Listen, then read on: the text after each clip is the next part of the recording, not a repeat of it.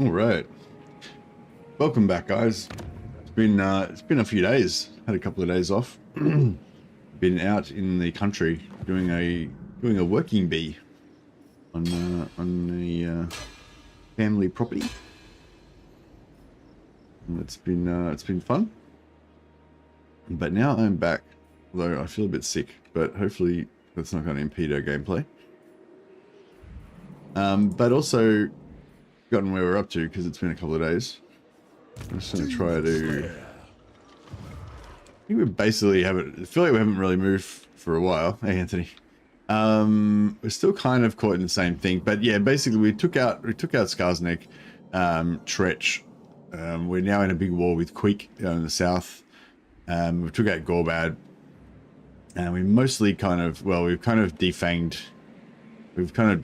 Scrag, but yeah, I mean, well, he was at war with, I think he was at war with Gorbad and Varvar as well, so he's gotten beaten up a little bit. Excuse me, 87. But yes, yeah, so I think we might actually be ready to end the turn. Vengeful Rune Lord. So we're trying to, yeah, I'm trying to remember. So we're trying to lure them up into an ambush attack there. What?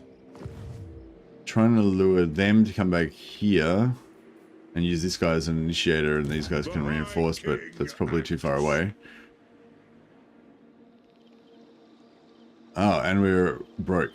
Better try and fix that up.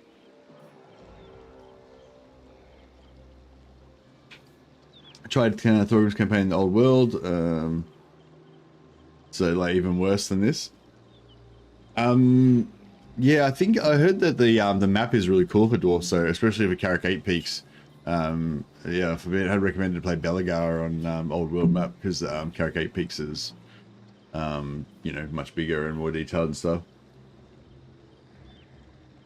I still want to play Wood Elves on Old World at some point, because I think my idea of the Wood Elves, I like the idea of them being really like, you know, just not caring about the outside world and basically having most of the entire campaign just in Athel Loren and just kind of like repelling invaders, like any foreign factions that kind of come inside Athel Loren, like you kill them, but you just don't have any interest in leaving Athel Loren, like ever. That's but like my you know, fantasy Wood Elf campaign that I want to play. But yeah, I haven't got around to it yet. Okay, so we're broke, great. So we need to figure out some way to get some money so we can last till next turn. I think I've already like just begged everybody for money, so so dwarf tax is probably off the table, and we can just get some random excuse me, sorry. We can just get some random relations with other factions. I tried Belagar's campaign with that mod and it was pretty sweet. Super hard to defend everything. Yeah, nice. Yeah, it depends what you want. I mean, yeah. Sometimes I guess you kind of want that defensive kind of campaign with the dwarf scene. I'm just gonna, yeah, try and.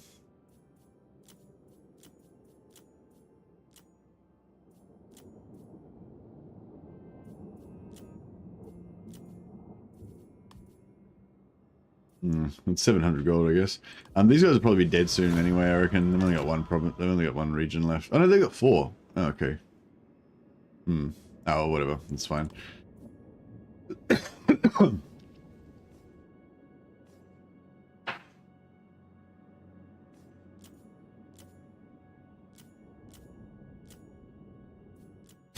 Hornet am I. Maybe we can sell a war or something. Just need another, like 800 gold or something.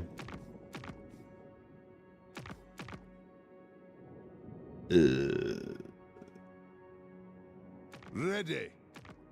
I could go to war to Sartosa, but Sartosa is a pretty significant problem that I don't necessarily want to deal with.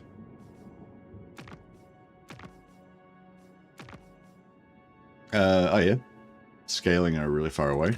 It is good to see our That should nab us another few hundred. I might actually get us there, 6.9k. Okay, cool. All right, so now we're not going to go broke. That's good. However, if the enemy like raids us or anything, then that could, yeah, it could be enough to push us over the edge. Demon Slayer. The ancestors agree.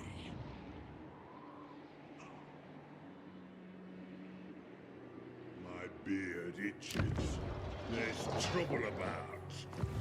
Arcane winds under control.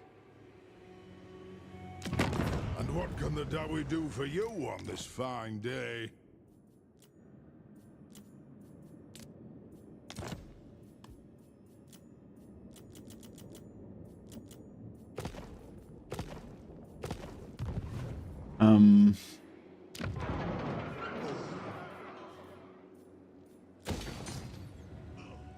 Alright, we might try and sell Barrack Doors bag. Dawi from another hold arrive. 'Tis a great day.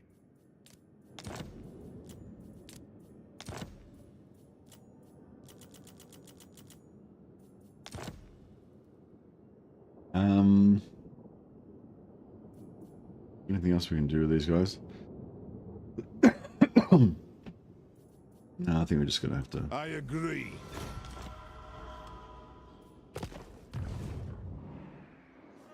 I suppose we could have sold them that first for another 800 and then traded it back. Can't all have a chronicler like Gotrek, can we? Alright, that should keep us out of trouble. And we got 700 Oath Gold as well. I'm not sure how many tankids we need some more tankids, but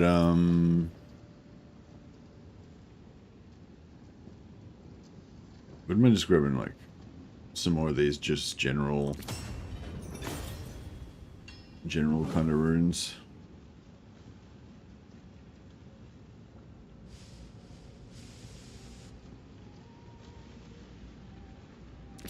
There we go. Oh, we just got a few more like random magic items to chuck onto our lords stuff. Lord of Clan Thorgrim.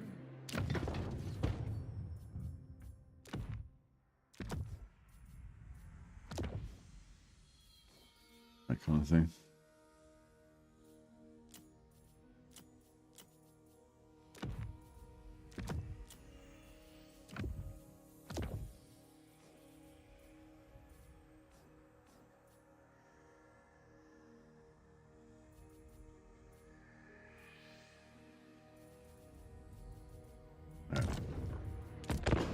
See what happens. You're right.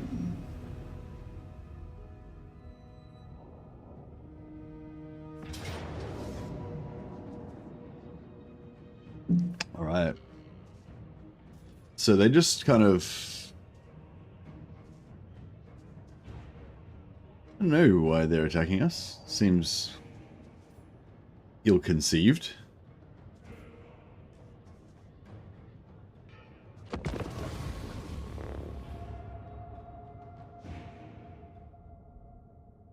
He was going for an ambush. Oh yeah, right. He thought he was going to get an ambush attack and he failed. Yeah, of course. Yeah, I was prepared for that though, because that guy's I switched this guy out so he's not in force march. So even if he had successfully got the ambush, he could have retreated and then should have still got him.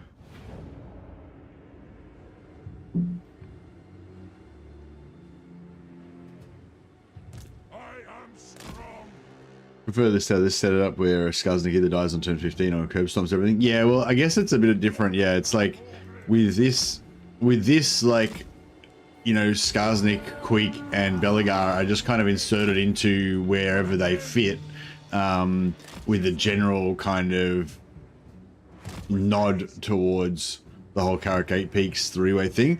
It's not really like it's fully set up around that, you know what I mean? Whereas it sounds like the old world is a little bit more, set up around that.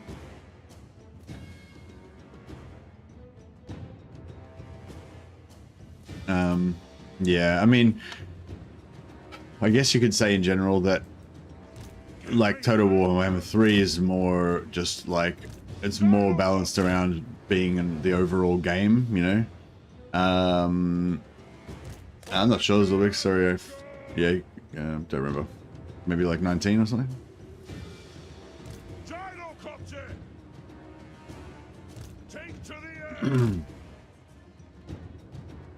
Yeah, so I think I guess what I was trying to say is that I think in general, Chaos Robbie's old world is sort of the objective of that is to kind of be big enough to kind of include everything, or like a lot more, like it's like completeness, I guess, is kind of where he's going for. I think he's trying to have it be very law based and very large and full of and complete, like kind of lore accurate, I guess, you know what I mean? Whereas I think Creative Assembly is a bit more like, they're still definitely concerned with that stuff as well, but it's a bit more about the overall game balance and like the player experience and stuff like that, you know? Like, I don't know if you know what I mean? Like, I don't know if Chaos Robbie gives a shit about the player experience as much. It's more about the world actually being like fuller and more accurate and stuff, which is a better experience for people who primarily want that. But, you know, for people who don't give a shit about the lore or whatever, who just want, you know, a nice experience or whatever, you know. And maybe the other thing about it as well is that for Creative Assembly, they didn't necessarily plan everything from the start, you know. They started off with a smaller map and then they expanded it, made it bigger and made it bigger again, you know. So, you know, whereas Chaos Robbie, I guess, maybe got the advantage of kind of having more stuff ready to go so that you could plan it all out better, you know, or more, you know, later. Sorry, I just coughed straight into the thing.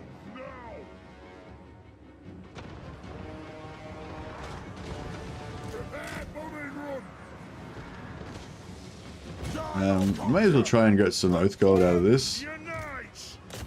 Focus on the routing units. Get them! Understood, Lord!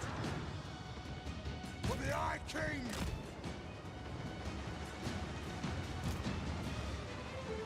Get them! Move! No! Move! No! Take him down!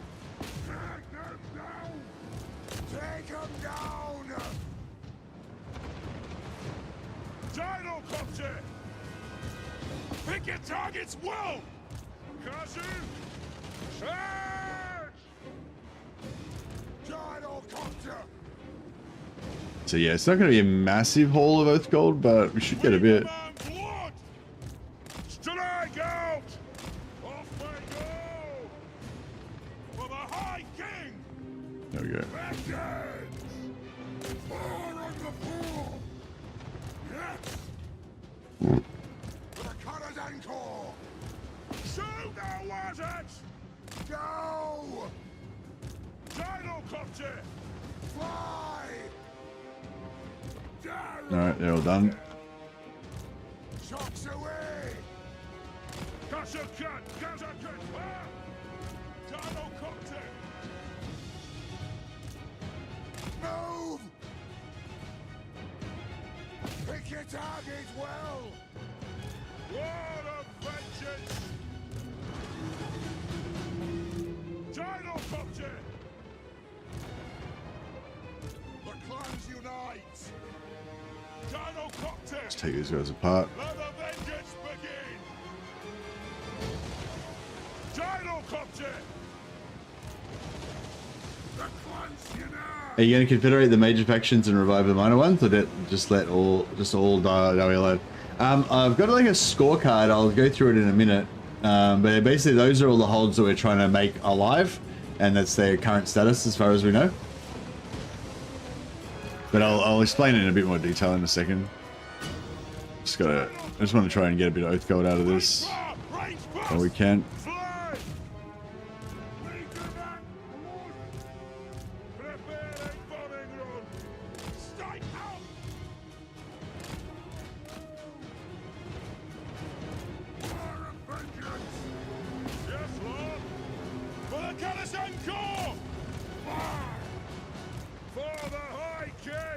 If we kill this Lord, hopefully that should route some of this stuff. Plus we want to get a bit of gold from killing these heroes. Oh, here we go. Right, there's a router. Some guys on him.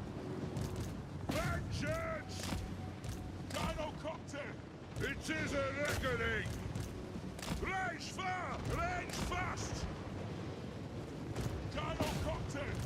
Take to the air! Dagger down! Yes, yes! Charge! Dino copter! Do the wizard! For the ancestors! Fly!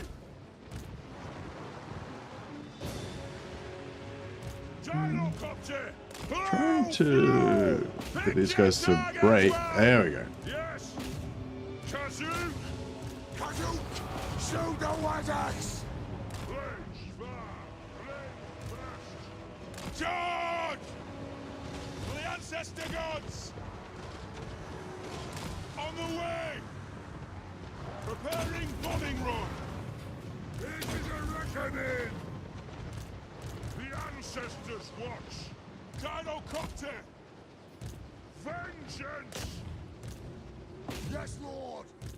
Vengeance! Killers! Alright, well, we lost most of the captives. Preparing bombing run!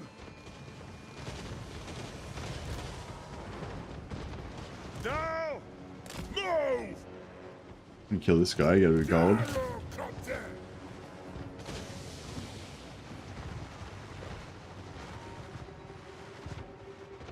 No, we're not going to catch him. Get a couple more with gold there.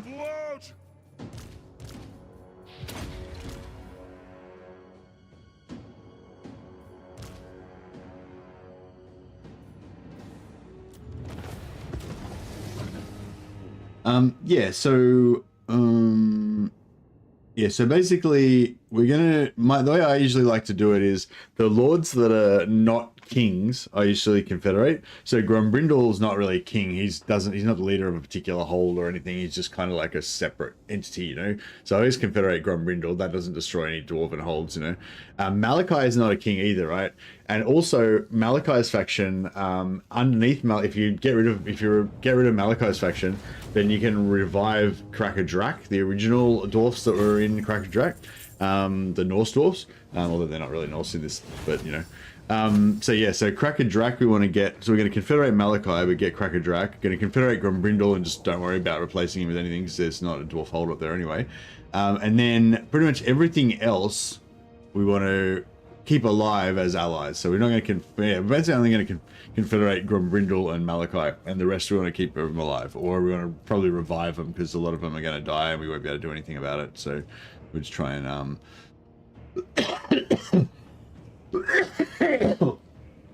just trying to revive them. So I was cleaning out this really dusty shed full of all this like gross oily dust, and yeah, probably like breathe a bit of it in. All right, we got 200 earth gold. It's not bad. Okay, we got the other one as well. Same thing. They tried the ambush and it failed. I like it.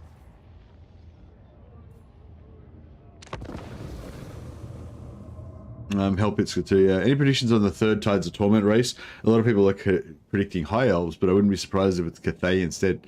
You reckon it'd be Cathay? I don't know. I'd be kind of annoyed if it's Cathay because we just had Shadows of Change not long ago. You know, Cathay just got a DLC like, you know, 3 DLCs ago was Cathay. So I feel like it's not Cathay's turn.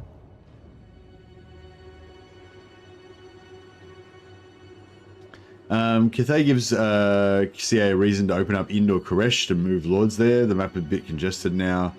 Isn't there a lore bit where Dakala and Arbal compete in Ind to get the highest kill count? CA should use that to open up that part of the map. Yeah, I'm assuming that Dakala is going to start down in Ind or whatever. Somebody told me that, yeah, Dakala has lore related to Ind. So yeah, I assumed that they were going to put Dakala in Ind.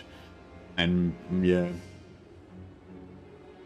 But yeah, I guess it would, yeah, maybe. I guess, yeah, it could be.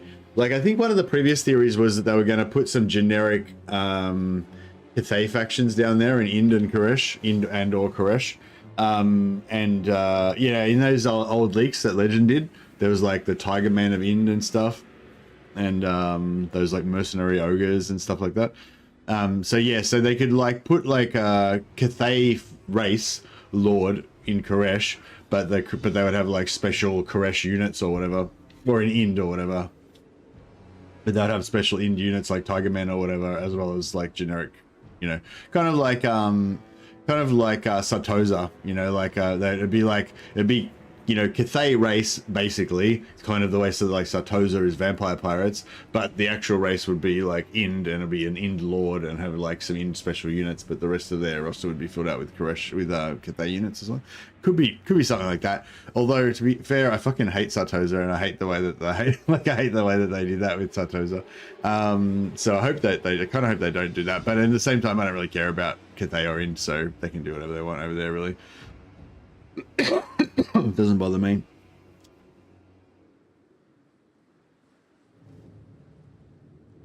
Pull the Southern Realms with Cathay units instead of Empire. Yeah. I mean, I wouldn't be surprised if they do that as well. But again, I don't really like that placeholder thing. But I guess if it's a choice between placeholder and the map never gets opened up at all, I'd probably rather the map gets opened up and they put placeholders in there. I mean, at this point, I guess, yeah.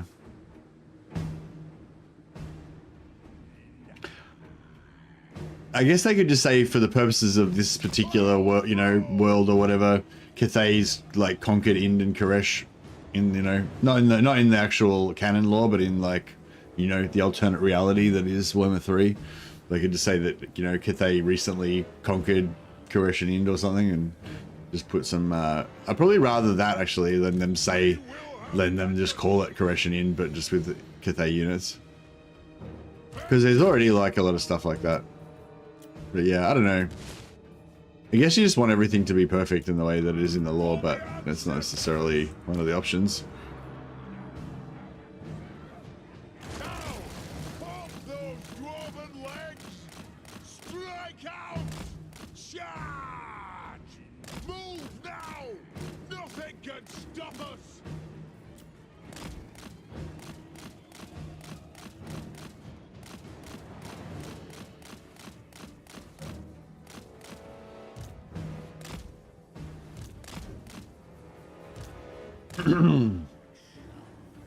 Greenskins, Lizards, Vampire, Beastmen would be lore-friendly placeholders. Yeah, so just don't worry about crashing in. Just say they got wiped out or whatever.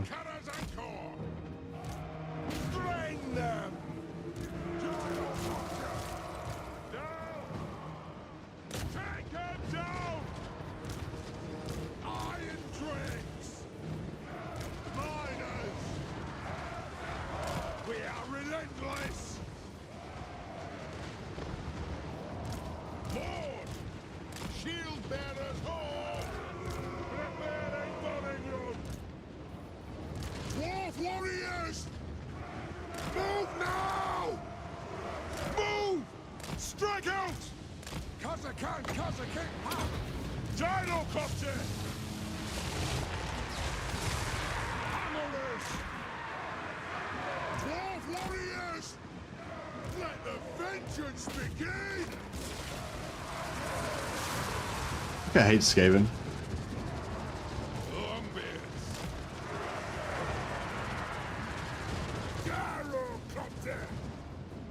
This is a reckoning! Ah! Hammerus! To the ancestor gods!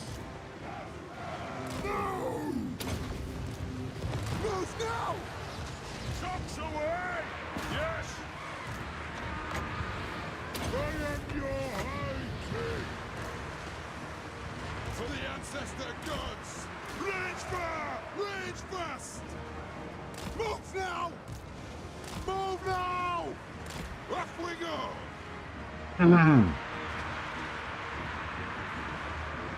Slayers!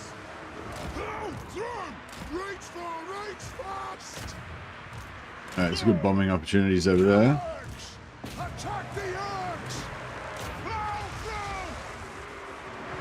I think I want to kill those fucks. Die bomb! Vengeance! Yes! Whoa! Pick your target well! Darrow bomber! Drops away! You're getting distracted? Like, I should have bombed them before, but I got fucking frozen.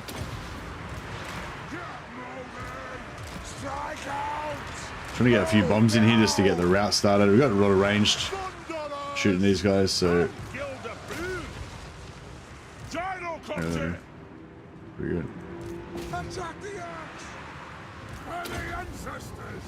Gyrocopter! Look at that fucking sorcerer. Move now! Kill Earth! Nothing can stop us! Yes! Gyrocopter! Move now! Go! Go! Vengeance! Charge! Shoot! Longbeards! Plow through! Put those dwarven legs! Take to the air! We can shoot this fuck? Oh, there's two of them. Shoot now, warheads! And down! Go! Right far! Right fast! Get him! Hammerish! Those guys can catch them because they got the cold Iron drakes! Miners! Ah! They've got the frost Bombing run! thing. Gyrocopter! Get them!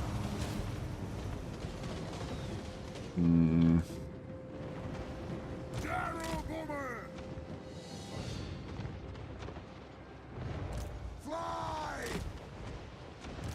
Move now! Gyro bomber! Prepare bombing run! Ah! As you command! Go! Range fast! Strike out! Kill urge! Range fast! Range fast! Nothing can stop us! Kill Baron! Oh! Yeah. Gyro bomber! Aye! Go! The clans unite! Charge! Ranged firepower ready! Right! For the ancestor gods! Yep, we got more over here. I don't think we can make, we can make that. No, we're gonna make that. All right. Well, I don't know. Don't know if we did a hugely great job of getting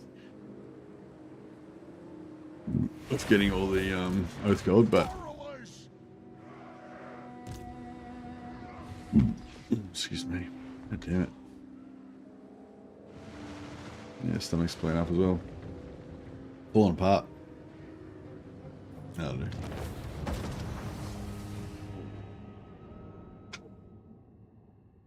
Goddamn rats. I know. I remember playing as Cathay and seeing an encounter with an Ind caravan that you could trade with. Oh, really? Like a little dilemma. That's cool. There's also the Bejeweled Dagger that you can get from, which I think is from Ind. So if you send like a Cathay caravan to a new location, every time you send to a new location, you get a new legendary item. But if you send the caravan back to a location that you've already sent a caravan to before, then there's a chance of you getting one of the other items that you haven't got, and you can get the you can get the Bejeweled Dagger from, which is I think from Ind, which is a really powerful item. But yeah, so that kind of makes you think that they were originally maybe intending to add Ind, or they had originally had a possible thought to, get Ind. So like farm drag, yeah, exactly. So just farm like, or whatever the closest one is, that takes the least amount of turns to get to, yeah. 288 Earth Gold's pretty good.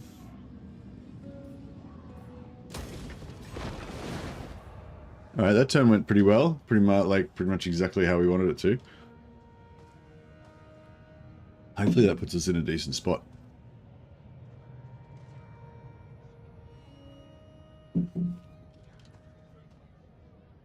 Karaza Karak is probably the fastest.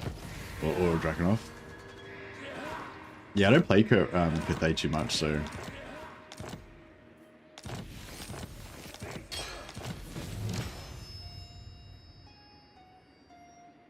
Mad Rodent Grudge. Five battles against Clan Moors, 2,500. That's pretty good.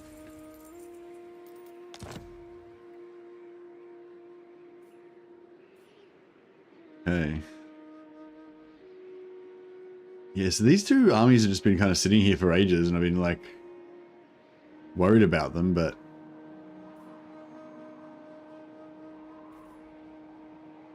yeah, we're kind of fucked now. This often happens with Thorgrim. It's like you've got too many threats, so you need an army. I need an army to go north. I need an army to go south. I need an army to go west. But I can't afford fucking 3 different fucking armies. It's too expensive, you know what I mean? So we're like kind of in this situation.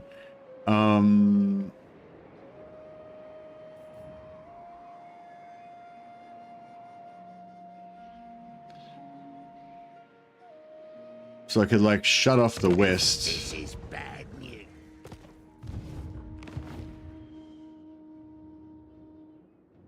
Lord of Clan Thorgrim. Oh, so we can't reach. Master of Runecraft.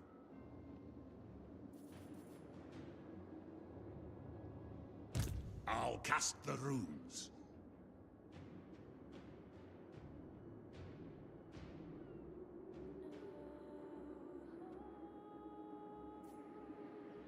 I guess we could just. So this belongs to the minor. This still belongs to the minor Skaven faction. Or did they get? Yeah, so that's. So that's Clan Worms, I think. Like there'll be like 1, 2, 3 in Clan Worms, maybe. Demand Warpstone. Tell me where it is. So they want to make peace with us. Sort of. So this feels like a waste just to not just take Dok Karaz, but it's like I just can't reach. If I had a force march this guy last turn.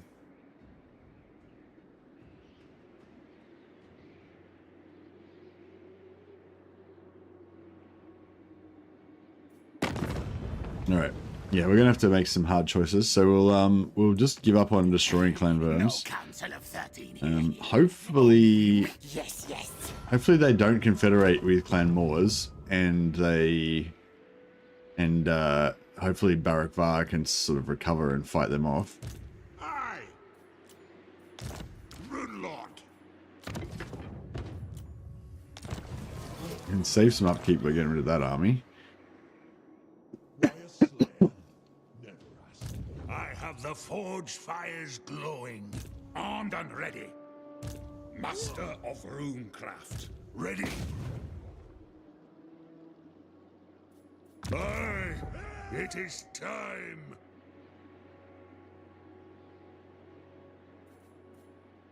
Who owes me money? I hope. Vengeful Rune Lord. I do. What do you want? I'm leaving. Lord of Clan. Let's finish this guy. It's a quick question. A Hell Cannon's worth it for Undivided Gift? Trying to get the Dragon Ogre gift. You mean like... I don't know. Neither of those are a priority for me. What faction are you playing?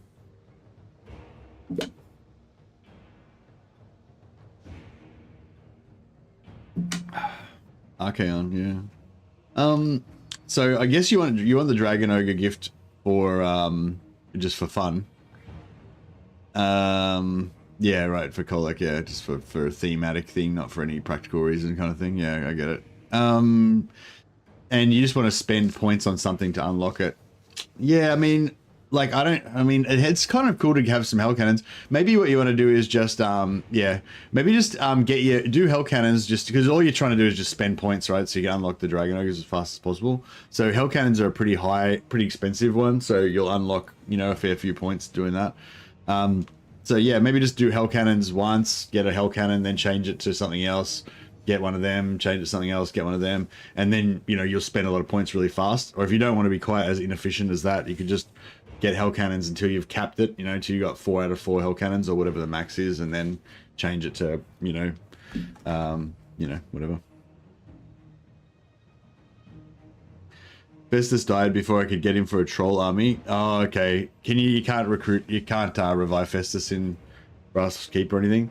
Was Festus one of the ones you can't revive?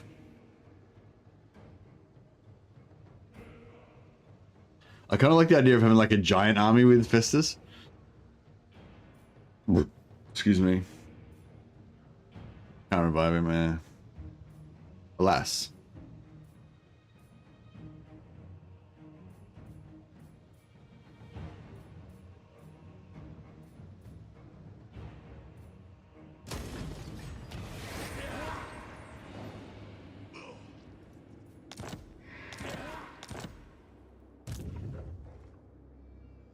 Casting the runes.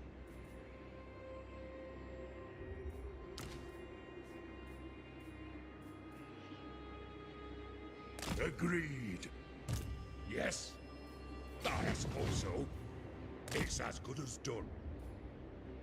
Rune Lord. Bit extra mobility. These guys are going to be just tanks at some point. We keep leveling them up. Hellgat the Hearthguard. That's Hellgate Knights go. Azazel revives where village spawns for some reason. Classic. Does village still have no respawn point? Iron-willed. Although village usually survives for a while, doesn't he?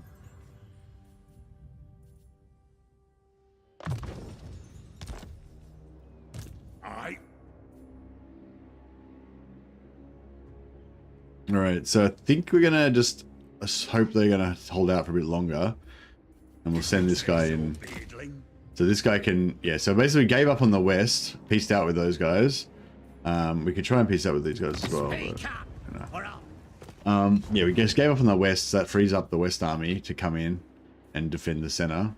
And then they can like come around here, and eventually they can go into killing then we can eventually go and kill what's his name, and then that frees up instead of Thorgrim having to stay here to defend Black Crag and Caracate Peaks, then he can come down and take out quick.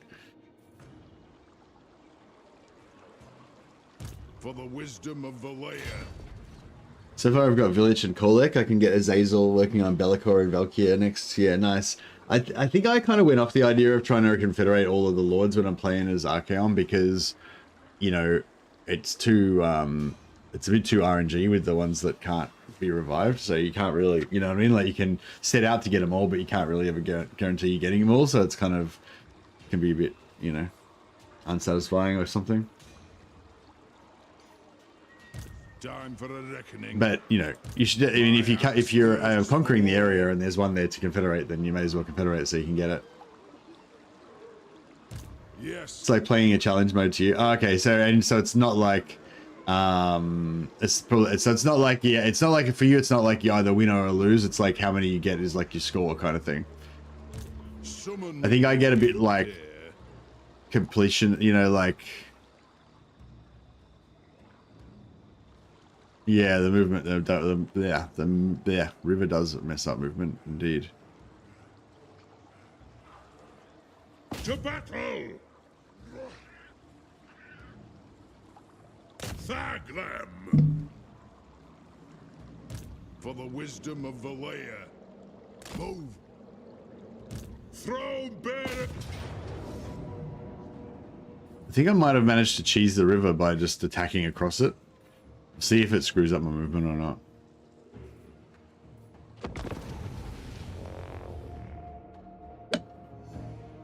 But yeah, I hate that Valea's Sorrow movement area. When you're trying to go south, it sucks.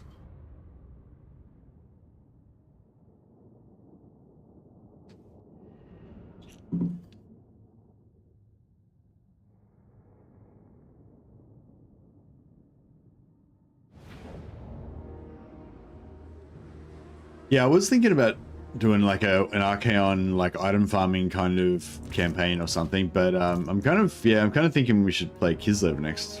But next item farming campaign, actually, we should do Kislev, because Anthony keeps extolling the virtues of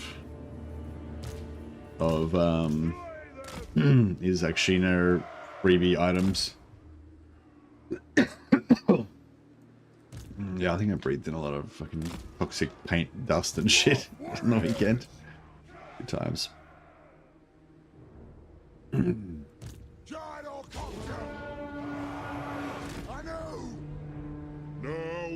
Anton can put Rise again. Yeah, I know. I just have to decide which campaign I want to play. In terms of the item farming, it doesn't really matter which one you play, does it? I mean, it's a ice court side ability, the one that gives you the items, I think, isn't it?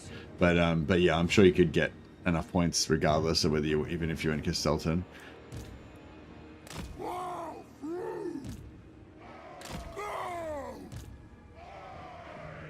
Move off!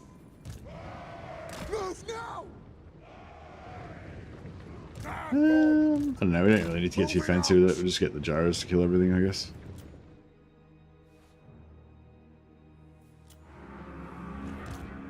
Move to attack! Fire! Reload! Fire! Attack the axe!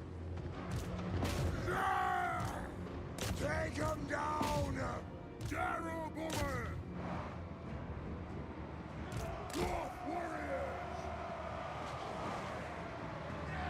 Yeah, the one that gives 30% every hero action is the one I'm talking about. That one's a ice court one, right? We're the ancestors! Prepare bombing run! Rage fast! Take aim! Move! Yeah. Get them! So yeah, so I guess like the fact that they're ice court kind of is a point for maybe playing Catarun, so we could maybe get it faster or something. But like I said, I reckon even if we played Castelton, we could probably still get them pretty fast.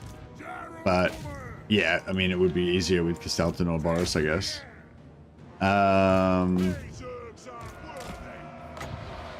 Fuck. It is a reckoning! Strike out! Do it! Grind the eggs! Darrow bomber! And that! Shoot! Yes, Lord! Take them down!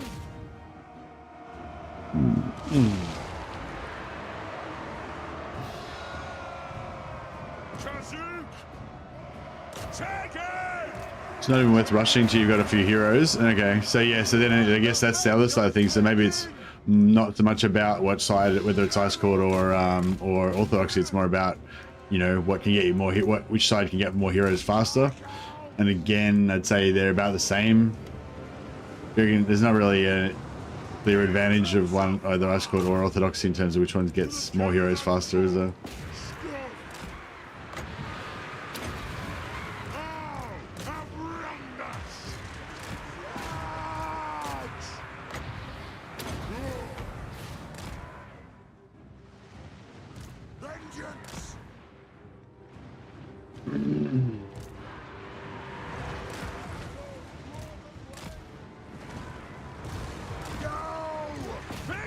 Oh, fuck.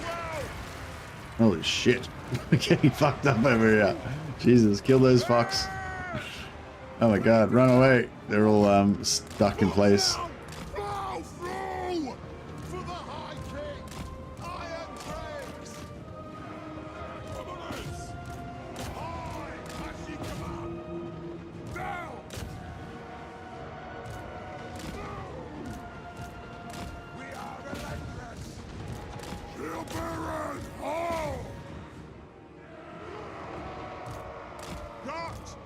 Charge! Nothing can stop us! Strike out! Right far, right fast! The clans unite! War warriors! Pick your target well! Fire, reload, fire! This is gonna burn out, guys. Yeah, they got burned pretty bad. Sorry, my dudes.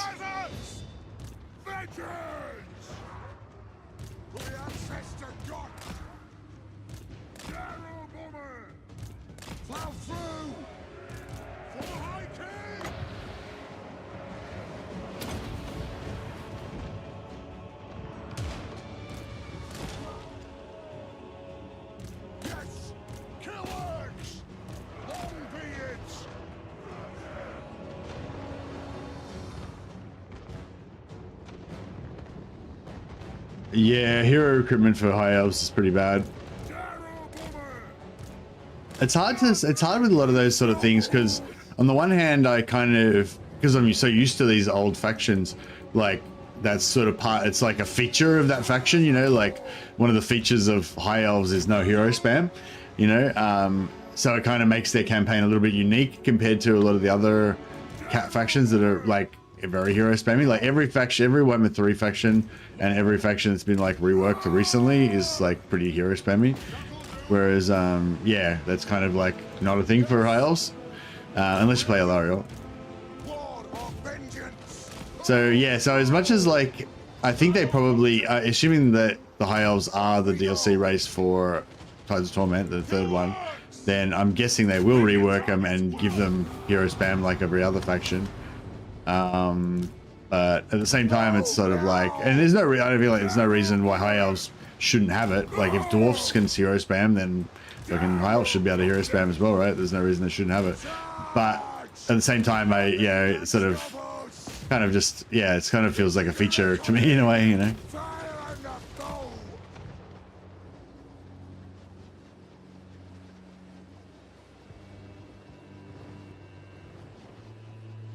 Demon Prince is a different race. He's not Warriors of Chaos. Can't confederate other races.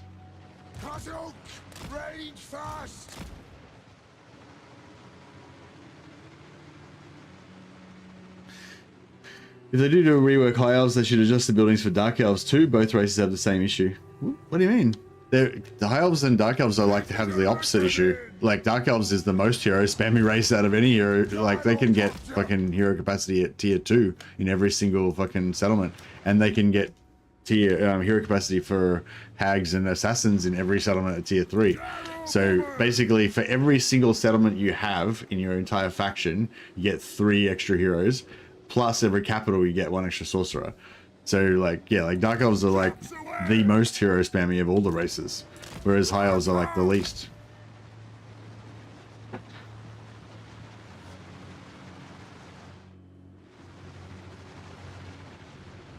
Is that what you're talking about? Or you're talking about something else? Oh, okay. Yeah, no, dark elves and high elves are like the opposite. Dark elves are super hero spammy, high elves are, yeah, very restricted with the heroes.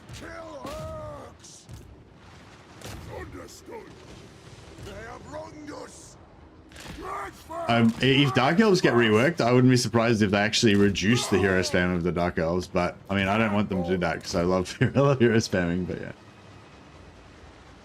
I think Kislev still beats them. 2 patriarchs and a hag witch per settlement. Or an ice witch and a hag witch. Yeah, no, that doesn't beat them. That's 2 hag witches and an ice witches. 2 patriarchs and a hag witch is only 3.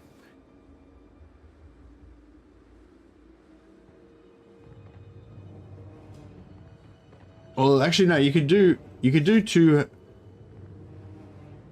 Yeah, 2 hag witches and a patriarch is only 3. Or 2 patriarchs and a hag witch is only 3.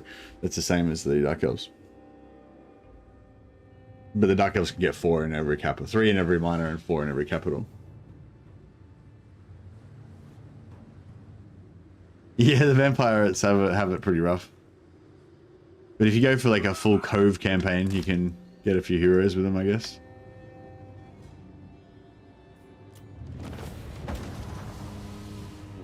It's weird with the vampire pirates, isn't it? If you go for like full hero capacity for your coves, then you run out of money. You have to choose between either hero capacity or money, don't you? So you can either be poor or have heroes, or no heroes and have money.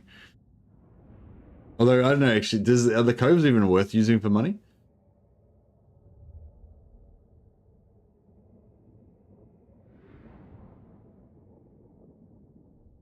I think the next DLC is the Last Skaven Legendary and a faction rework. That's why most CA streamers are so quiet.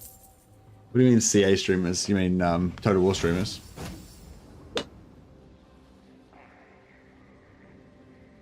I think most Total War streamers are so quiet because they're not making any money out of Total War content. That's how it works. You know? Like the Total War content's just not is a bit in a lull of, it's not as popular anymore. So, you know, a few like, yeah, like a couple of years ago, maybe like a year or two ago, like it was just like gold rush for Total War, and there was like millions of Total War creators because it was like super easy to get huge views and channel growth from Total War content. And now it's like not as popular, so it's very, you know, it's much harder to get lots of views and channel growth from Total War content. So that's why it's the big creators are not putting out as much content because it's not as lucrative, I guess, and there are less small creators coming up because it's less, you know.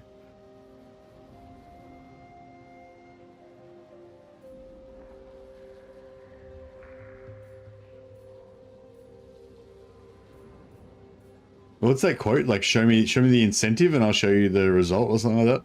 It's pretty much like that. If there's like shitloads of money to be made from Total War content, then you'll see a lot of Total War content get made. If there's not, then you won't.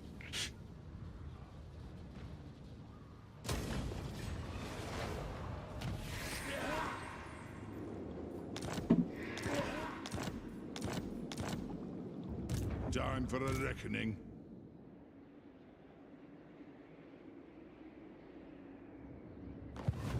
But yeah, no, they like, it doesn't really work like that. It's not like, you know, it's not like the creators like all like wait to save their energy for when some new exciting thing comes out or whatever. You know, if there was money to be made now, then they would do it. Yeah, I've still got my full movement. Unfortunately, not enough to take the unfortunately not enough to get Crooked Fang Fort. Armed and ready. Demon Slayer.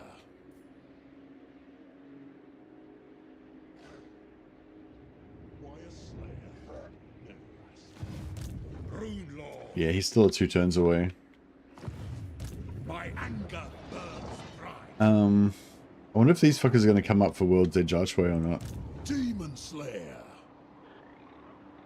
Summon me if you dare.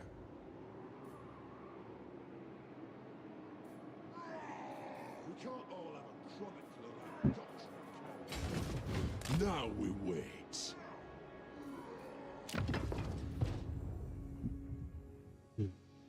Excuse me.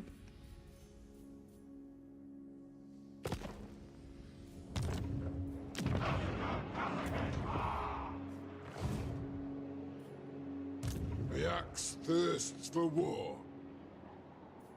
By the grudge bearer's will.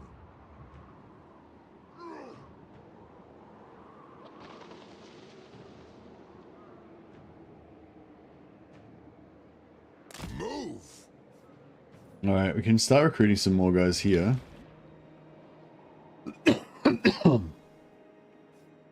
Iron-willed. Yes.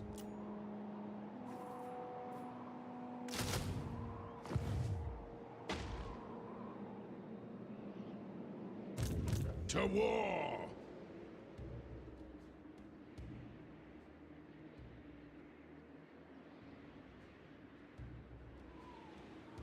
Good.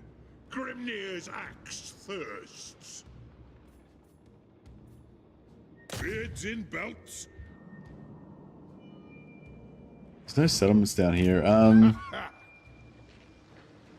By the grudge bearer's will. We march. Right, he's in range, so Anad, let us begin.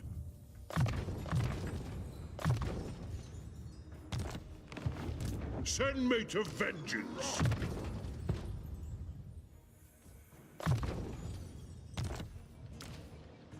The High King acts.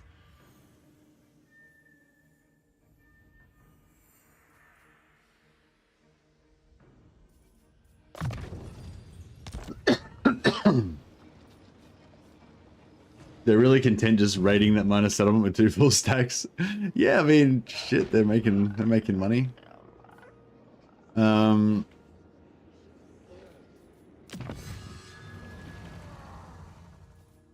It's sort of funny the way that the grudge calculation works, because it just calculates the grudges based on any factions that share a border with you. So just say we wipe out most of Queek's lands here, but leave him with a couple of settlements down here, and then we sell all that stuff to Karak Azul so he doesn't touch us anymore, and then we could still have like you know, multiple armies with like thousands of grudges literally standing inside our territory, but because that faction doesn't touch our borders, they won't count towards our next target. It's kind of cool.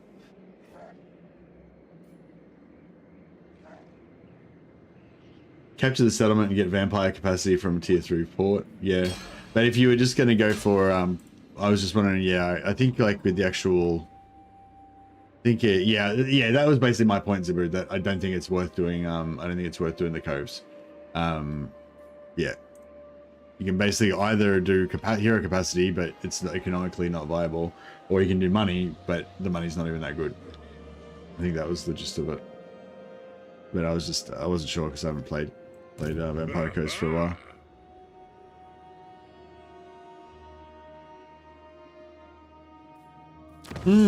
Alright,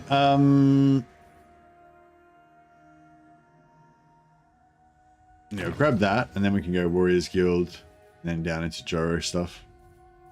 Gyrocopter stuffs. Death Seeker.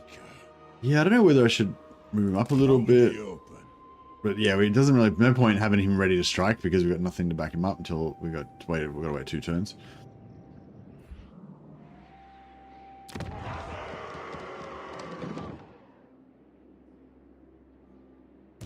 Vengeful Rune Lord.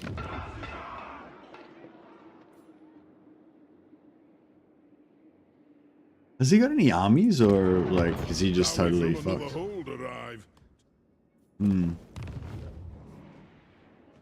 I need money, but I don't want to keep screwing him over because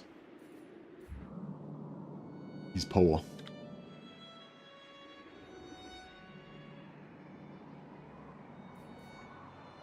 Yeah, well, we'll get a good loot out of Crooked Fang Fort. Throne bearers, let's march. We haven't got any siege attacker, have we? My axe thirsts for war. Shit.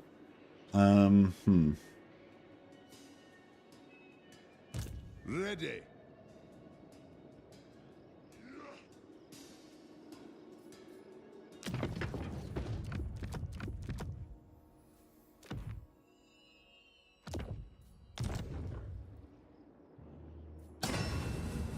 Let's grab one more tankard.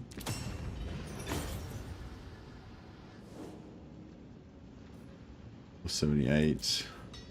Might get the Master in a Groth One Eye. It's got discouraged effect as well as terror, etc. Oh, no, I can't afford that one right now.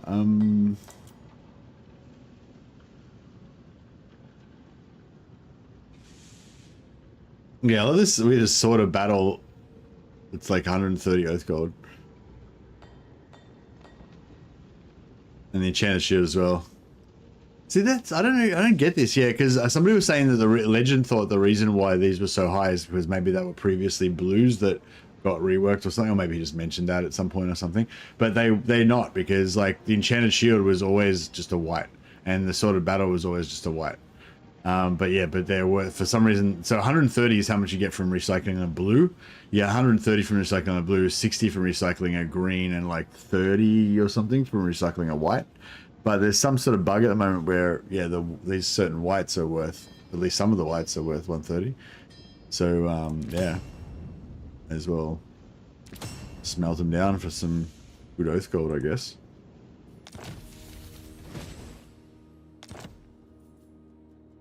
Yeah, I'm not sure if there's any rhyme or reason to it, but yeah, there's definitely whites that are worth 130.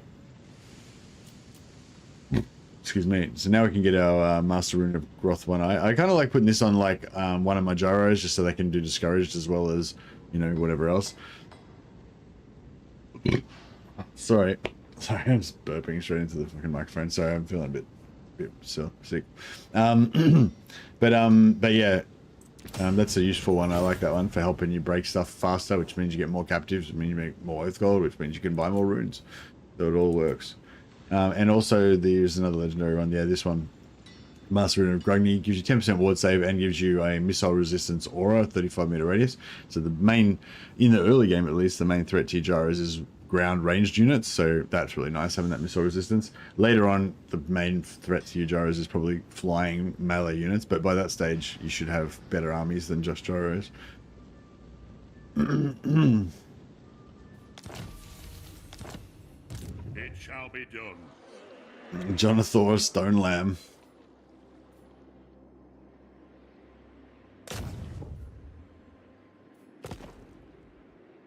It is time.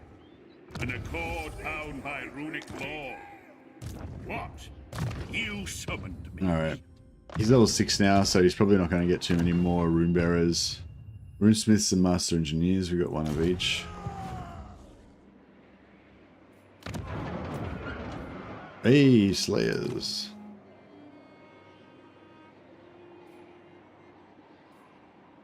Discipline's good.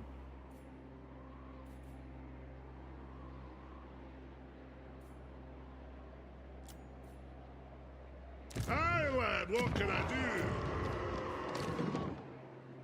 Another Grungy. Cool. The runes are ready. Oh man, we're getting so broke.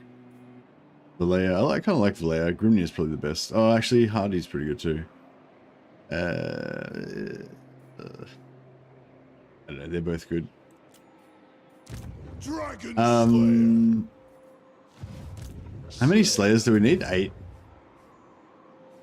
Garagrim, 8 Slayers. Fuck. There's the ones we got from the current total 3. Okay, so it counts the 3 that we've got in here. What? So we just need 5 more. Plus we've got Regiment of Renown. So 4 more. Hey Cheesehead. Have you done a Malachi campaign? I've done had 5 in a row where I just get obliterated. There you go, man. Yeah, I've done a bunch of Malachi campaigns. I don't really like Malachi that much. I mean, it's a fun campaign, but yeah.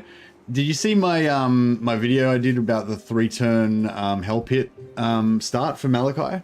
I don't think that's necessary to do that, but I think it definitely helps. So basically you do the 3-turn Hell Pit, then you completely wipe out Throt by turn 4 or 5 or turn 5, I think it is. You kill Throt, or maybe 6. Yeah, you kill Throt by turn 6. Then you can kill Azazel by turn 7 or 8 or something. Then you can jump over, take out Throt, hopefully declare Throt war on Throt before he declares war on you, and then you take out Throt, and and then I think if you just get a really fast start like that, then that kind of helps a bit. I don't know if you haven't seen that one already, maybe check that out. An accord bound by runic law. Scavenge, oh yeah, well then you just kill them straight away. Just check. I can't remember what the video is called now. It should be one of my last few that I did, I think.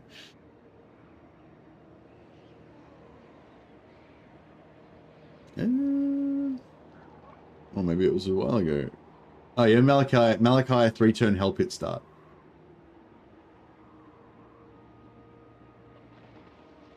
And thanks again to chat for helping me out with that strat. I was like, we should be able to kill Hell Pit by turn 5. And then somebody's in chat's like, we should be able to kill it by turn 4. And then we were doing it in turn 4, and then somebody was like, you should be able to kill it by turn 3. It's like, all right. And so yeah, so we eventually got the turn 3 one for the video.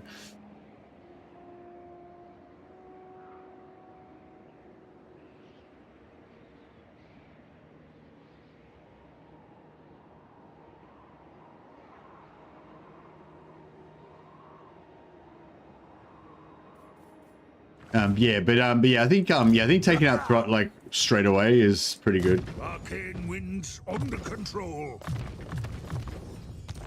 All right, so we bought all the heroes, Hey, lad, what can I do? and now we're broke.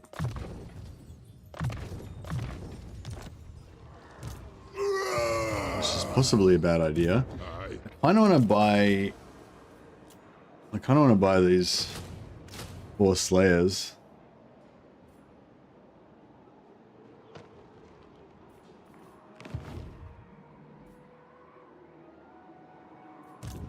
Lord of Clan Morgrim. Low funds. Yeah, I know. Can we get some more money from someone?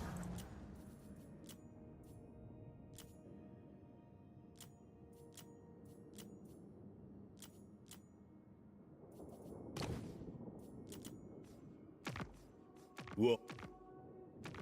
I could go to war with the vampires, but I don't think that's a good idea right now.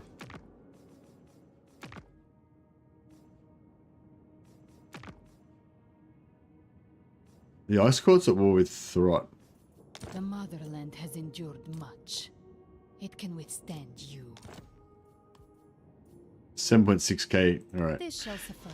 I don't intend to go into any of those wars, and the fact that I got paid so much for those wars makes me think that those enemies are probably pretty significant.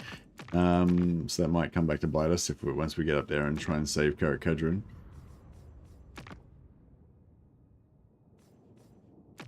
Yeah, I think we're good for now. Hey, Massive Innovation is still alive. Yeah, that's fine.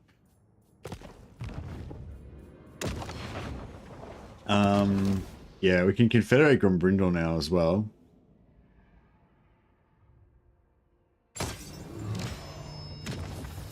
So we'll do our traditional Grombrindal confederate plus screw over Malekith and get heaps of cash strategy. Oh, he's not doing too well. Normally he's got a few settlements by now. For the wisdom of Valea.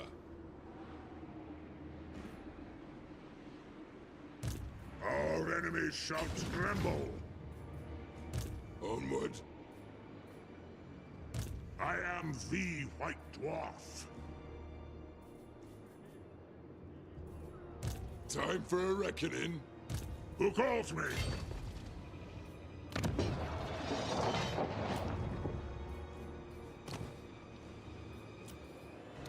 I'm done ready. Alrighty. So, the name of the game... Oh, no, excuse me, sorry. The name of the game is to trade for Malekith for as many settlements as we can. Tremble before the Witch King. So Dracula's worth 149 to him, and Elder Spire's worth 62, alright? And what do we got on this side? We got 134, 122. Okay, so we can trade Dracula Spire for Rakto Gorge plus 9k.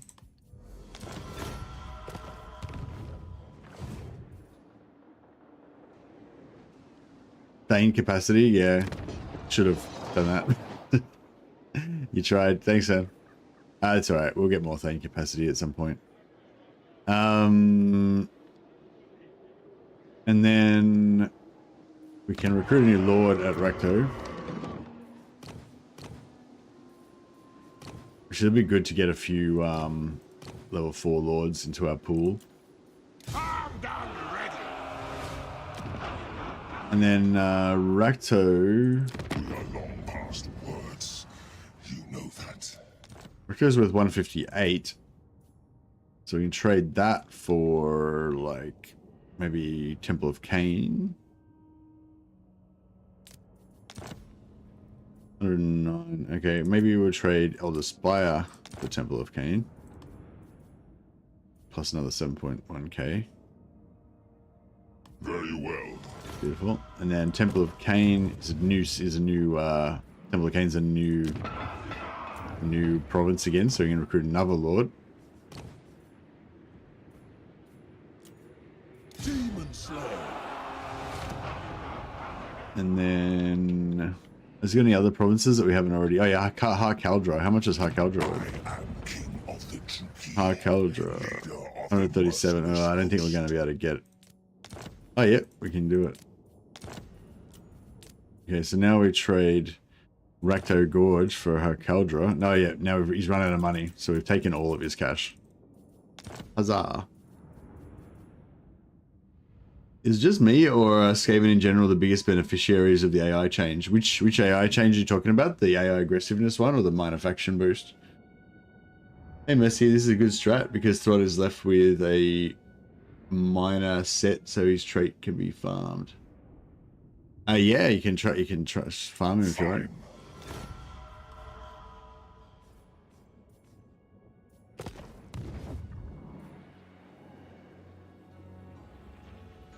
All right, so then we've got a new province here, so we'll put another lord in that as well.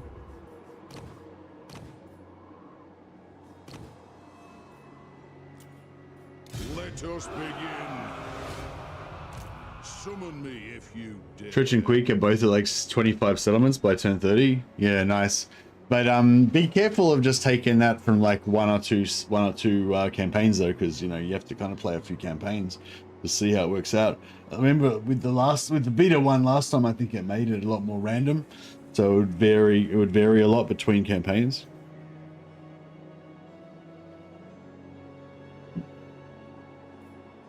For the wisdom of the layer.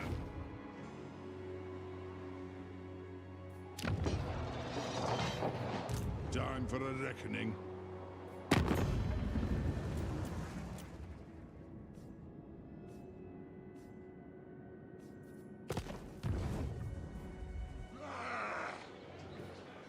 Yes.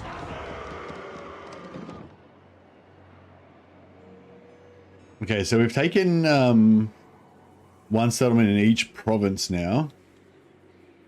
So I think that's the most that we can trade with Malekith.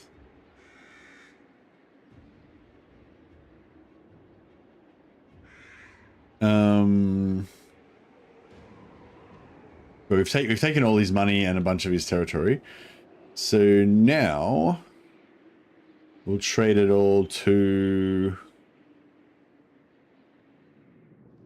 But who's Malekith not at war with? He's only at war with Crimson Skull, so he's not really at war with anybody. Pity we couldn't make contact with Olithanar and sell everything through Olithanar. That would have pissed him off. Because you can sell it to Valkyr, who's probably going to be the other strongest. Well, potentially could be another strong faction here, but I don't know. I don't know. She doesn't, because yeah, I don't know if Chaos Warriors are weird. I reckon with the AI. I don't know if the AI can take advantage of their recruitment properly. All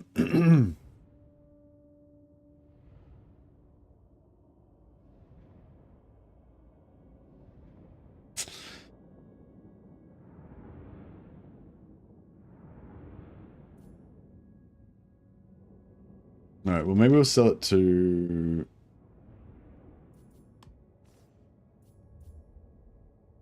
I don't know if we'll be able to make contact with these guys.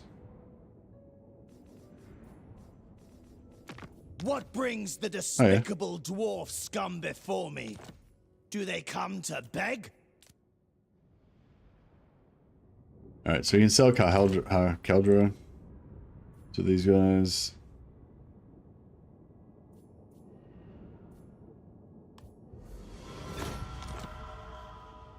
And then... let's see it. Oh, wait, we can get some more territories back from that, though. So, Kahaldra... Alright,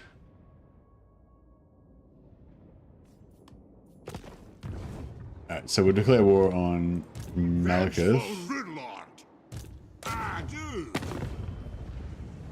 And we won't call in our allies, because we don't want him to... It's as good as done. My axe thirsts for war. Demon Slayer. Oh, I should have sold that back to him. Can I help you?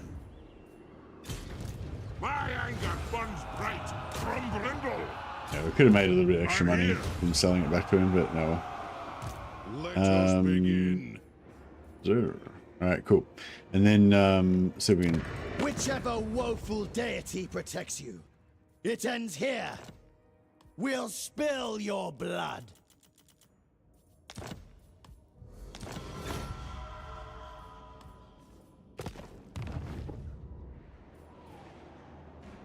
Erector Gorge for Kahaldra, yep. What brings the despicable dwarf Temple of scum Cain. before me? Do they come to beg?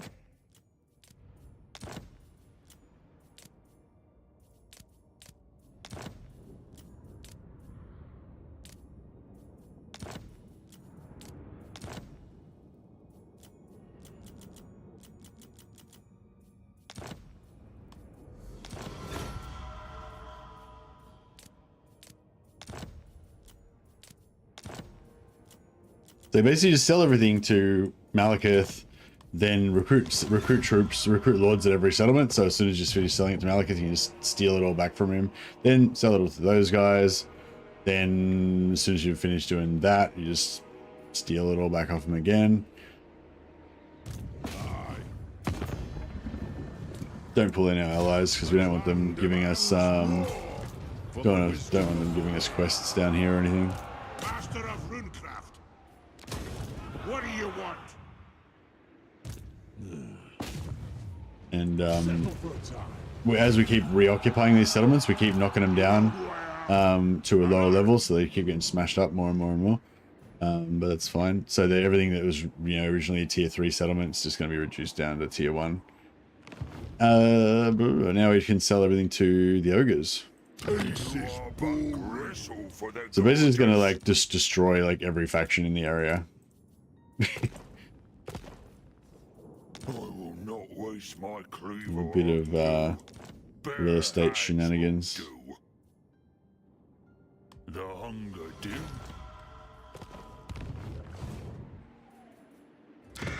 Hey Medi, yeah, it's going good, buddy. I don't know if Kragoth Deep is actually. No,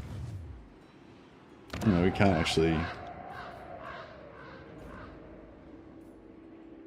You may be meat, but are far more useful uneaten. The hunger.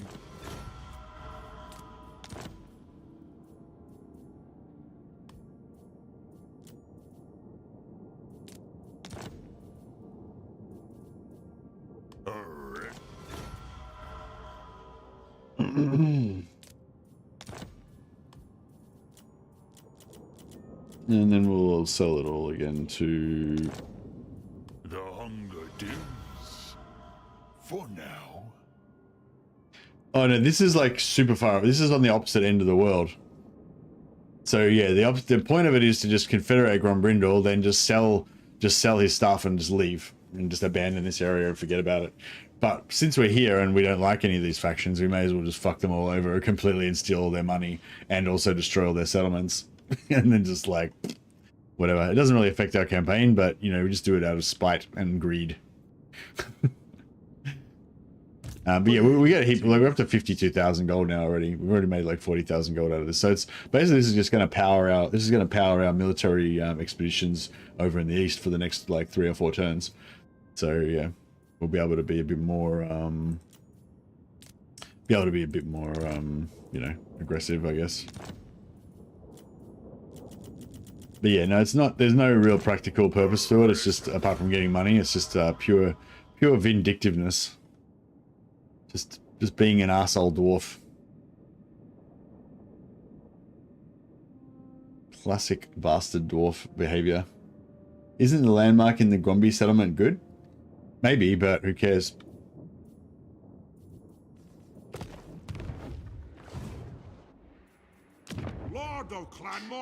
It's 400 gold, 400 oath gold, +2 control faction wide, +15 research, +2 recruit rank for gyrocopters and gyrobombers, and +2 Iron Drake units. So I've talked about this a lot, but I really don't like dual starts. Like I don't like having two different locations where you have having 2 separate empires, because it's like can be a bit harder.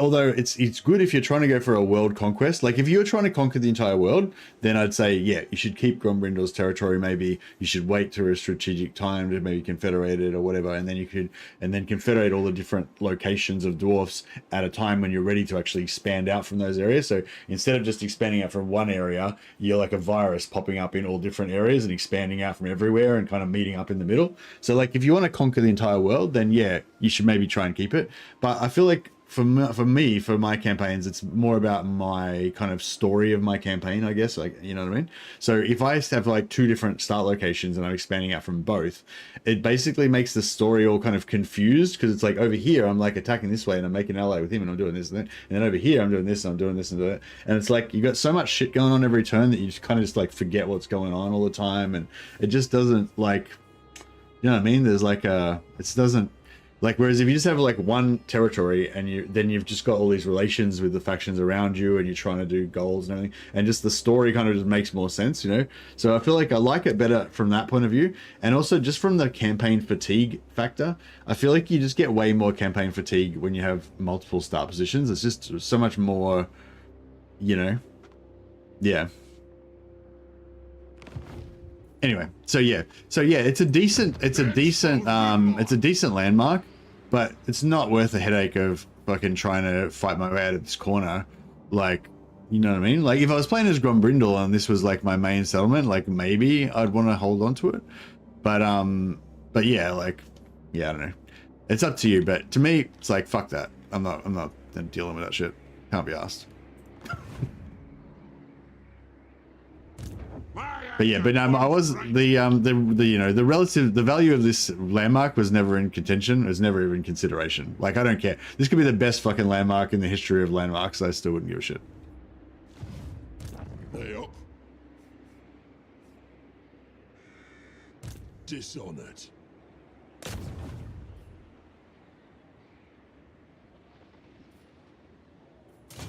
My campaign's very specific goals. Yeah, but like, but it's not. No, it's not that. It's what I just said. What I just finished saying. Then it's like, I don't like having multiple start positions.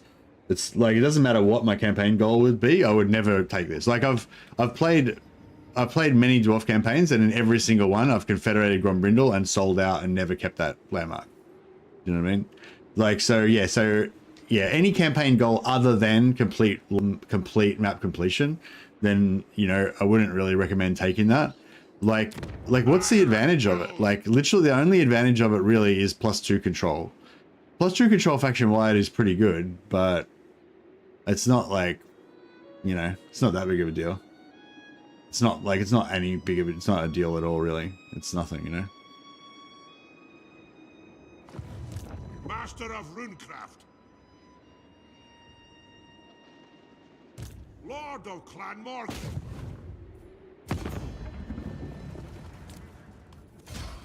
Grimner is with us. What? Yeah, I don't know. What do you guys think? Do you guys often confederate Grombrindle and then try to hold on to this and fight out of the corner?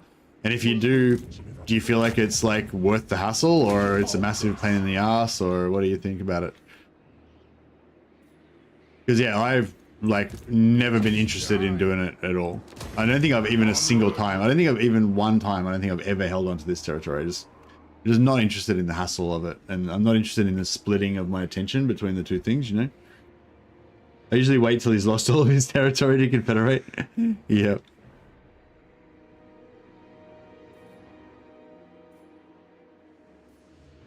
But yeah, if there's anyone that does hold on to this, I'd be interested to know what your experience with it is, because I've just always assumed that it would be too much of a pain in the ass, and I just would never been interested in doing it at all.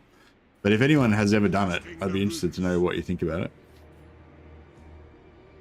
I've always considered that his territory is all the way over there. It makes it easier to abandon entirely. Yeah, also from a role-playing point of view, like this isn't like historical dwarf lands. It's not like there's any like roleplay reason to have a random dwarven enclave up here or anything, you know. I'm not even gonna lie, I always try to keep my territory. So you try to confederate Grombrindle while he's still alive, and so that you can start an enclave up in this corner, Dallas?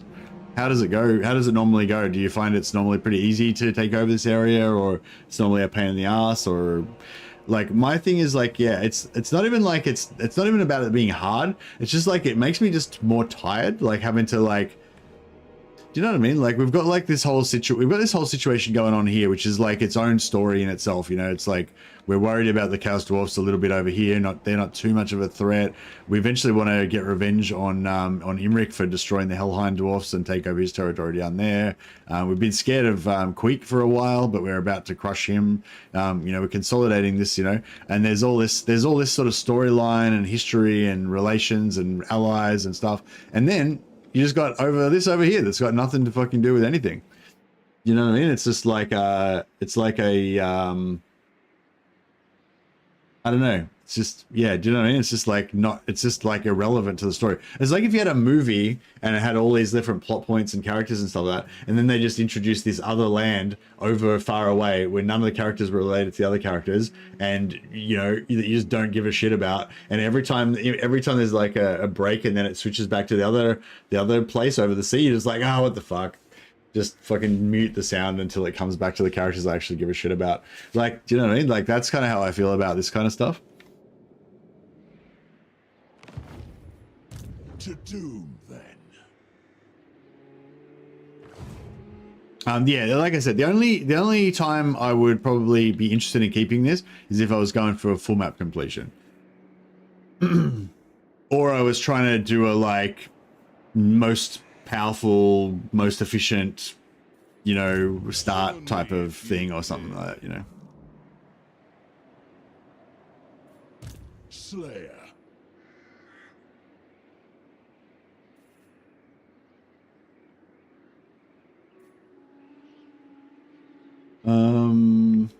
Who else can we sell everything to?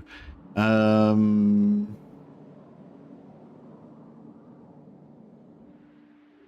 think these guys can. I actually know we can get in here as well. Yeah.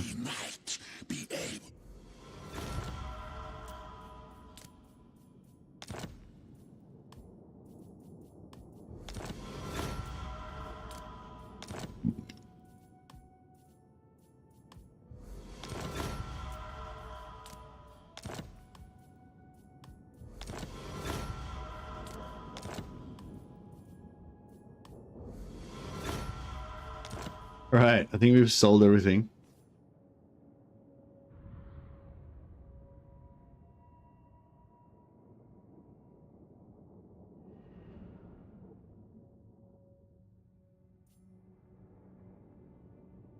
Especially if you confederate him while he's leveled up. It's honestly not difficult because the dwarves kind of excel at fighting the factions over there. Keeping the territory is simple. It's just if you really want to.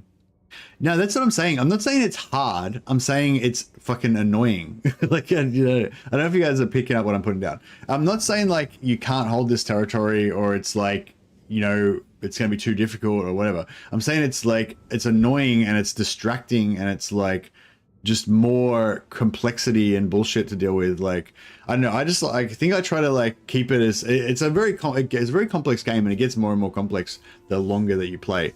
But I feel like, you know, I feel like for me anyway, trying to keep it as simple as possible, like reduces the campaign fatigue.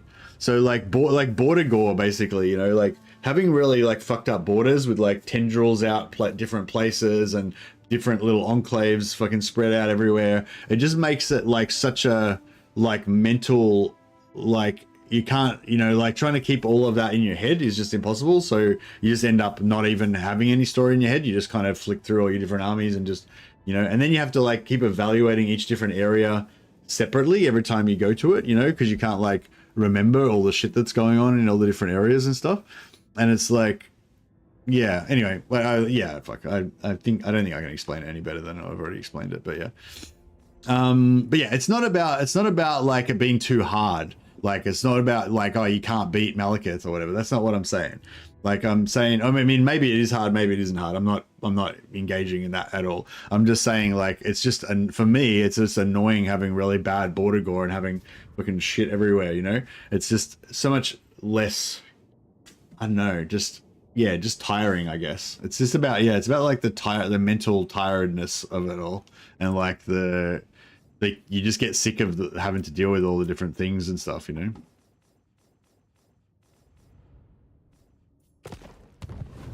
Sorry, Talk, what were you saying? Meanwhile, I declare war to the major faction just to obtain Iron Mine that grants. I'll call a crusade for that. Oh, you're saying you just love little bonuses. It doesn't matter how small the bonus is, you'll fucking jihad on somebody on the other side of the world if it's like gonna get you like +2 control or something. Yeah, I can dig it. I can dig it.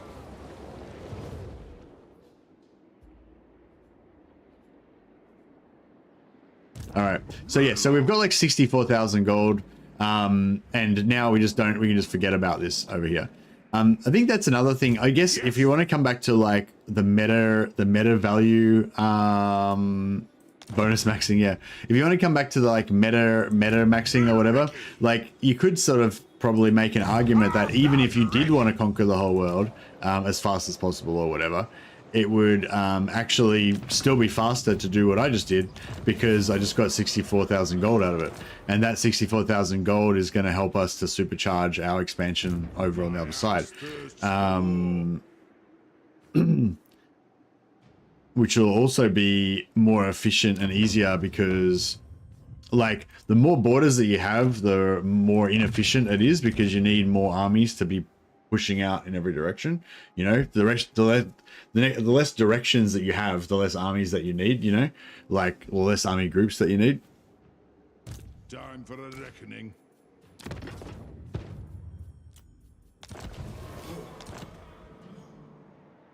An ad. The axe thirsts for war. But yeah, anyway, that's just my mentality about it. Like, I'm very much focused on like what's going to make me have the most fun in the campaign, like what's going to be the most enjoyable in the campaign. So yeah, so for me, like anything that like makes me tired faster, like makes me get sick of it faster, like anything that makes it more fucking annoying and shit, like anything like that increases campaign fatigue is kind of, you know, something I'm aware of, you know. Which is not to say that I don't do plenty of things that do increase campaign fatigue, because you've also got all your other compulsions, like warring with that. It's like, I would have less campaign fatigue if I didn't fight every single battle manually, but I'm too obsessed with getting maximum captives all the time, so it's like... When it starts to feel like a chore, the fun starts to diminish. Yeah, I think that's true, and I think having border gore, like having really messy borders, is definitely contributes to that. Like if you have like a really nice sphere, or if you have like you're back to a corner and you're just attacking in one direction, it's like so much less mentally stressful, you know what I mean? Like it's all less, I don't know, yeah. Just, yeah, I find it just much less tiring, basically. The simpler you can make your borders. That's why, another reason why I love making an ally on one side, so that you can just attack from one direction. All right, looks like we're fully pulled out now. We've cleared everything out of here. We got our 6.4, 64,000 gold. And we are good. Mad Elenak Zanganaz Breaker is taking attrition.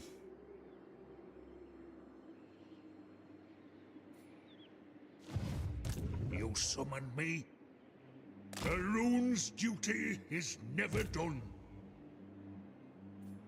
If you say so, Beardling.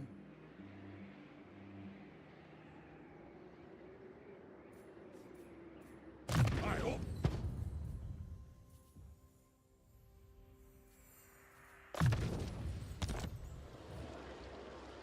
Farming defeat traits is a must for me, but it also bores me no end, sending lords to these areas I've already conquered. Yeah, I think I've changed a little bit. Yeah, I did see Joshua, thanks. I think it's like, I don't know. There's like the whole complete... Have we done everything this turn? I think we have. Yeah, there's like the completionist thing, like, of, you know, you want to get like every good defeat trait on the map and make your guy into like the ultimate guy and whatever, you know. Or like in, you know, medieval, in Warhammer 2, I used to always try to confederate like every single high elf lord and try and do it as fast as possible if I could, you know. Our honored dwarfkin. What's going on here? Yeah, like with the defeat traits, actually, that's a good example. Or even with the landmarks, you know, collecting every landmark or collecting every defeat trait. Like, it's like there's a certain like attraction to that, to like getting all the things and making your guy into like the ultimate, warrior with all the defeat traits and stuff like that. In like Warhammer 1 and I mean Warhammer 2, like it was a bit more like of a thing because there weren't so many defeat traits and the map wasn't so big, whereas now there's like so many defeat traits and they're so far away from each other, like you're not going to remotely get most of the good defeat traits unless you play like a massive campaign that goes for 200 turns.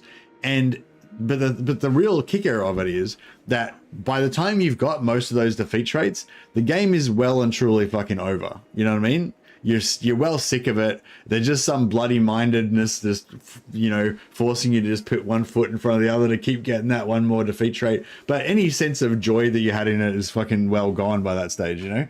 So it's like, so yeah, so for me, it's like, and same thing with like farming traits and stuff like that.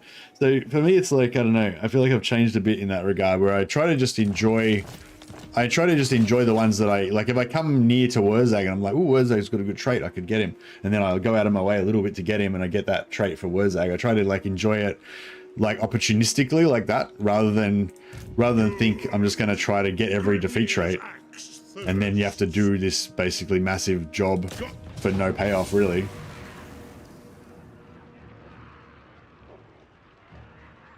Hey, Sticks and Stones, how you going, buddy?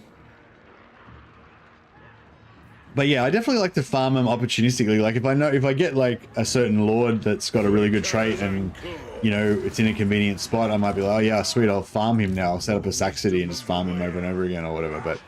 But yeah, but that kind of completionist thing, I don't know. I've sort of, I don't know. I'm not saying it's dead in me, but I've kind of moved away from it a little bit, I think. Just because I feel like, yeah, I feel like too many times I've like tried to go on this completionist thing, and the joy is well and truly gone by the end, you know. What's the settlement rate? Settlement sucks. 3, yeah. So we could take this at tier 2, but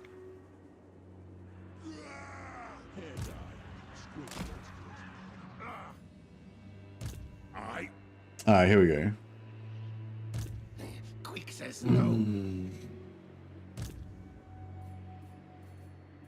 I'll cast the runes. Follow at your peril.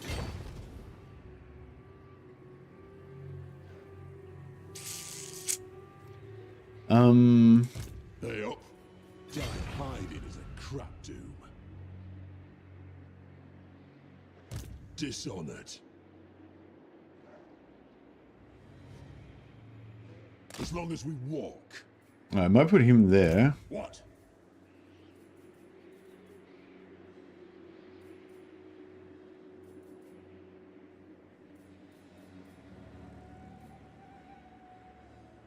Is that going to be, you reckon that'll be closer or that? I guess that. Onward. Alright. I'll see if we can, hopefully he'll be lured into trying to take out Black Crag.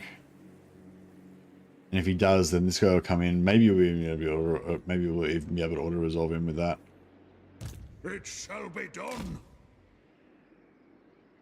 In my case, I usually want multiple lords with 1 or 2 specific traits rather than one lord with all traits. Oh, okay, sure. Yeah, sorry, I misunderstood what you mean. Yeah, no, I definitely can get into that. Like, especially if I come across a lord with a really good trait that's worth farming, you know, and especially if it's a good spot for me to set up a sack city. So I got that sort of sack city, kind of, you know, magic item income going on, as well as the side hustle in farming defeat trade every 5 turns or whatever. I can dig that. I feel, why is he taking so long? Like, he was like here like 3 or 4 turns ago, and like he was imminently about to kill Karak Kadrin, and so I was like, oh, I can't make it there in time. But then instead of killing him, he's just sieged him, and now he's just like starving him out. And like every turn, I have to look at Karak Kadrin dying and me not sending any aid to them. And it's like, he's just, you know what I mean? It's like that scene in Saving Private Ryan where the sniper shoots that guy in that town, and then he just keeps like shooting his body while he's like crying out for his mates to help and shit. That's it. That's what's happening right now. Ungrim's like, High King, send me aid. Will you let your brothers die alone in the mountains? And we're all like, we can't make it in time. So as soon as I send aid, he'll just die instantly, and then it'll be a waste.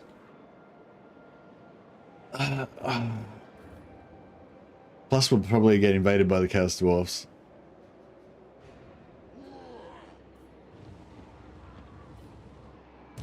Summon me if you dare.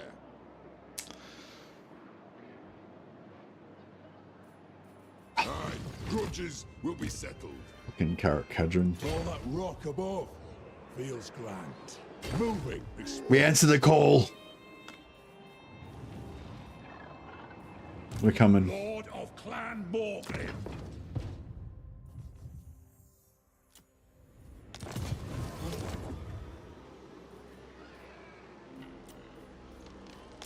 Master of Runecraft. Yeah, we didn't have any armies up there before. We had to recruit that army. If you say so. But yeah, now we've got it. 6, so we need 2 more Slayers. Aye up. The beacons of Grand Peak are lit. Indeed. Can we make it in time though? I don't know if we can. Aye. Ready. Grease those axles. Aye. Slayer. I'm great, but I can't. Bet Gottrick could do it.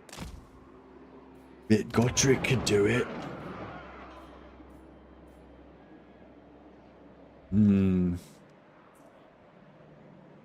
Victras Binter. Yeah, have you been playing a lot of Darktide, Drasho?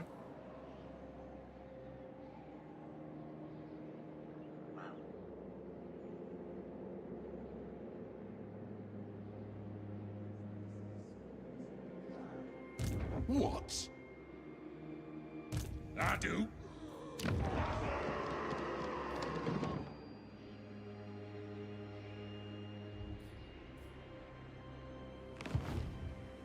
Yes. I don't know if I should try to get one more level up, or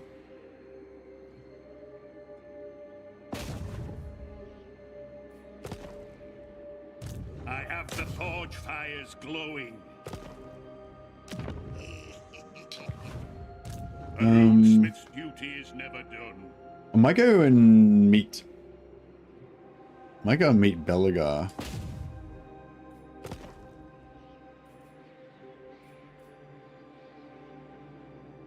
Onward. Do you like Volkmar's campaign? Not particular. I mean, I do like to play Volkmar every now and again, but I wouldn't say it's anywhere as good as Karl Franz, Elspeth, or Balthasar Gelt. I think those 3 are clearly the best Empire campaigns. The runes are ready. I like Volkmar probably better than Wolfheart though. Aye, it is time.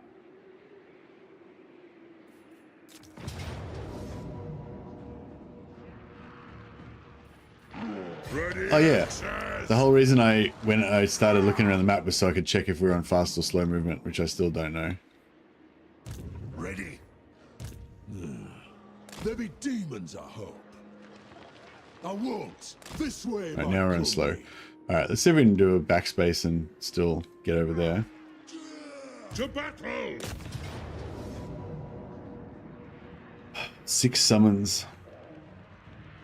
Yeah, this is still like kind of a mismatched army that we still haven't quite put together properly.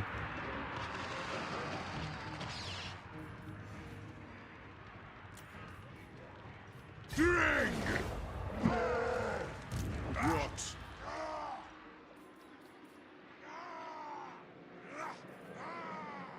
Let us begin.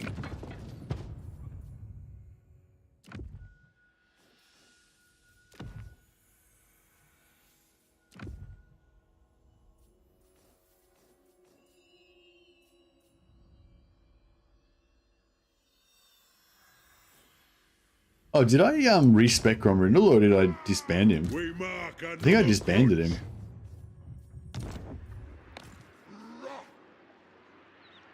Oh no, we do respect him. Back in 3 turns. Yeah, back in 2 turns. Volkmar's got some weirdness, in my opinion, like how he specializes in Empire Knights, but you don't get the good ones until you get most of the books.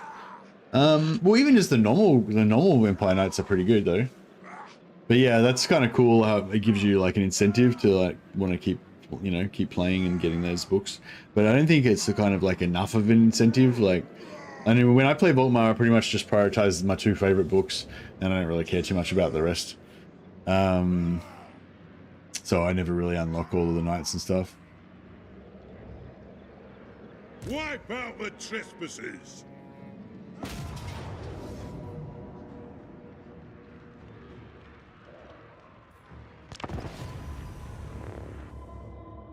See you, Talk. Have a good one, buddy. Thanks for the interesting conversation. Well, interesting rant stimulus for me. Hope it wasn't too annoying for you.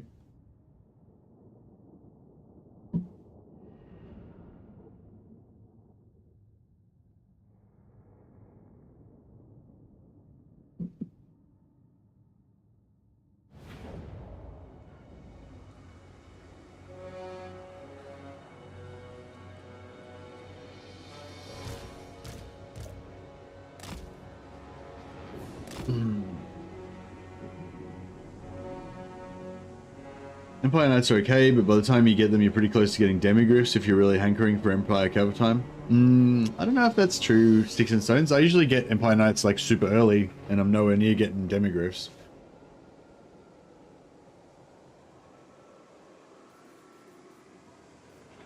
Yeah, tier 2 is very fast to get. And I never actually really used demigriffs anyway.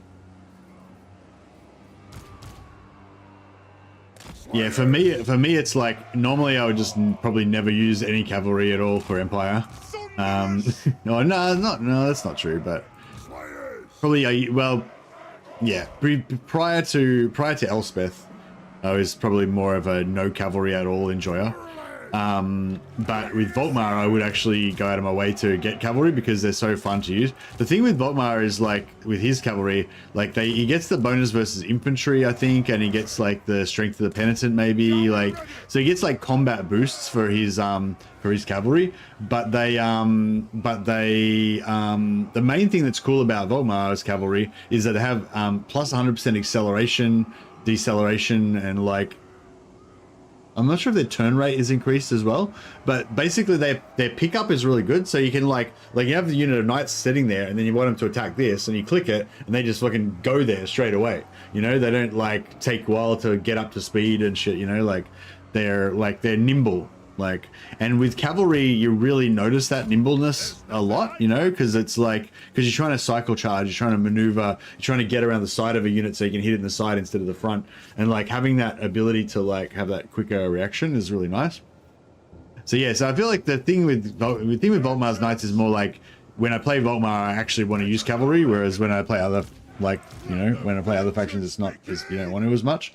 Yeah, although when they increased the speed of the cavalry in general for Empire, that helped a lot with that, I think.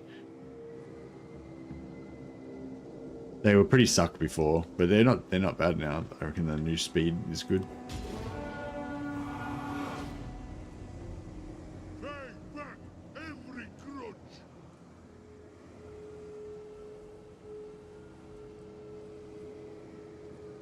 Reclaim the mountain range that was crushed by Mazda Mundi. Oh, I don't know about that.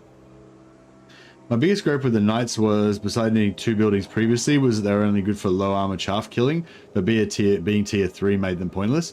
Yeah, no, the new Knights I think are good because they're they're good at low armor chaff killing, like say chasing routed, and basically like annoying archers, you know, they're good at annoying archers and like cycle charging sword units and stuff like that.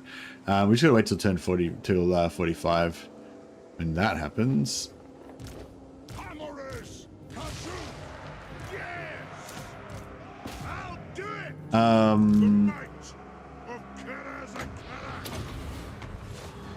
But yeah, they're good for smashing weak infantry and stuff. They're also kind of tanky, like, you know, yeah, you don't need armory building for them anymore. They're also kind of tanky, and you can use them kind of like defensively as well to, like, I don't know, like with Empire, you know, a lot of time you're trying to set up like gun lines and artillery and stuff like that. So you've got like a fragile back line, you know, and sometimes if the enemy's really fast, then they're just all over your shit, you know? And like you could have a nice little box formation set up, but then a gap happens and then shit's going in the side and what, you know, if you got a bunch of Empire Knights, you can send like 5 units of Empire Knights to just go and just block that hole, you know? They're kind of good as like a blockader, you know, like because they're large, so other like even like monstrous type of units, they can't really push through them easily because they're large. They can't knock them over and stuff. They can knock them back and push them over, but they can't skittle them.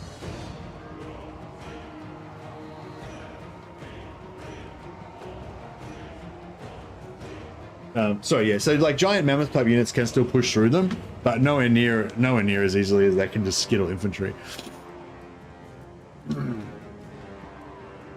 So anyway, in summation, I think Empire Knights are a cool unit, and I do enjoy them. Ready to strike. Yeah, I'm just getting rid of these six menace belows before we move up, so I don't have to worry about all my range getting chewed up.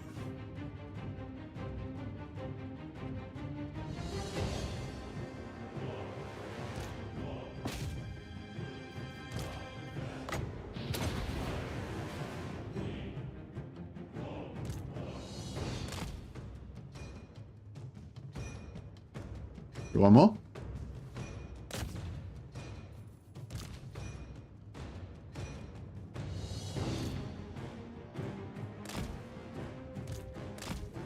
Is that it? I think that was it, wasn't it? I got one more. One more.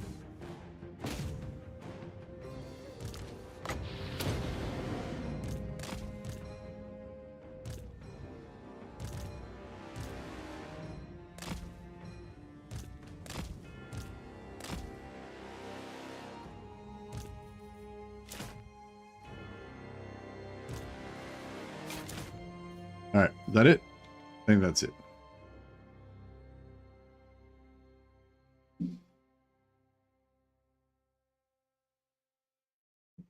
Not a short campaign at all.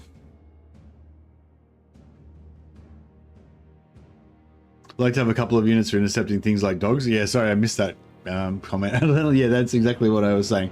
And you said it a lot more efficiently and just with less words. But yeah, that's pretty much what I was saying as well. All right, let's do this.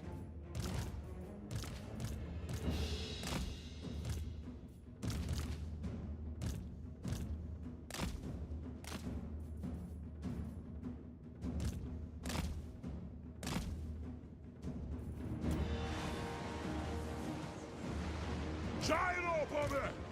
Blow through!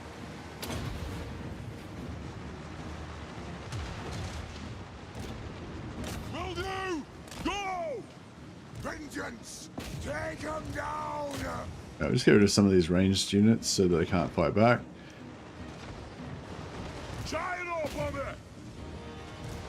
Move now! This guy's getting a little bit damaged. Helicopter! Fire on the foe! Move now! No! Nothing can stop us! Trucks away! Understood, Lord! Let the vengeance begin! Ja! Preparing bombing run! Fire on the foe! Range far! Range fast!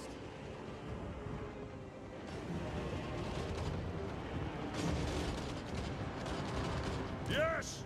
You weren't a huge fan of OG Corn. I'm not really a Skull Taker enjoyer. I just like I think I like Arbal better, but yeah. Trucks away! Maybe I have to give Skull Taker a better shot sometime.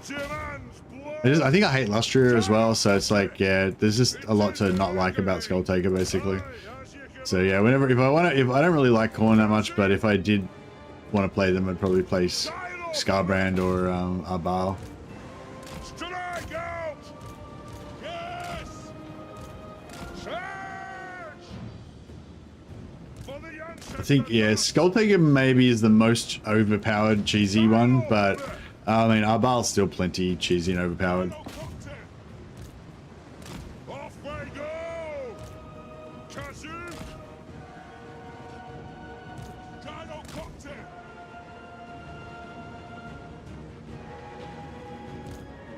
Move! Fly! Nothing can stop us! Plow through! Play Illustrator until you can teleport and then go in it wherever. Yeah, that's fair call. That's a fair call. I just don't really like demon units that much. Like, Arbal's the one that buffs like the mortal Chaos Warriors the most and stuff. So I guess that's another reason why I prefer him. Can't wait for Skaven to get added to the Old Realms mod, if ever. Oh, is there no Skaven in the Old Realms mod? Skaven are in Old Realms, aren't they? I mean, I don't know. I never actually looked, but I mean, I would assume they are. I mean, they've got Karakate peaks, so they must have Queek in there, surely. Oh, Old Realms for Bannerlords. Sorry. You threw me. Yeah, sorry, you confused me there, Salvat. I thought you were talking about. We were talking about the Old World mod by Chaos Robbie for Warhammer earlier. So when you said Old Realms, I just assumed you were talking about Old World. You can get 95% reforge chance for demons, which aren't bad. Yeah, for Skull Taker only. Can Scarbrand get decent reforge rate for demons, or is it only really Skull Taker that can get it?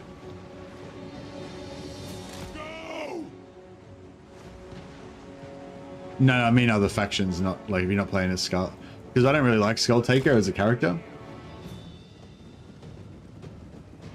So it's basically, so it's like, yeah, so it's basically like every time you say something good about Skull Taker, I'm just going to say, oh, is there any other faction that can do that? So that I can get that without playing Skull Taker.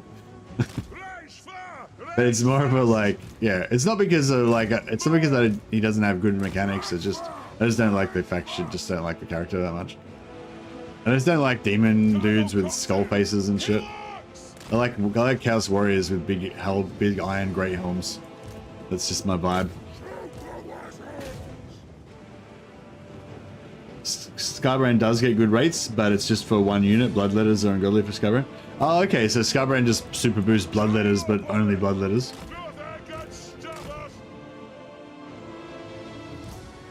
Good to know. Yeah, I don't really like demons that much, but if I had to choose a demon, I feel like Scarbrand's just way more studly than Skull Taker. Skull Taker's into like sewing and shit. He's into his little handicrafts knitted fucking cloak.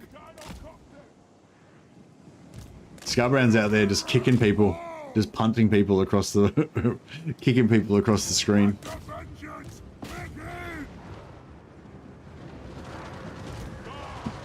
Not only is Scarbrand unable to look after like any form of clothing at all, he can't even look after his own limbs.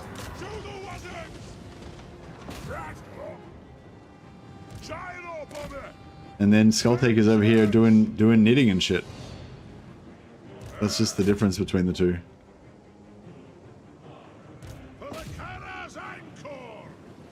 I shouldn't mock knitting. Knitting's pretty cool.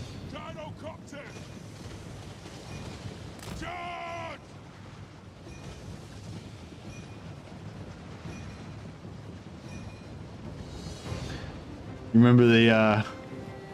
remember the nuke on the Dowie? Yeah. It was only my infantry though. My hero squad was the main force of the army, which still survived. That was like that's kind of the ironic thing about the video. Like it looked like a catastrophic thing, but actually it was like nothing. Because I had the Rune of Spite and like 4 or 5 heroes with like Iron Wardens, tankards and stuff. So like, you know, all the infantry was just there for window dressing. They literally did nothing anyway. It was just the hero squad that did everything. So yeah, so I got like 90% of my army wiped out, which actually just didn't even reduce the strength of the army like at all. But it was a good visual. But yeah, I wasn't overly upset about it or anything. It was pretty funny though. It was just funny because of the timing, because I was like, wait a second, do they have a nuke? And then they just nuked me and just killed everyone. It was yeah, it was pretty funny. Nigh on invincible heroes of the Empire. Yep. Yeah, that was pretty crushed. That one crushed me a little bit.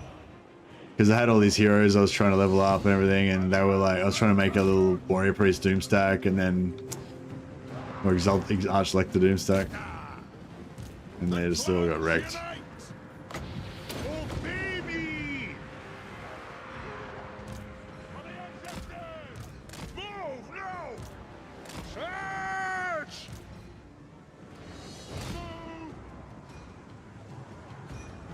But yeah, I don't know. It's funny, like, talking about different strats and stuff, like, kind of like we were talking about before. Like, it's like, I don't know. A lot of people have different ways to play. So they have, no, this is not really related to the Skull Taker thing, but probably more related to what we were talking about before about taking the landmarks and stuff.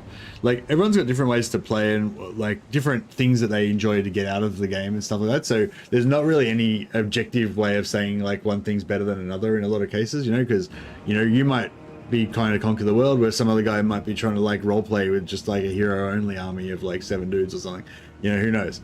But like, even if like you're just talking about pure like efficiency with the specific goal to conquer the entire world as fast as you can, or some sort of like metric like that where it's like a set, it's not like a depending on your feelings or what you want to do or whatever, it's like a specific set of metrics that you can measure and you can like, you know, objectively say this is better than this. Even if you're doing that, which you're pretty much never doing that, but even if you were doing that, like there's different ways of going about it, you know, like, so yeah, so like one way might be building lots of buildings to slowly build up your income and whatever and get into a juggernaut where eventually you got a massive economy and blah, blah. Another way to do it is just to sell all your shit, just get thousands and thousands of gold so that you can just make heaps of armies and have like no economy at all and just keep fucking doing it and just chewing up the world like tyrannids.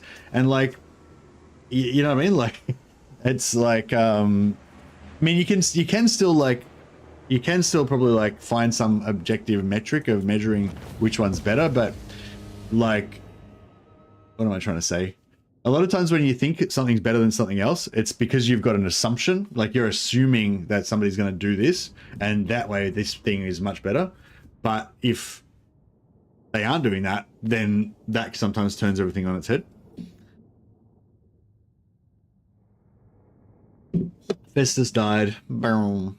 Boom. I got into Mordheim recently and that game is awesome. Oh fuck, now you're making me want to play Mordheim.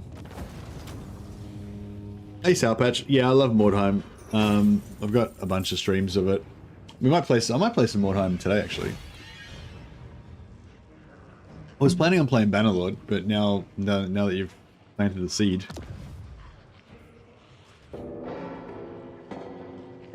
I want to sack and I want to backspace. Come on, stop, don't move. Ah, oh, look at that backspace, look at it, look at it.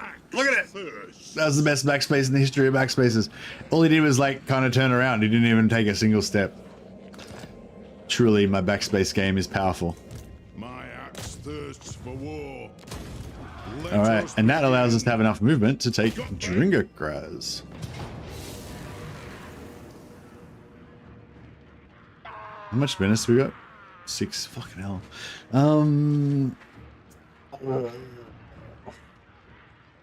I do want to... Nothing makes me so angry and so happy at the same time like Mordheim. It's a great game, isn't it?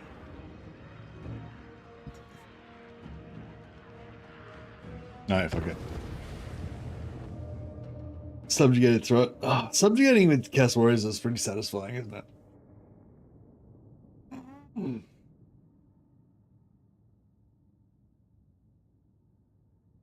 Mortals in armor are so much cooler. Yeah, Chaos Warriors, like, I don't know, it's just such a, yeah.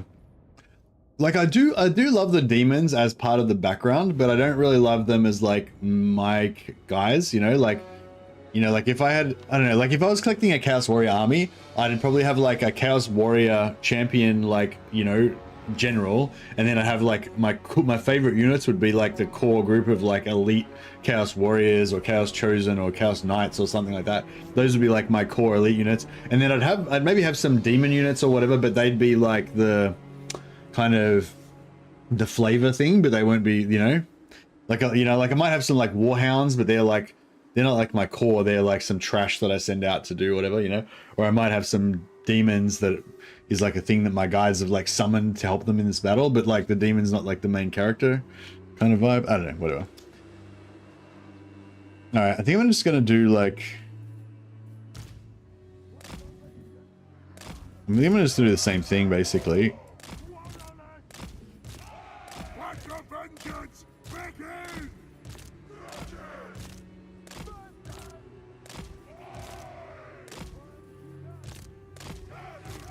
By King Thorgrim Grudgebearer, for the ancestors! Hey!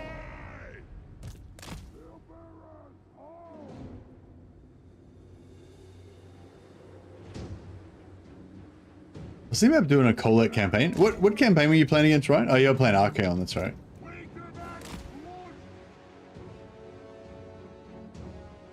I like Bloodletters over Warriors personally, but as Slanesh I go Warriors and Forsaken. 100% Warriors and Forsaken 100%. Probably the swords. I'm a sucker for swords over axes. Oh, so you say you like Bloodletters more than Chaos Warriors, like aesthetically, because that's what I was talking about, just aesthetics basically, not like, you know, nothing about their proficiency or effectiveness in combat. Is that what you mean, Sticks and Stones? Like you like you think the Bloodletters are cooler to look at than the Warriors? Yeah, cool. I do like Chaos. I do like swords also.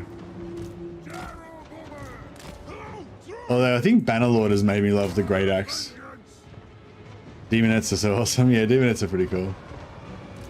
Nothing can stop us! I just like using them in combat because they're so fast and agile. That's sort of like what I was talking about with the Knights, how there's that like responsiveness. Like Demonettes have that as well, because the Demonettes have just really high acceleration and just high speed as well. Like they're just fast, reactive infantry, you know, like they're just, yeah, they're fun. They're pretty ugly though. They're not very good looking.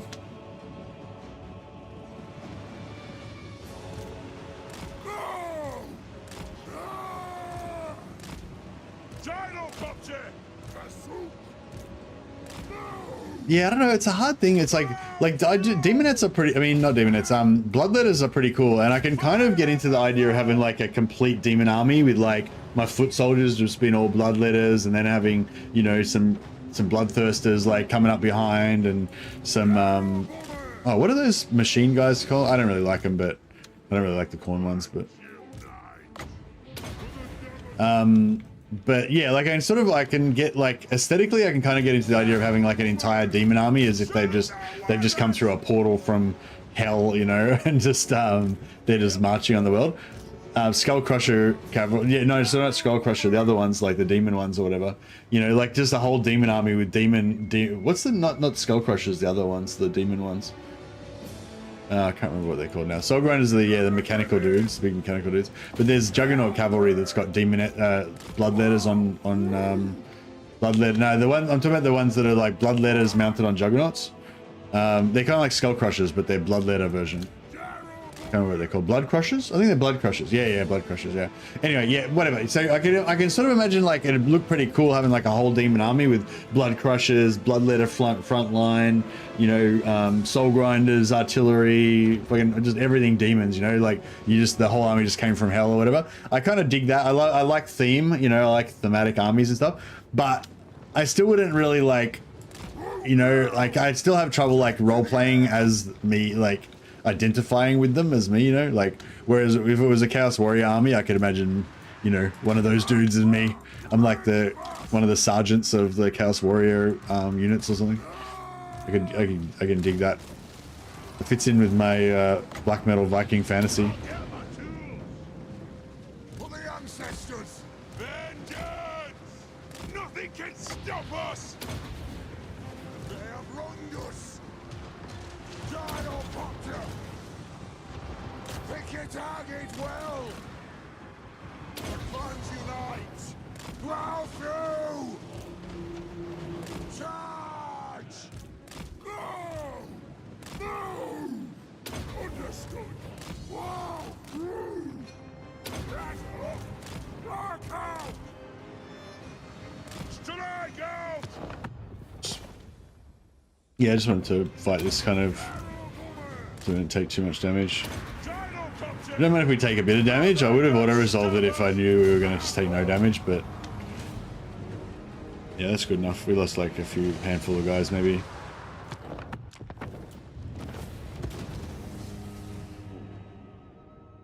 An army of whatever unit Scar Bloodwrath is. That's also fun. I don't think there is no unit like Scar Bloodwrath. He's his own. He's like a he's his own thing. Oh, you mean the Wrathmongers? Semi-demon humans going apeshit with dual weapons? Yeah, the Wrathmongers are pretty cool. I don't know. They are cool, but they're still. I still feel like I still prefer just the classic Chaos Warrior, like classic Chaos Warrior of Khorne or Chosen of Khorne, with like the dual weapons. You know, they just I don't know. Like I don't know. It's something about like this the corrupted human warrior that's given over his soul to chaos. You know, but he's still like a human, but he's just like a human on like extreme combat drugs, fucking encased in steel, going berserk, rather than like an actual demonic creature. I like a Nurgle army full of great unclean ones. Yeah, actually, great unclean ones are like my favorite demon. If I had to be a demonic entity, I would be a great unclean one for sure.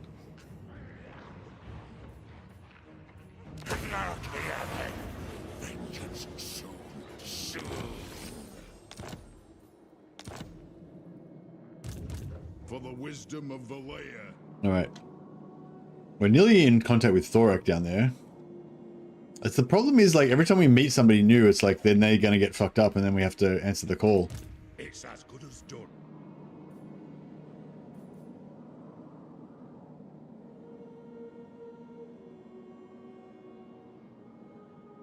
I sort of wish demon units were super rare and OP. Yeah, I kind of wish that as well, Zabix. Yeah.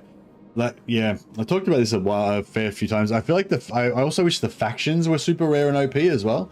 Like I wish like, you know, Scarbrand and Nakari and all those other demonic factions didn't necessarily always start on the map. Like it'd be cool if they, you know, randomly appeared or something, or just, you know, if they weren't just normal generic factions like everybody else, if they were all like sort of special kind of endgame factions or something. I think that'd be cool. Yeah, RNG of who's going to spawn. Yeah, exactly. That'd be cool. Yeah, like just say there's like 12 demon factions, or 6. How many is there? I don't know. There's like 12 demon factions, but only like 3 of them spawn in a single campaign over a serious time, and they're always like kind of a big bad kind of enemy. Yes. Yeah, it would just make them much more. Yeah, much more dramatic and cool. Adding demons to the rogue army beastmen pool for respawns would be nice. Yeah. Scarbrand spawning at level 50 in the middle of the Empire. Nah, I don't like that shit. I reckon they should make a mechanic for it where they make Scarbrand spawn at a random time, or not completely random. Maybe there's some sort of mechanic to it, but he always spawns like out of your sight line. So like he always spawns in the fog of war. You know, he never spawns like in your actual empire or anything. He always spawns in the fog of war, kind of near one of your borders. So you kind of like hear about him. Like it's like, a huge demon lord has ripped open a portal in the fabric of reality and is like rampaging through, the Orcish tribes to the east. Who knows if he'll turn his attention to the empire or blah, blah, blah, whatever. So you get like some like foreboding kind of harbinger kind of event. And then he comes in from one side so that it's not like, yeah, because no one likes that shit with like 20 armies spawning in the middle of the fucking whatever. Like that's what we've already got with that in-game scenarios now. And like, it's shit, like you want like, yeah, you want it to like develop sort of somewhat organically or whatever, I reckon. But anyway, yeah. Throw bearers! Let's march! Or even, yeah, but even better would be kind of like if it was like, if it sort of made sense somehow, like maybe there was like weaker chaos factions that were like mortal chaos factions or whatever, and then if one of those kind of became strong enough, or if they do a ritual or whatever, and if you send spies there, you can find out if they're doing the ritual or not and how far along it is maybe or whatever, and then if you leave them like long enough, like after 10 turns or whatever, they do the ritual and then Scarbrand's portal opens up and then he comes through. So that way it's not like just some random bullshit that just happens. It's like, it's actually a mechanic in the game that makes sense and you can interact with it. You can maybe stop it. You can maybe like send all your witch hunters to go and fucking destroy all of the, you know, buildings that are trying to do the ritual, the hero or whatever, you know, like something like that would be really cool rather than it just being like a random spawn thing. But yeah, I don't think many people like the endgame crises. Like, I think some people think they're okay, but I don't think anyone really thinks that they're awesome. So I'd like to, if they're going to put any new ones in, I'd like them to move away from, you know, the style that they've done the current ones. But again, I don't think we should criticize them too hard because they are free. There's like an extra bit of content that they put in, which I think kind of did the job of providing a stopgap, because there was like a bit of a problem where we didn't have like a meaningful end game, or a lot of people felt that way. And then, and so I think that, yeah, the endgame crises were a way of like just artificially giving us a bit of a challenging endgame, but it wasn't really good, you know? It wasn't as good as an actual endgame. And by endgame, I mean just playing into the late game, like past, you know, 80, 100 turns, but with the enemy factions actually developing and becoming like challenging foes to face and all that kind of stuff, which is now what they're actually trying to work on with the AIs, with the AI changes. Yeah, so like, yeah, obviously, like, they didn't have the resources at the time to try and fix the AI, so they're just like, cool, we'll just make some endgame scenarios that make some kind of like big bad enemy for people to face. And yeah, it kind of kept people occupied for a little while, but then everyone kind of thought, yeah, actually this sucks, you know. We got a heap of cash from Grimbrindle, so we should spend that.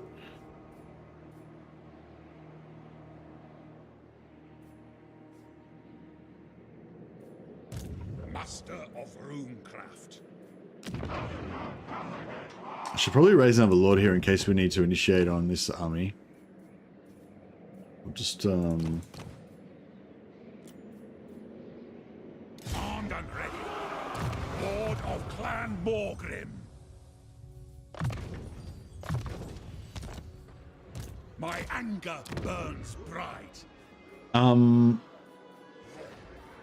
was sort of not investing in this in case we lose it, which we probably will. We quite possibly will lose it. But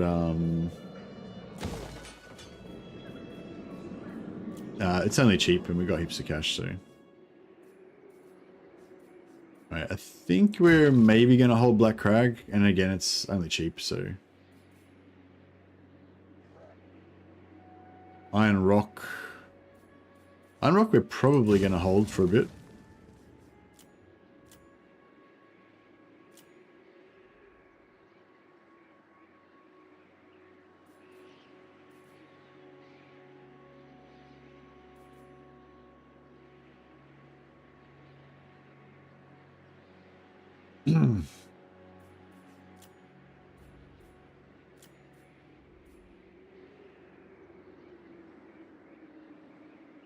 I still haven't taken Doc Karaz. An accord bound by runic law.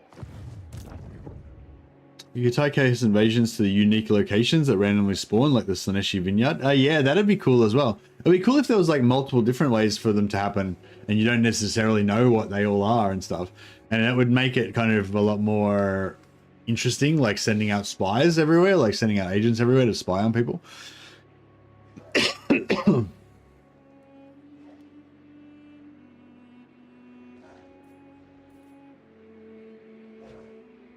Bane of demons. Dragon Slayer.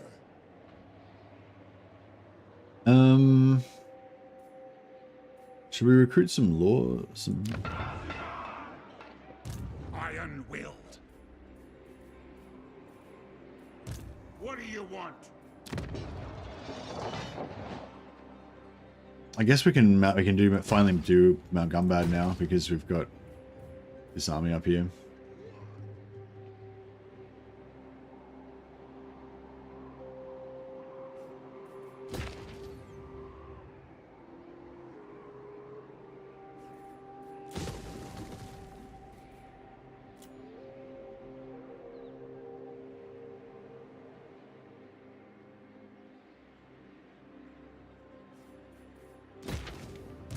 vengeful Rune Lord.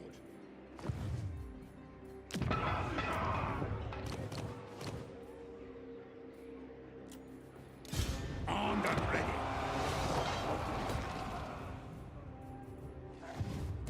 Yes, heading out. You will answer for this insult. Casting the runes.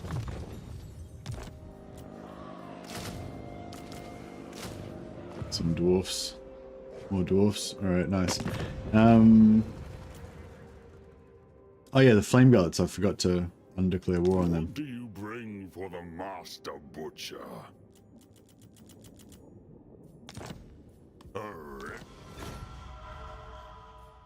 What brings the despicable dwarfs?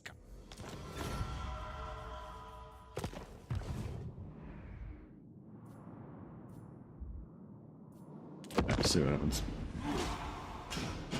Oh yeah, so what do we want to do? We want to turn off fast forward. So it's still kind of going fast forward, but if we actually see any enemies, it'll like zoom in, show us what happens. That's pretty cool. That's pretty cool. Oh, we got the ambush on them. Sucked in. Sucked in. Unfortunately, we're going to take massive casualties on this army. Oh, actually, no, that was not bad. It was not bad at all. Now this guy's going to have Quick's trait.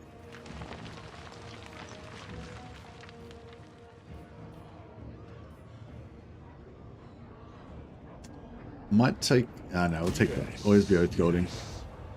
Ambushing Quick should be a Steam achievement. For sure.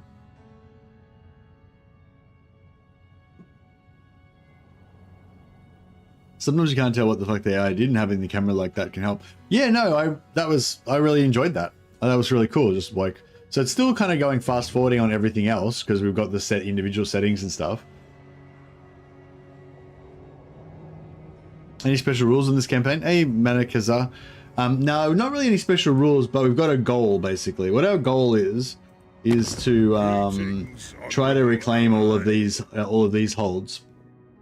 So basically, we're going to confederate Grombrindle. We've confederated Grombrindle already, and we're going to confederate Malachi to get rid of the Masters of Innovation, and then we can eventually revive Crackerdrak, which is Crackerdrak doesn't exist anymore, but they used to be where Master of Innovation is, where Malachi is. So we confederate Malachi, then eventually we can go up there and like retake Crackerdrak, make a rebellion, and revive them. But yeah, so the goal is to see how many of these holds that we can reclaim and keep as allies. So we don't want to confederate any of them. We just want to keep them all as allies, except for Malachi and Grombrindle. I'm going to confederate. The rest we're going to try to keep them as allies. So that's all we're doing. Basically, what the sort of special thing of this campaign is that I've got the AI. So there's two AI options that you've got now when you start a campaign. One is the AI aggressiveness switch, which is on by default, and the other one is the minor factions boost, which is off by default. So we've turned the minor faction boost on. So basically it means that instead of the major factions being totally dominant and just gobbling up all the minor factions, most of the time, there's variation in strength. Both the minors, every individual minor and major has a variation in their strength level. But basically the majors are stronger and the minors are weaker. If you turn on the minor faction boost, then the minors are stronger. So they're still like a bit weaker than the majors, but normally the majors have this much variety in their strength and the minors have like this much variety in their strength. So 90% of the time the minors will be much weaker, whereas I think the minor faction boost kind of puts it up like this, so there's a bit more of a crossover where the minors can be stronger. So yeah, so basically we're saying, we're basically going for a campaign where all of the factions are a bit more even in strength, basically, instead of the minors being super weak, basically. Anthony said, definitely noticed a difference with the minor faction enabled in my Norska campaign. Yeah, nice. So Anthony's playing the same type of thing, but he's doing it with Norska. So he's trying to like not confederate any of the Norskan tribes, but just revive them all. I did that in my Kairos campaign, just to have more factions to mess with. Yeah, that's a good call, yeah. Yeah, Scotch Asgal, this guy, has just has got +10 bonus versus infantry now. Pretty cool.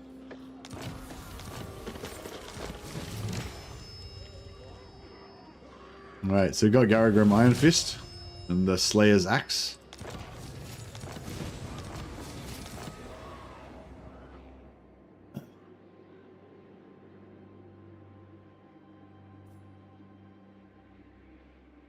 Carrick-Herne. My throng stands ready. Do Wow, not Carrick-Herne are coming down disappoint. south here. That's interesting.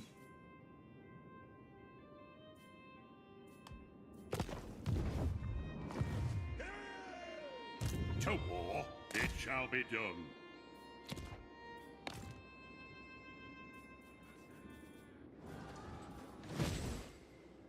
Yeah, I'll see if we can find Belagar and start a bit of an alliance with him.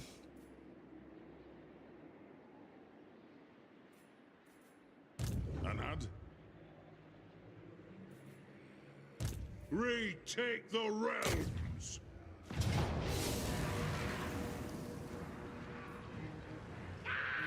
Attack! Ah! To war!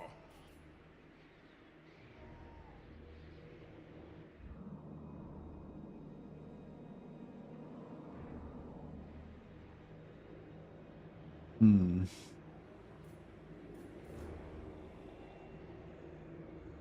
Got then! Alright, yeah, so he can take Asgard. It is time!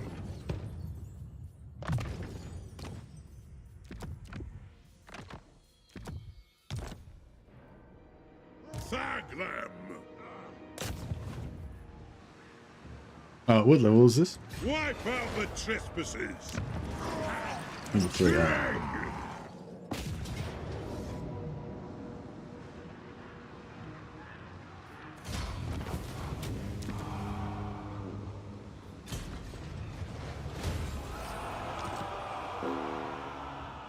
Alright, so I think we're gonna give... Duties behind. I now devote myself to the halls of Grimnir. Hey Manic, so how many hours do I have in Warhammer 3?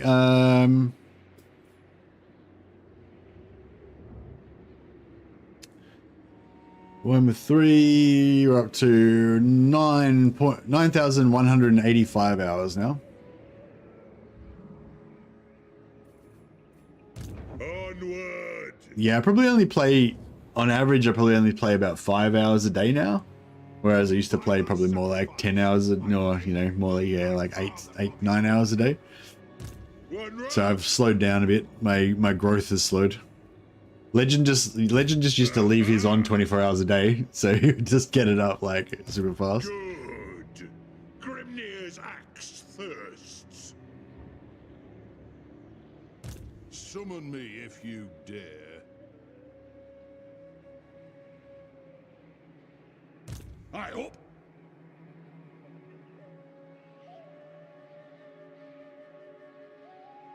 But yeah, if you just leave it, if you just like pause your game and then just leave it on overnight all the time, you get like all, you know, it still counts those hours as well. So if you want to get those hours up, What do you you want? just got to play 24 hours a day. Ah! I don't know what to do about this prick. I guess we want to set an ambush trap. I think we can leave this side for a while. I'm a bit worried this dickhead here, the Thief Snatchers, are going to try and have a war. Like, they won't peace out with me, which is annoying because they're like super weak.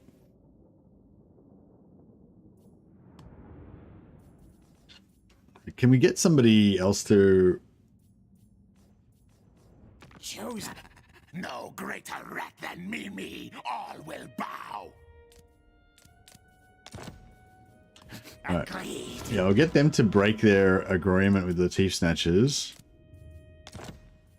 Affirmation, Jin. See if I can start, you know, start a war with them.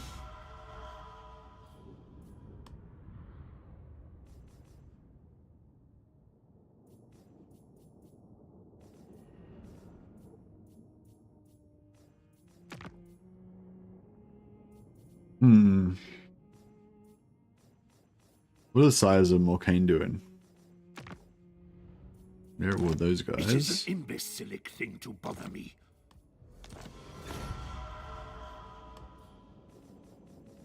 What's Scarbrand up to? We have vision. Oh, we haven't got vision on Scarbrand, apparently. I like how you just can't do any diplomacy with the Beastmen. Like, they just like, nah. Don't care. Nurgle Sorcerer Lord, Death or Shadow. Nurgle Sorcerer Lord. Why don't you just go Nurgle? I usually go Nurgle with Nurgle Sorcerer Lords. If I'm playing as Archaon, I usually start off as Death, and then when I convert them into Nurgle, I go to convert them to Nurgle, so you get the Death passive, but you have the Nurgle spells. Undeniably the best Lord in the game. That's right. That's right. Yeah. I always pick Death. 100%. Always pick Death. Yeah, always pick Death first when you're undivided, and then when you convert into a Nurgle Sorcerer, you can either go Nurgle Sorcerer, but with the Death, but have the Death passive, which is pretty good, I think. Or you could go Death, I guess. And then you get 10% reduced cost for Death spells. Does the campaign fail if any minor faction is eliminated? No. Like there's heaps of minor factions get eliminated before you can even have a chance to do anything about it. No, it's not like a challenge campaign, Ragnarok. It's just like a theme, you know, just like a goal. So I guess like, yeah. So if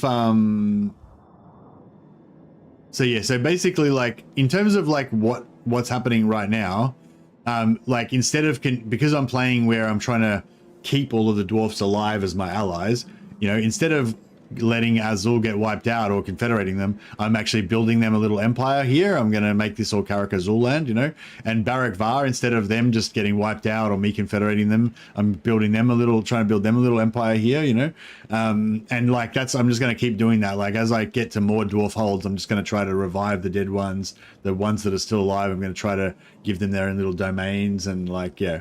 So I just want to like conquer the world as dwarfs kind of, and dwarf friends. But keep all the minor holds alive, you know, or revive the ones that are dead. Yeah, it's a fun. I definitely recommend it. It's a fun. My anger burns. Fun way to play dwarfs.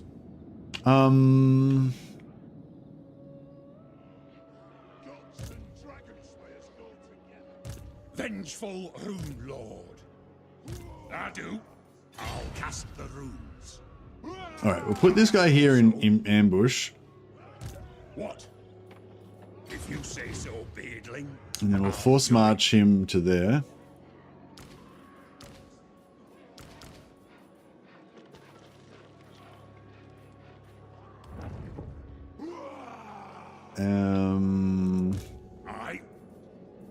We'll have to pull him. Rune Lord. We'll have to pull him out because we don't want him to die. Put some random dude there in force march. I don't know. Let's go.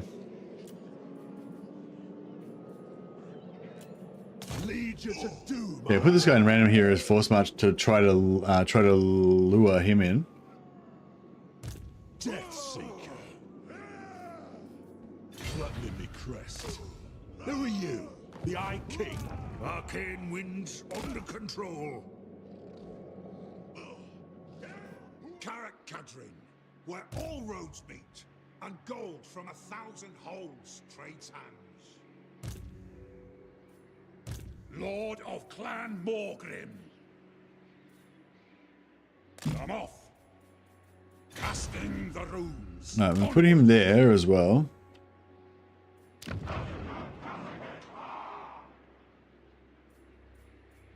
Throne bearers, let's march.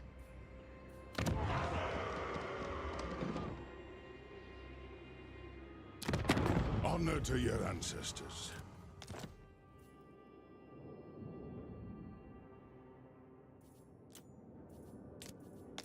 I'll just get him to join in our war against Queek. We might be able to get an allegiance quest from him. Probably should try to get some more allegiance quests done as well. He still hasn't taken him out yet. Doom Chaser. Oh, he's in force march. Shit. All right, we can take him then. All right, let's place him with him. My axe Beautiful. Still has the movement. Let us begin.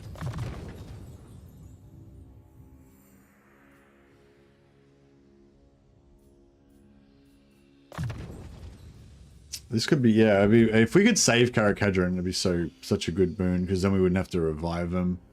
If we save them right now, then we can reconquer all their lands and bring them back to life really fast. But if they die, then it's going to take us like 20 turns to get them back.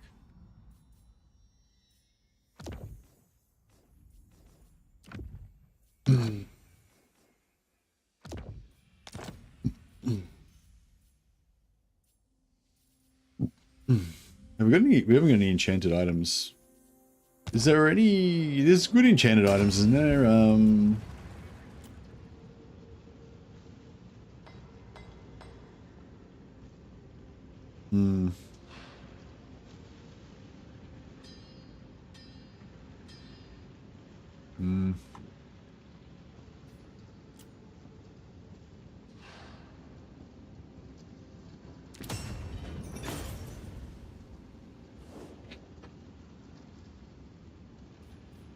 Tiny runesmith stack.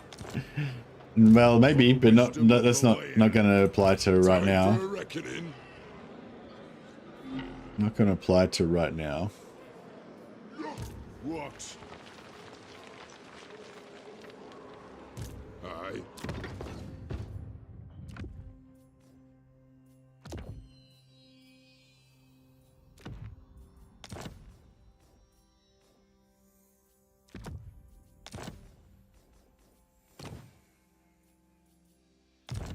Okay, so we got some slayers there. For a reckoning. Flame cannons?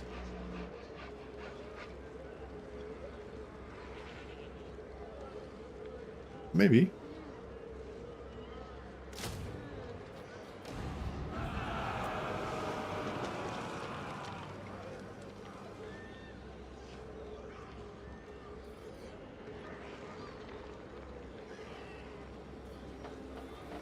I know, I kind of want to bring...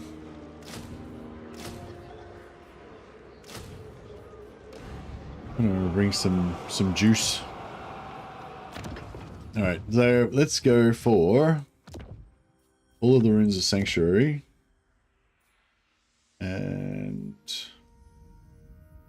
Master Rune of Grothwanite, Master Rune of Grogny, and we'll get one Terra, one of those.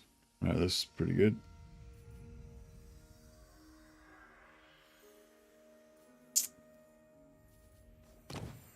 And we'll give him a...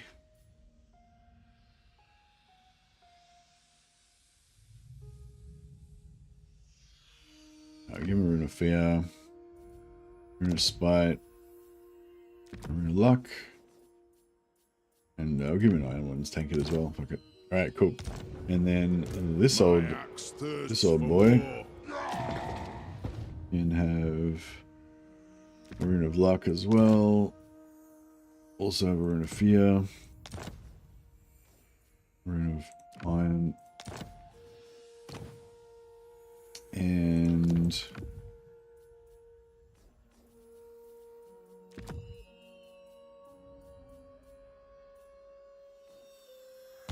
cool. Excuse me. Summon me if you dare. I don't even know what army this guy's got. I'm just like, you Leroy Jenkins. Yeah, whatever. We'll be fine. Hopefully. Let us settle this. Okay, he's on fast movement, so I press R to put him on slow. The throng agrees. Now we just creep in. The clan demands war. Cool. So now we're inside the red circle. So that way this guy can move up and just kiss that red circle. Yes. Now he's in range to reinforce. He's in force march, so he can't retreat. The runes are ready.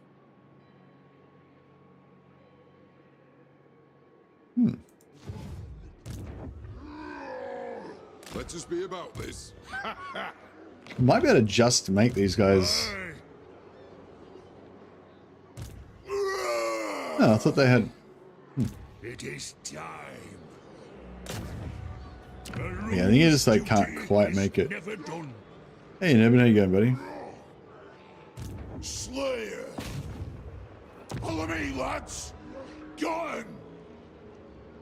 Onward.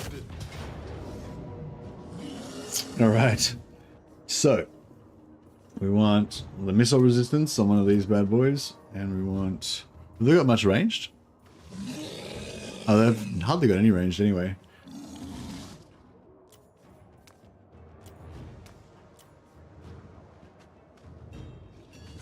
Discouraged effect, yep, get that in there. Terror. He's already got terror because he's got a rune. We'll give some terror to the Longbeards.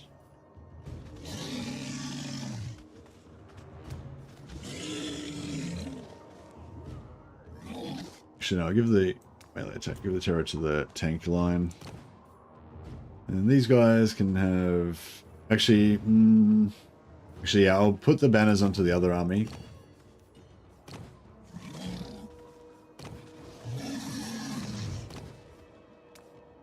You just kind of click back and forth between the lords. Eventually it bugs out and you can put the banners onto other armies other than the one that actually is carrying it. Yeah, it makes it a bit better.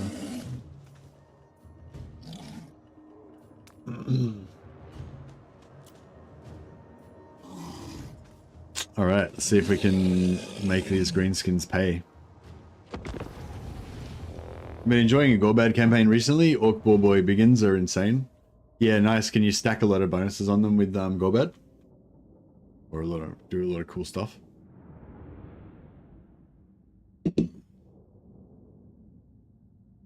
Yeah, I should have probably brought more regiments of renown and stuff with and grudge units with ranged, so we can make more of a gun line.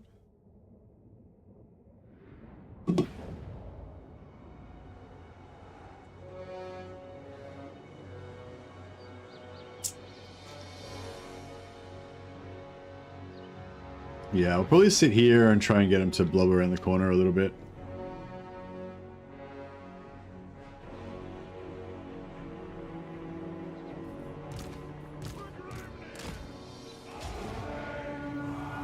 Rage far, rage fast. Miners.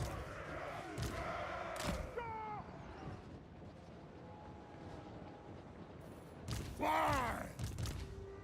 Flame cannon. Kill orcs. Yeah, so I think we want to just kind of let them all make a big blob. And the more that they blow up, the better it'll be in terms of our damage and stuff. What range is that going to look like? That's probably too much. What about here? Maybe.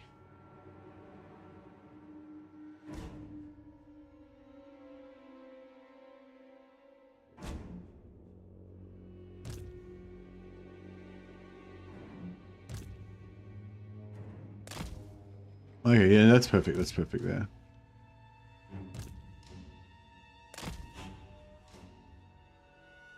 Yeah, they'll have enough arc. They'll have enough arc to be able to shoot over that little lump into here, won't they? I think they will. Not 100% sure, but that's all right. Cool. All right. Now we want a bit of a wall around here.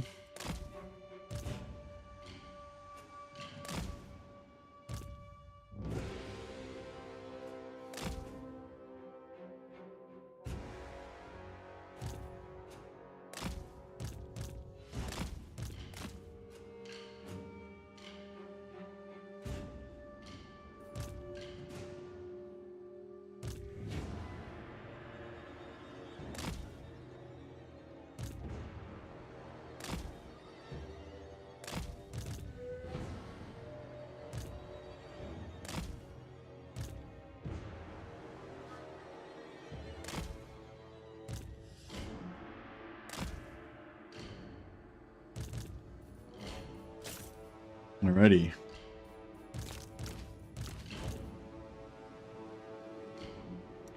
Alright, so the gist of it is we want everyone to stand here and just get the shit blown out of them. That would be ideal. These things are super annoying because our gyros are going to fall down into the hole all the time and it's just going to be real bad. I might actually put my gyros behind them.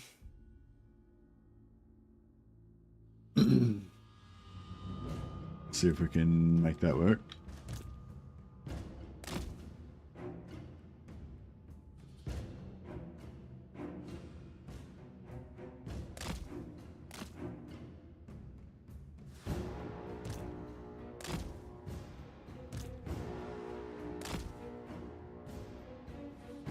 Alright. It might be a good idea to try to kill... I was going to say, it might be a good idea to try to kill the giant first, but we got to kill the ranged, otherwise they'll shoot. Actually, those goblin bolt throwers are probably really bad, aren't they? They're anti-large, yeah. We might want to get them first.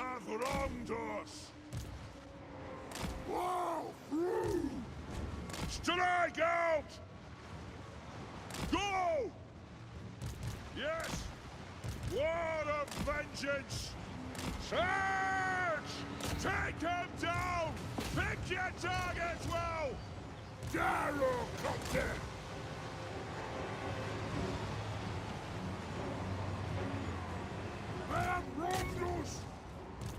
Trying to make sure that nothing's getting shot too much.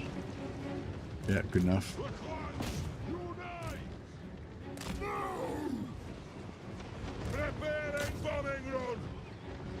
Right, good bomb blobs here.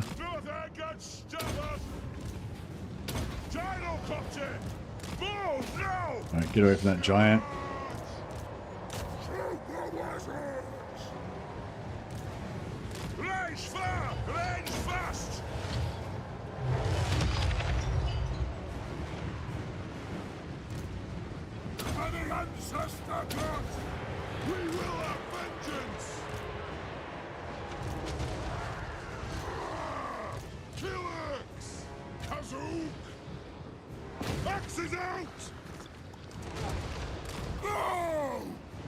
Can these two lords hold against everything in the entire map?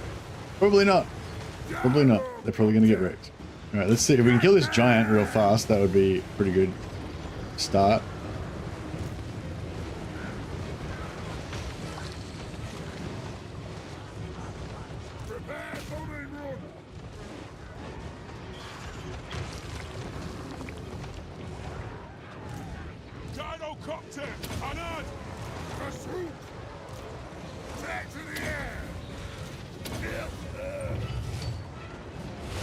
The giant's going down.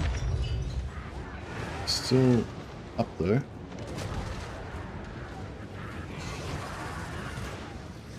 The grudge settler one sucks at killing single entities. Do you mean gyrocopter? Oh, what do you mean? What? The flame cannon? Oh, the flame cannon, yeah. No, I was trying to get the flame cannon just to shoot the infantry, but...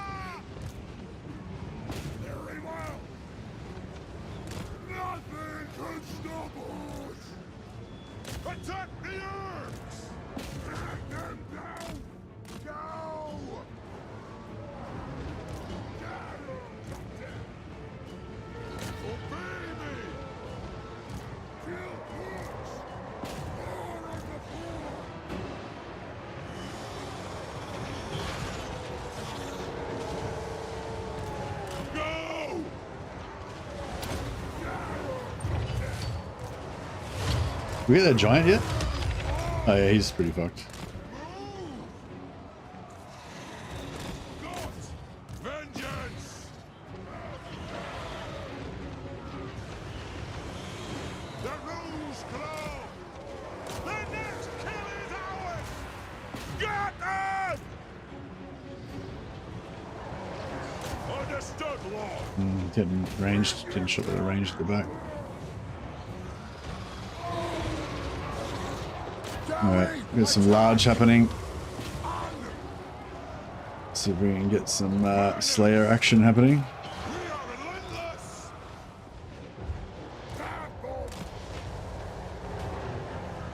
Still looking a bit hairy, but hopefully we'll be alright. Strike out! Nothing can stop us! Gyrocopter! Charge! This giant's still going. Giant still hasn't gone down. Move! Yes! Understood, Lord! Vengeance! Kill them! For the Karazhan Corps! I should probably. What the fuck? That giant is still alive. Fuck off, giant. I should have killed their characters a bit. I should have gone for their characters earlier, actually, to get that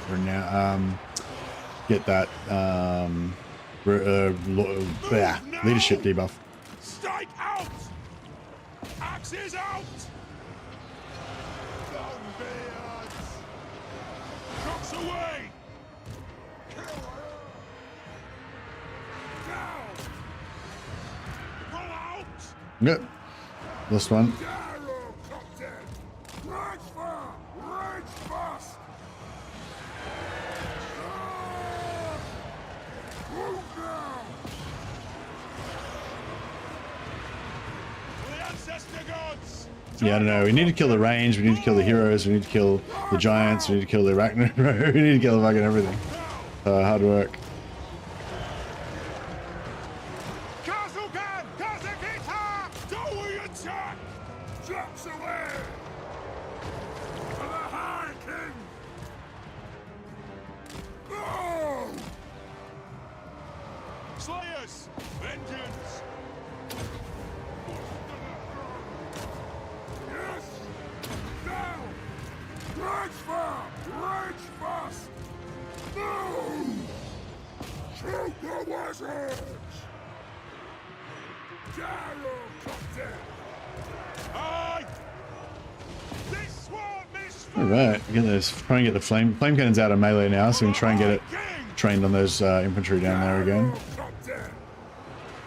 Fire on the foe! No! We've still got one spider up. We'll drop some more bombs in here to clear out the infantry. Shoot the wizards! Up we go! Gyro Captain! For the High King!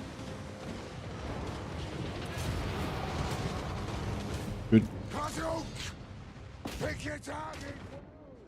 All right. We'll try and get some oath gold, or we might actually take replenishment on this one because we're pretty fucked up and we do want to keep this army operational. Kill I know the rule is always be oath golding and never be replenishing, but in this particular scenario, Slayers!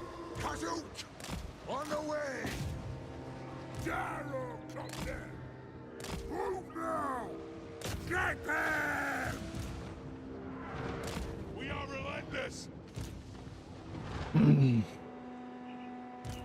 the get the gold, killing that guy. Prepare bombing run! Adu! Gyro Captain! Move! Yes! Axes out! For the Karazhan Corps! How does the flame cannon go? 508 kills, not bad. Slayers! Kazuk! On the way! Gyrocopter! Strike out! Oh, Nothing can stop us! We have scores to settle! Gyrocopter! Range fast! Move now! Range far! Range fast! Kasuk! It is a reckoning! Gyrocopter! Four on the floor! Nothing can stop us! kill them all. Vengeance! Now! Charge! Move! Strike out! Blow through! Vengeance! Gyrocopter! Shoot the wizards! Slayers! Yes! Take them down! Take to the air! With your children! Let's mop up as much as we can. We probably got max. We're probably already maxed for replenishment if we were going to take the replenishment option. But if we want to take Oath Gold, then yeah, we probably still want to get more. You want to get as much as you can, basically.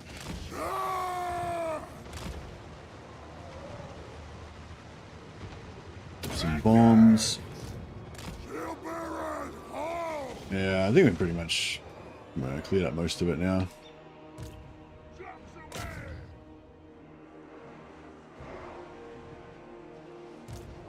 Range far! Range fast! For the ancestors! Cool. He's still regenerating.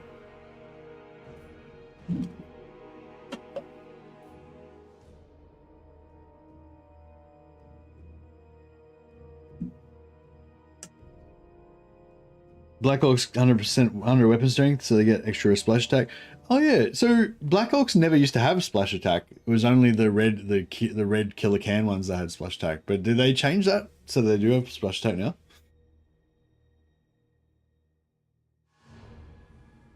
Because yeah, in Warhammer 2 it used to be only the killer can ones or whatever they called, the red guys, the red blood Black Orcs. But yeah, did they give them splash attack when they made the axe and shield ones? Give the two-handed one splash attack, I mean.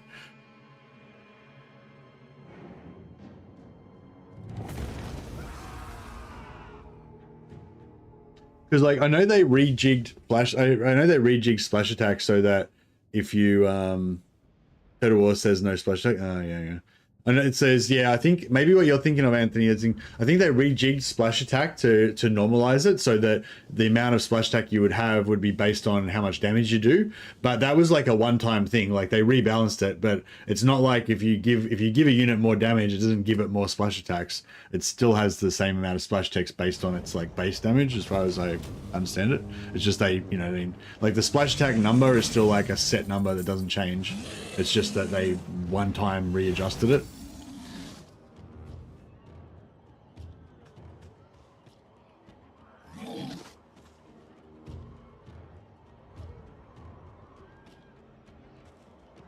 Thanks for the quick look up, by the way, Anthony. Appreciate that.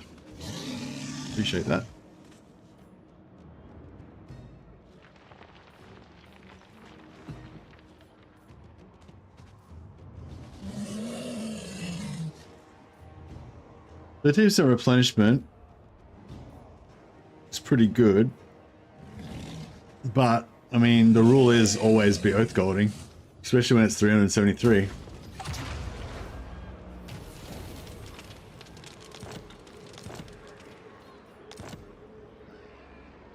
ABO, always be oath golden. It's like if you don't take the oath gold, like sometimes it's strategically or tactically better to not take the oath gold and take the replenishment. But if you ever don't take the oath gold, then it's like you've basically given up. You know what I mean? You've given up your warrior honor. I'll not part with a single coin. I know, what kind of dwarf would throw away gold coins? It's positively undwarfish. By the grudge bearer's will. Not up then. One rag. Get out me head! For the wisdom of Valea. Never. Yes.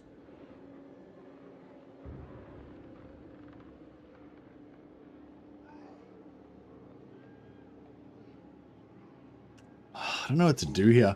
If we could take Fallen King Mountain before he takes Grand Peak, then we could trade it to Karakadran and we'd be back in the game, you know. Summon me if you dare. Summon me if you dare. It is time. So yeah, so now we've got no support now. We're out on our own. We can bring another lord up here.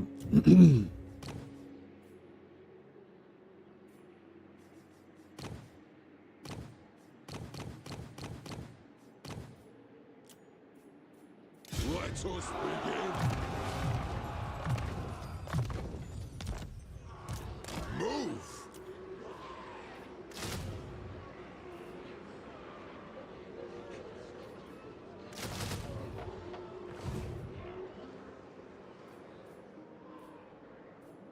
Lord of Clan Morgrim. It's as good as done. Alright, we'll go to there.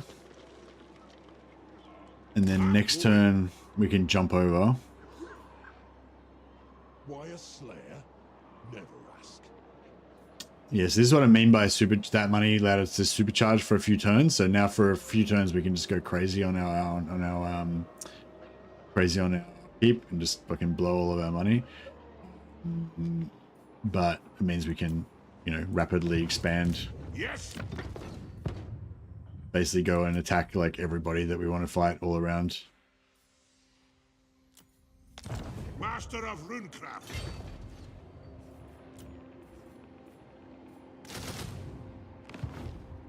But yeah, we're gonna run out of money in like 3 or 4 turns, so it's not like, yeah, that's, what do we get? We ended up having like 50,000 gold or something.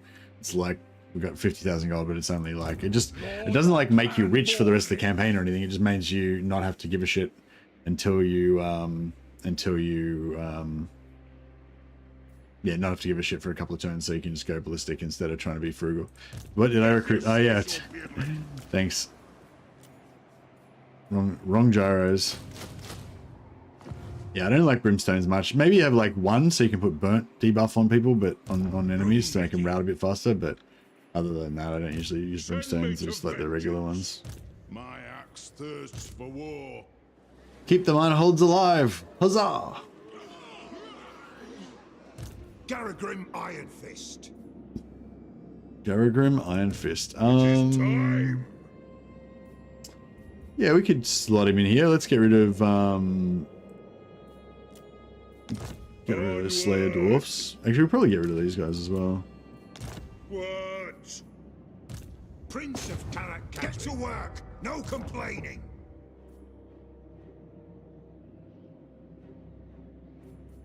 The High King. Want to borrow them on Castelton since he gets Flame Weakness Aura and Flame Weakness Contact Effect, Rain Fire on the blob. Yeah, maybe. Aye. Gyro Bombers have explosive but not flame. Yeah, okay. Does anyone have flame bombs? Like incendiary bombs? Maybe the brimstone ones do.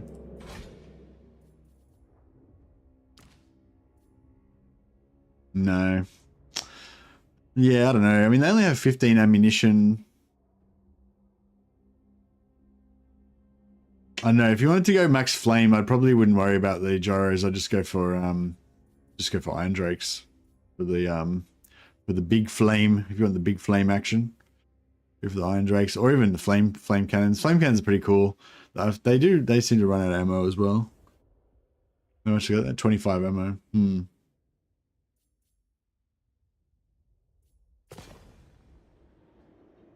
But yeah, I mean, brimstones are nice because they're gyrocopters, so they're fast and maneuverable and flying and all that kind of stuff. So if you want to have some flying in your army, that makes sense. If it was purely fire damage was the only concern, then probably Iron Drakes would be way more devastating, wouldn't they? You summoned me. Hey up.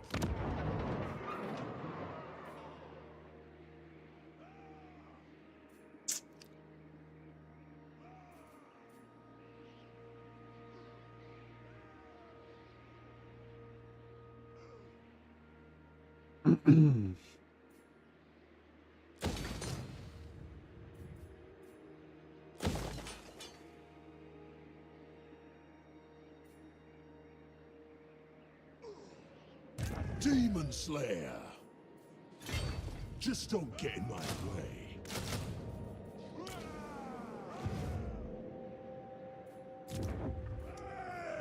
Imminent Rebellion in Black Crag. Alright, we might turn that off.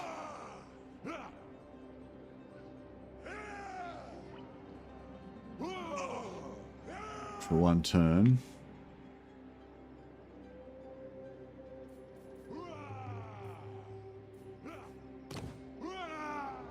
Caragdron, yeah, we could probably go Caragdron.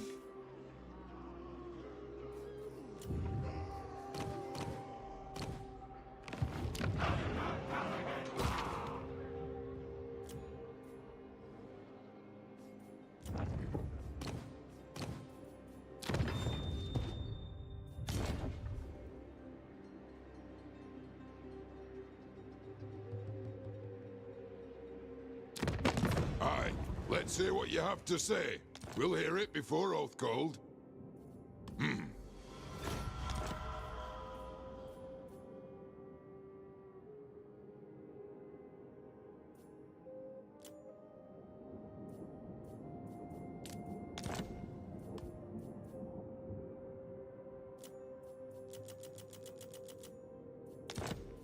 All right.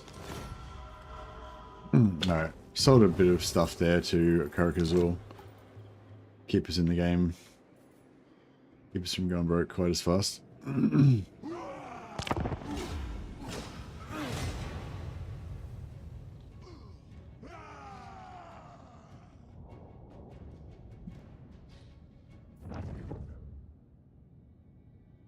Yeah, it is cool, kind of cool having that on, isn't it? You just keep an eye on him.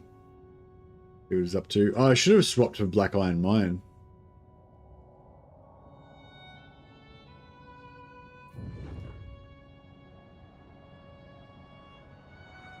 No, he still hasn't taken it. Ah, I bet he takes it when we've got one turn away. I bet that's when he takes it. All here are honored dwarfkin.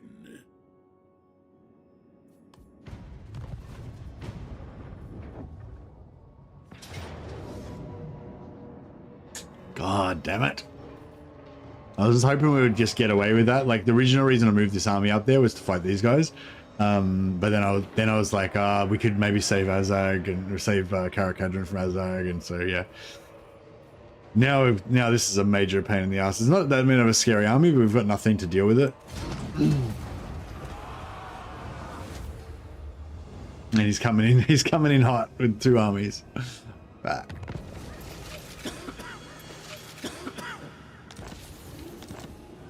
Yeah, Chaos Dwarfs are kind of annoying for our early, because we got our early game Gyro Rush, but Chaos Dwarfs have their flying Mount Lords, which are a major pain in the ass for gyrocopters.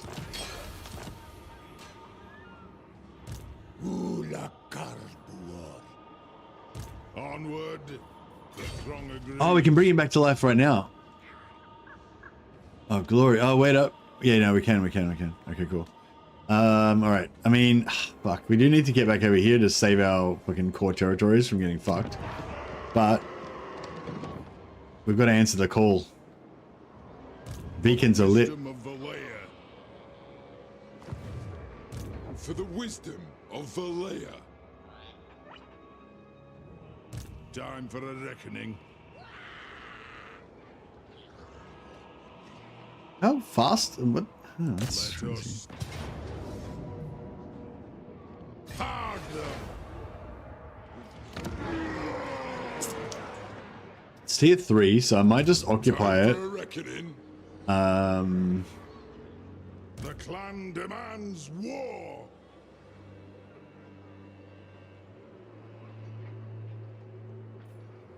The axe thirsts for war. Fight! Let us begin. Bring! What? Very well. Bring them!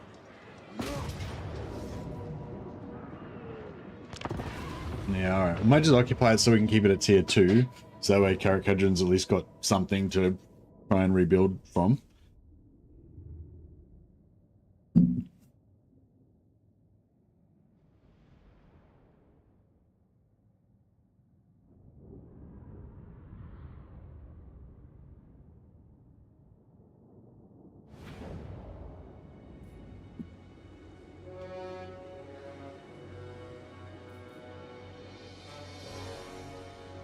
$100 charge bonus, 100 plus armor, 2000 mass, a lot of damage. They obliterate giant slayers on the charge. Yeah, nice.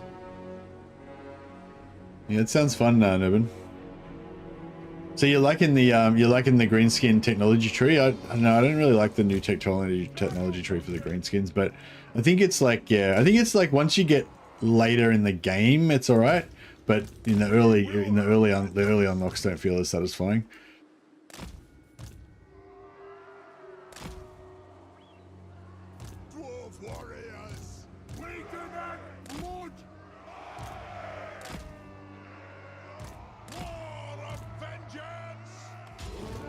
Box away! Brother. I love you, brother.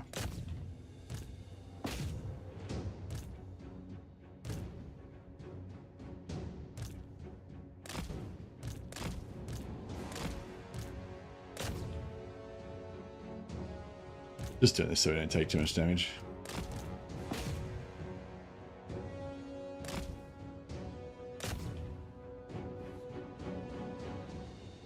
They're just hosing him down with the flame. Flame hosing.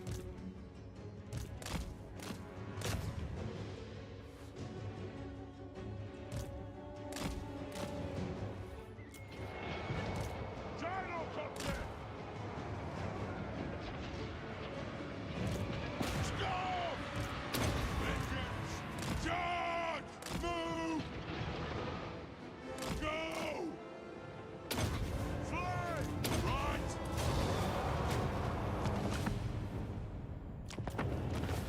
Sorted.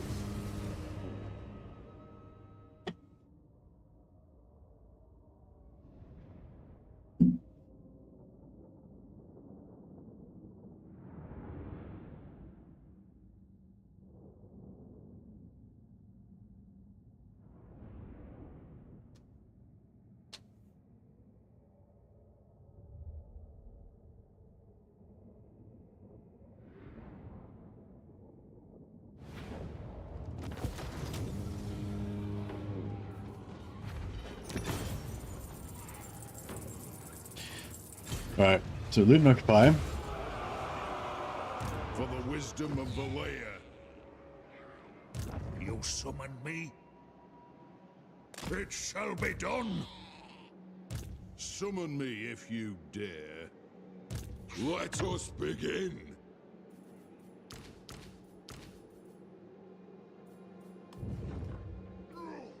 Onward.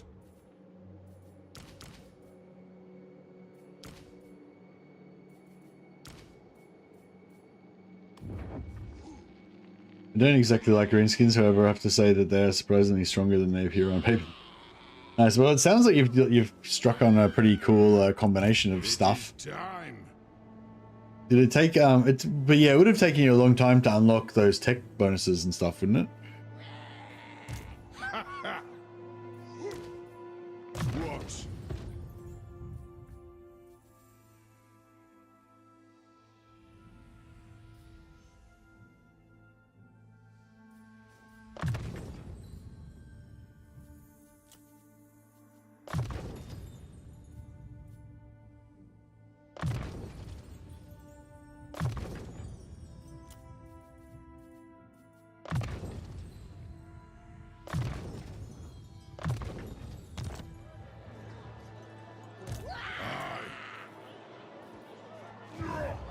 Onward.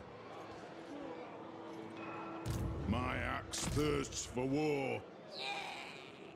My kin, the throng of Cadrin welcomes you. So we're already military allies. We'll just charge him the low price of 14,700 gold to take over this. Oath-bound. We like swoop in and save our allied holds, but of course they expect to be charged for it. We don't do anything for free. Let us begin. Don't be For the ridiculous. wisdom of Valea. Yes. Summon me if you dare. I think we can probably get away without. Ah, to die in battle. The axe thirsts for war. Vengeful Rudlord. If you say so, Beardling.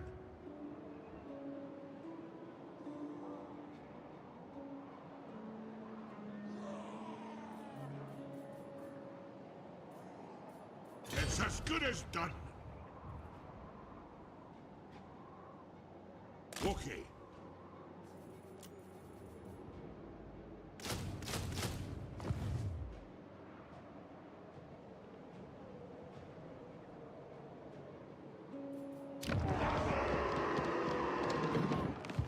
Time for a reckoning.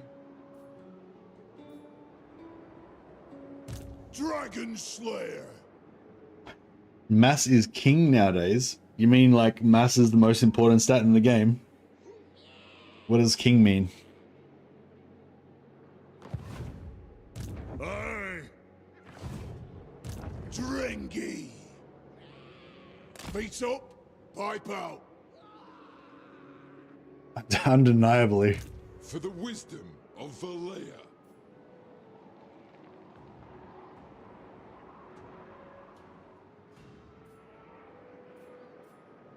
Let us begin. You mean indisputably? Yeah, mass is indisputably the king. So you mean like mass is good? Mass is good on cavalry? Is that what you're saying? Or mass is good with charging? Yes. Yeah, I think mass was always pretty good for charging units, like charging large units.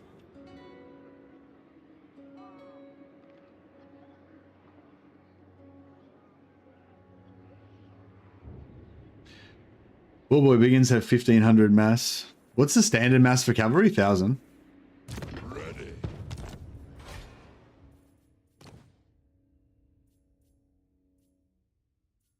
I think I thought that the standard mass for cavalry was like 1500 for a while, but I think it's actually 1000.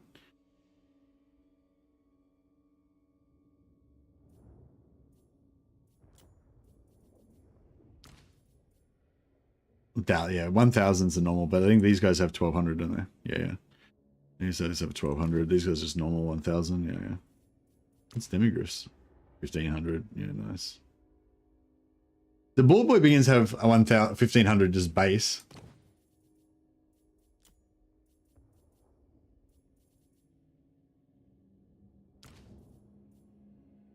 So ball boys have 1200. Ball boy begins have 1500. Okay, cool. Excuse me. So the way that mass works with charging is like with large versus small is if you're one size category larger or more than one size category than larger, then you, as well as doing your attacks, which are boosted by charge, you actually do impact damage. Your entities actually hit them physically, you smash into them and they do damage, and that damage is not based on, it's nothing to do with your combat stats, doesn't matter what your melee attack is, doesn't matter about anything like that. It's just it's just like basically your mass times your speed times your mass times your relative speed. So if both units are running towards each other, it'll do extra damage because it's like, you know, extra speed. Instead of you going 100 and them stationary, if they're going 50, then you're essentially going 150 in terms of speed, kind of like time multiplied by your mass. But then if you have like sidewaysness, like if they're running like that way but not straight that way but sort of on an angle that way, that will give you a bit more mass, you know, that kind of stuff. So anyway, so like impact damage is about mass and speed. It's nothing to do with your combat skills. But yeah, and then you have your charge attack, which is totally separate from that. Like you have your normal attack with the charge bonus, which is just basically your units just doing their total normal attack, but with a bonus equal to their charge bonus. And then you have charge attack, which is like a totally separate thing again, which is like a special chariot thing that chariots have, where if they're hitting smaller units, then they can they do these kind of like they do these attacks that are based on their attack skills, their normal attack skills, but they do it every time they run into a unit. So instead of you having your attack animation like once every 8 seconds or whatever, you go swing, wait 8 seconds, swing. If you're a unit with charge attack like big chariots, then basically they have their normal attack that they do, but as they run into a unit, it's like attack. They just like every time they impact, they do an attack, but they also have impact damage as well, and also they're swinging and they get their charge bonus on their swings as well. So like, yeah, so that's why big chariots are really good at like just plowing through infantry and smashing the shit out of them. Or also things like Scarbrand and Stonehorns, they also have charge attack as well as impact damage, as well as actually just only attacking with the charge bonus. So yeah. That was my little essay about charge attack. For the wisdom of Valea.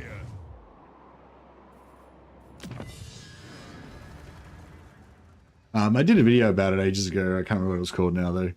It's like whatever patch number it was, patch, 3.2 charge attack or something like that.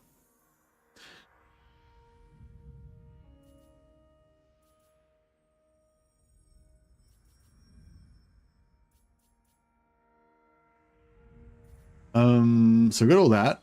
Then we want to get our gyro stuff next, I'd say, and then we want to kind of get into our shield wall action for the most, you know, for the most studly upgrades. You like the essay? Thanks, Gregor. I got an A+. Nice. The axe thirsts for war. Yes! Summon me if you dare. Hell, I don't want to lose Mount Gumbad particularly because it's coming to tier 3.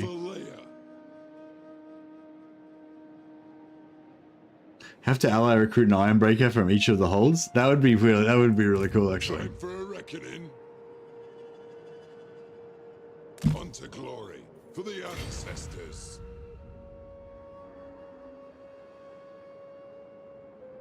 The scar don't I? Ola Avmakas!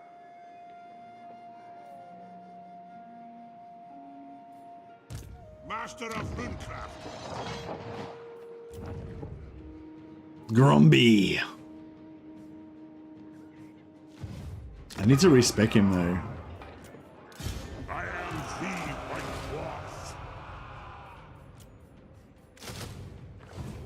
Dwarf. I'll get him there, so they'll probably want to attack him. I just want to try and pull him away from Mount Gumbad. This army is not really in any condition to can really do anything about it, but My anger burns bright.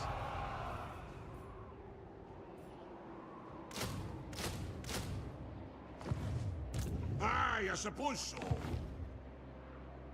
Demon Slayer. Demon Slayer. It's as good as done.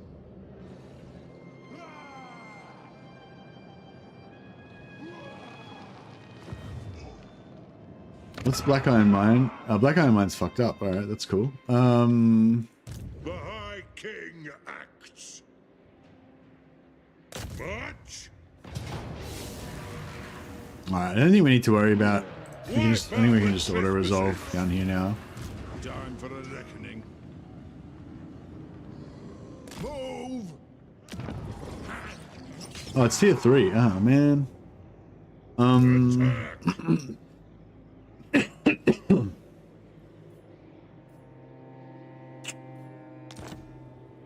Bring them!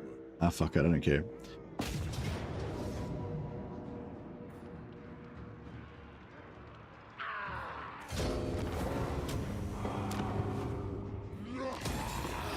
Root it! We will return! Time to slay Oathbreakers. Aye. The runes are cast. Right, get down here, take out Misty Mountain, and then I think Queek's dead then. Although he's always got more settlements than I think he's got. Queek 1, no, okay, cool. So that is actually his last settlement. That's cool.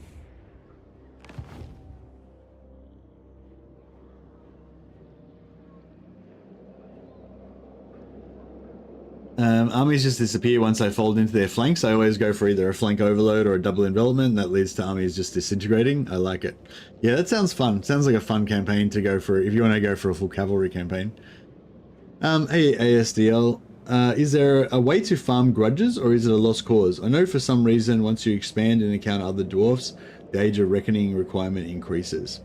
Hey ASDLL. Yeah, I talked about this a little bit on the previous stream, or whichever, like when we finished the last Age of Reckoning, I talked a bit in depth about this, but I'll just quickly, you know, recap. Basically, there are ways to farm grudges. So what you can do is like, basically grudges are accrued when enemy factions do bad stuff to dwarven factions, right? So what you can do is like have a ally here like this guy, right, and then have like a really bad enemy over here that just keeps trashing this guy's territories over and over again, and then every time this guy's every time this guy's territories gets trashed, this guy's going to get more and more grudges built up. So you could just keep kind of like letting him get trashed, then retaking his settlements, then selling the settlements back to him again, then let him get trashed again, and just do it over and over again. Or you don't even need an ally. You can just do it yourself. Like you just reconquer this, let them conquer it again, reconquer it again, let them conquer it again. You know, shit like that. So yeah, you can farm grudges. There is ways to farm it. You can suicide lords. Like you could send a lord out by himself, like, and put him in force march and let them kill him and shit like that. So there is ways that you can farm grudges, but that's not really like, if you're trying to get your Age of Reckoning target, like farming grudges is not really the way to do it, in my opinion. The best thing to do is to manage your borders. So use region trading. So what we did last time, what we did last time was we conquered out this way and we took out Tretch, and then we conquered down this way and we went to war with, I don't know, we conquered over here a bit or whatever. And then, so we owned this territory, and then we were in contact with Queek. We were in contact with greenskins, or, you know, dudes over here.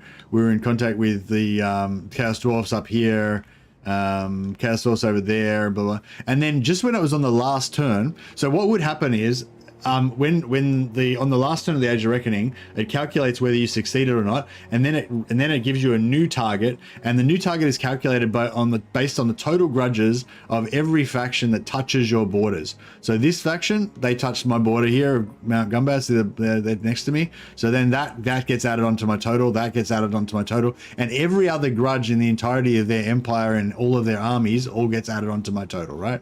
And there's a multiplier, so it might be like 125% of all their grudges, or it might be like 80% of all their grudges or whatever. But it's basically like every single grudge they've got in their entire faction, maybe slightly modified, but basically it's based on the total grudges, right? So basically I had that, and you know, could have had Azag up here. He'd have thousands of grudges. Queek's got thousands of grudges, you know. So all that, you know. So then what I did was I sold these regions to Karak Azul. So that and there's that one as well. So this was blocked off. So that meant I didn't have contact with like any of these bad factions over here anymore. These guys weren't here at that stage, actually. And down here I temporarily sold Iron Rock and Black Crag to Clan Verms, this Skaven faction over here.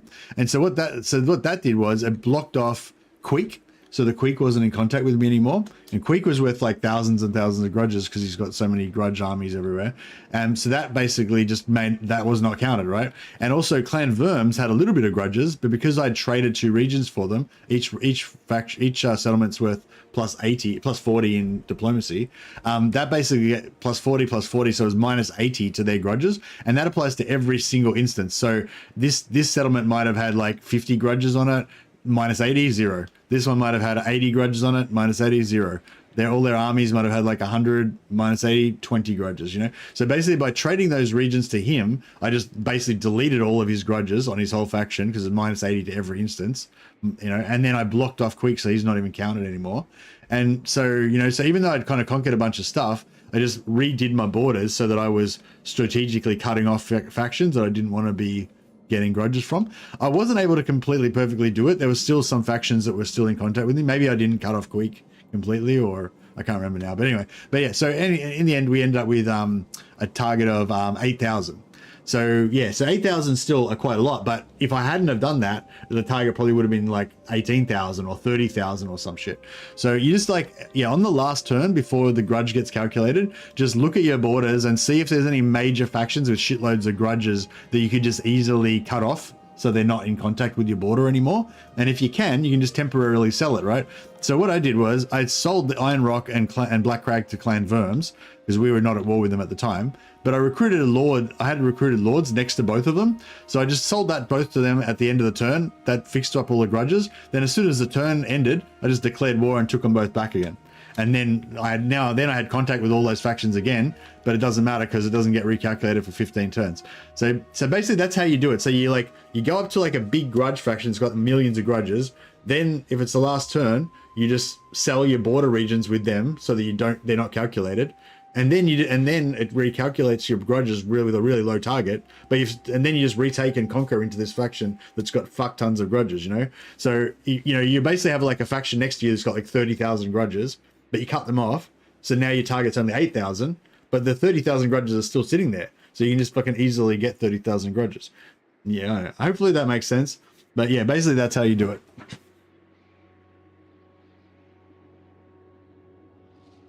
The ancestors agree. Armed and ready. Okay, so what we want to do here, yeah, no worries, man.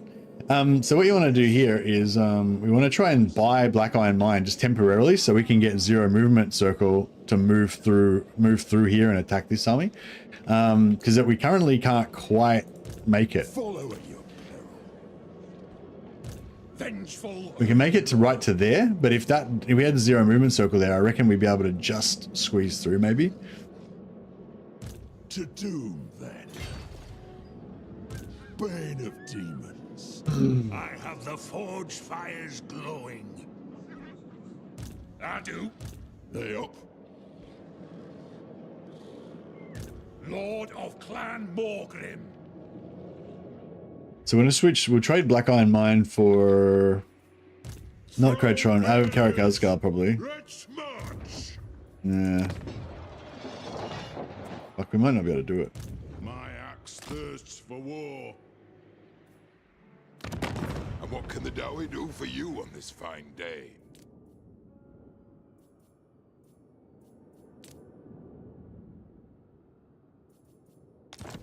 Nah, I can't do it. We could for 17,000 gold. Or we could do Cred Shrumman.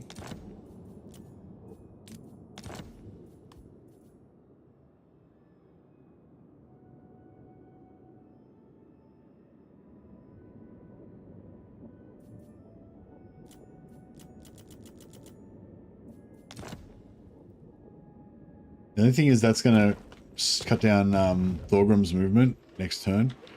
We need this to do the 0 movement through there. Retake the realms. Onward. Ready. I don't really want to spend 17,000 though.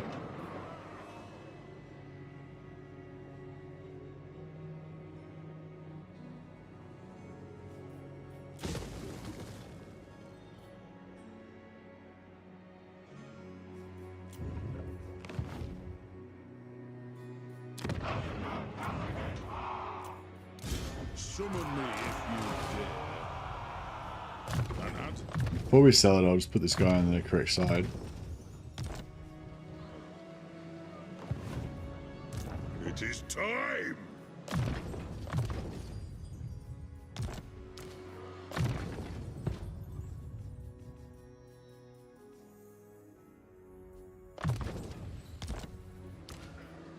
And that.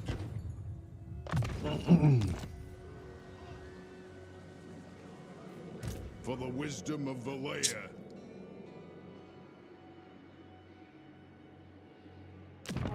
Come, Alright, brilliant. I guess we gotta do it. Let us feast and drink.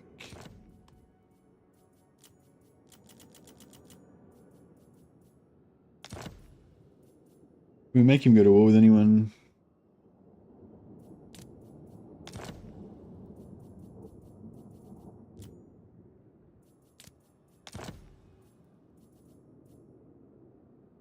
Yes. Okay. So now we've got this. Rune Ricky. 2%. Yeah, we can just make it. I hope. I don't know if, like, I'm not sure if these guys are blocking. Doom Chaser. What do you want? Death Seeker. This way by Grumney. I suppose so. 6%. Yeah, that made it faster. Ready.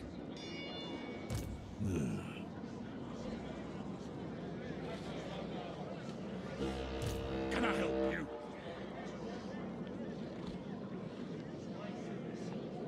One rag. Rune of Swift Stride. 12%. Yeah, that's better. What? Come with. Aye. Onward. Aye. 12%. Alright, cool. So Thorgrim. for this guy around here, what's his army look like? Shit. Oh yeah, no, that's fine. We can handle that, I think. Rune Lord. Do you reckon he'll run back far enough for that to hit him, though? I don't know if he will.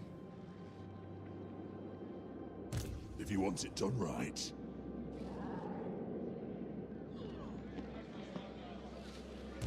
To doom, then. The Damas Kron drives you on. Aye, and a court bound by runic law. More moving, less whinging. Walls, good. Master of runecraft. Yeah, so he's just going to retreat, I'd say.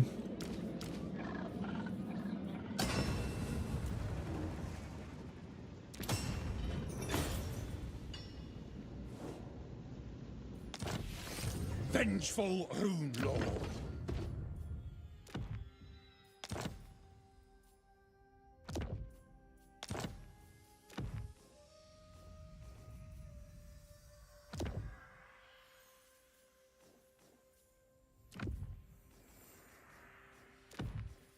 All right, and yeah, we'll just give all the good and as.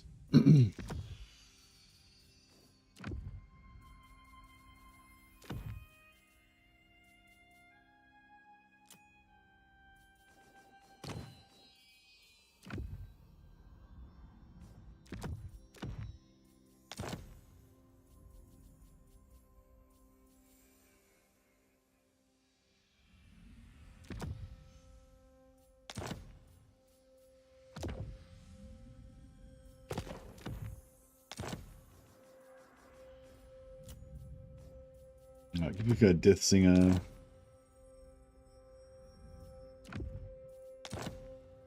And Gambler's Armor. And we give him Master in a Spite.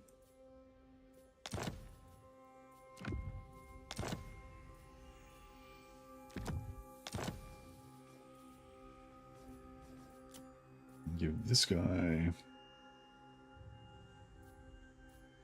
What's the Brock Iron Will? All right.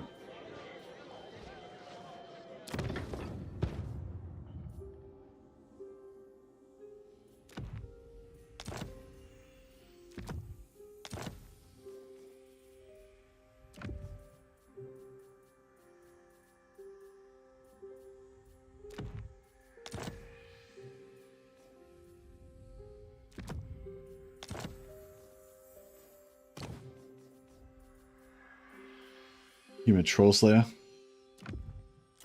Both Troll Slayers. Alright. Armed and ready. Yeah, I don't think this is going to work, actually. I don't think he's going to retreat far enough. My anger burns bright. Or maybe he will. Yes. Huzzah! Glory to the righteous! Iron-willed. I'll cast the runes. Setting off. Dishonored. Hey up. Yeah, I can't quite make it. Lord of Clan Morgrim, if you say so, beardling.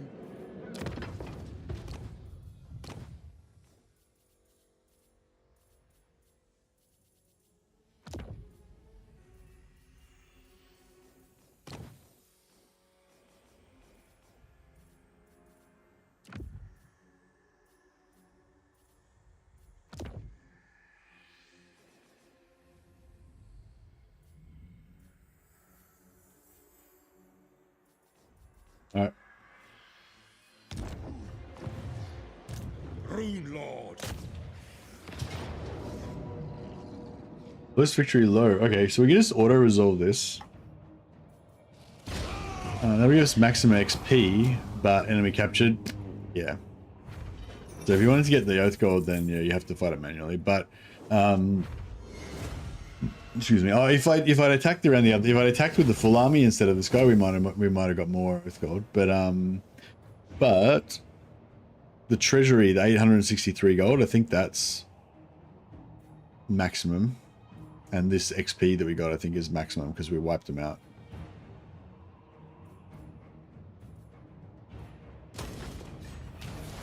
But yeah, also it was quick, and we didn't need that army to be replenished or anything, so it's fine. Master of runecraft.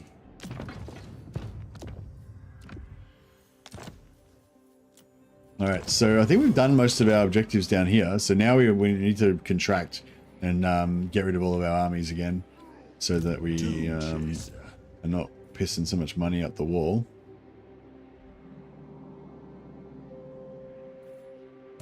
What?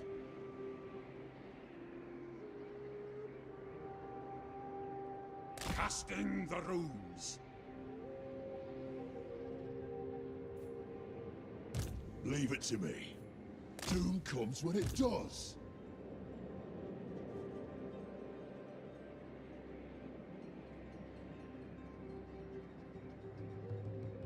There be demons, I hope. We get a bit of sense and more help up here, I guess. Let us begin.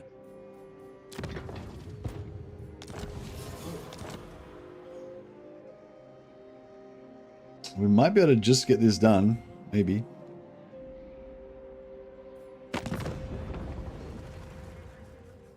We haven't met Thoric Ironbrow yet.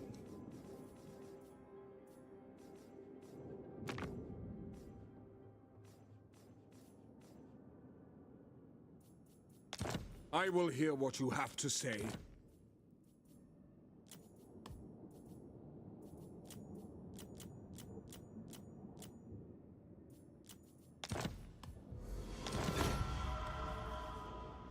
I wonder if keeping the minor faction holds alive, minor factions alive. Like, I mean, I wonder if putting the minor faction AI boost on. I wonder if that actually makes Karl Franz stronger or weaker, or like, you know, like in general, I think having the minor faction boost should make the major factions weaker because it'll take them longer to consolidate their local regions by wiping out all the minor factions and absorbing their territory. But for Karl Franz, I mean, it would be the same for him as well.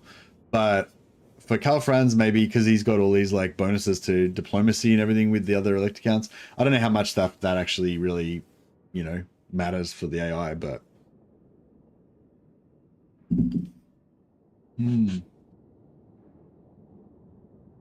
Yeah, like I wonder if like Karl Franz, all the minor faction elect accounts might all, you know, survive pretty well and be pretty strong, and then Karl Franz confederates them, but they're already strong. They've remained strong. Instead of Karl Franz confederating them when they're just about to on the verge of being destroyed, they're actually like, all right, maybe. But it would probably take him longer to confederate them, so I don't know.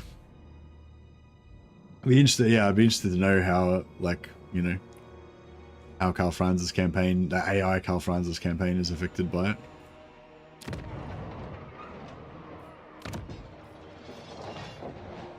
Bane of demons.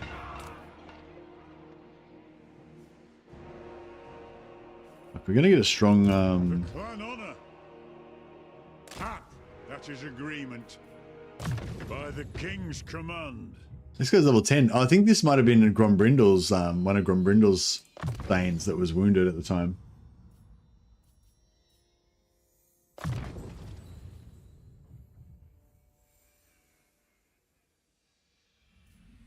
So we might go flammable on him. We're trying to start making them Iron Drakes at some point.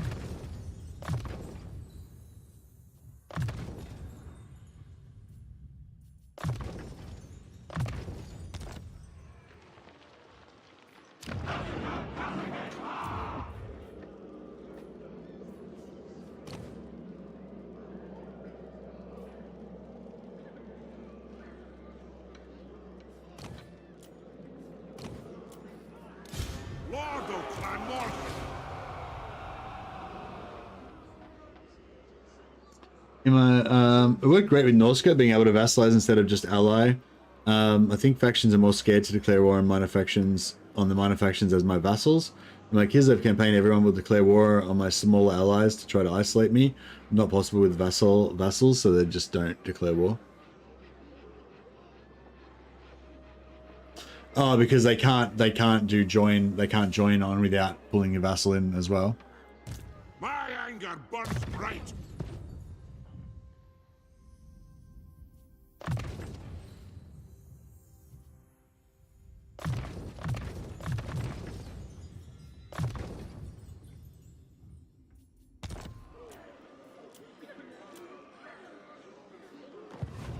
Armed and ready.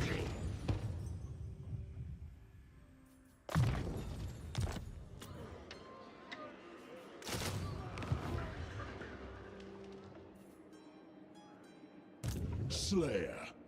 What? Yeah, exactly. If I'm allied with Katerin and Malachi, they'll declare war on Malachi. They'll declare war on Malachi to not bring in Katerin. Yeah.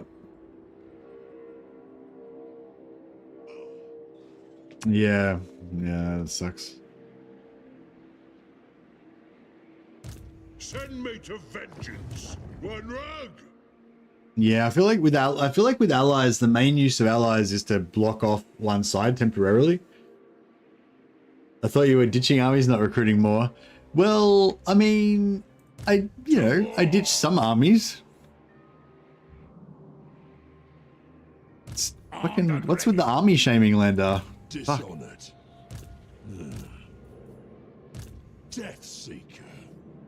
Vengeful Rune Lord. I've still got 2 turns worth of money left. I hope. What do you want? It's no time to be running around with waving your hands in the air like your hair's on fire. Fuck, we got plenty of cash. It's totally fine. I'm here now. Yeah, no, we've got some problems. We've got some problems. I hear you.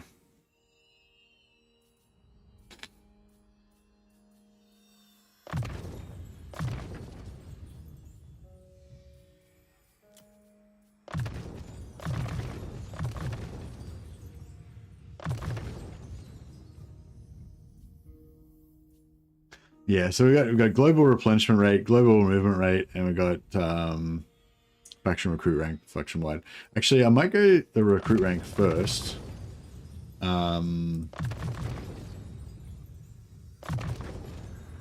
Because we're recruiting stuff everywhere right now. Can I help you?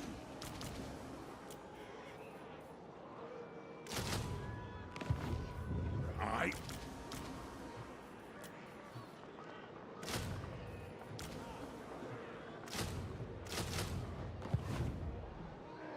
The axe thirsts for war. My axe thirsts for war. There you go. See, I just fired that unit. I'm being very frugal. For the wisdom of Valea.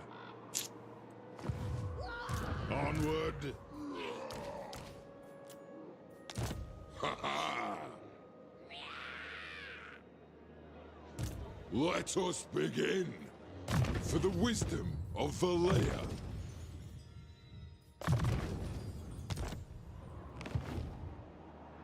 What?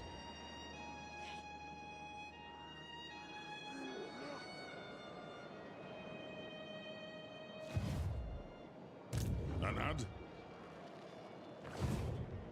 It is time. We march. I don't know whether I should leave him there and just berserk up this way, or if we should just get the fuck out, or just kill him and then get the hell out of here, or... Because I don't really want to lose all my stuff to the Chaos Dwarfs. The runes are ready. It shall be done. Agreed. I've cast the runes.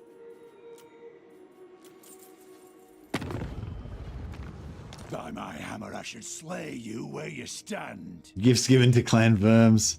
He didn't even know me then. This shouldn't count.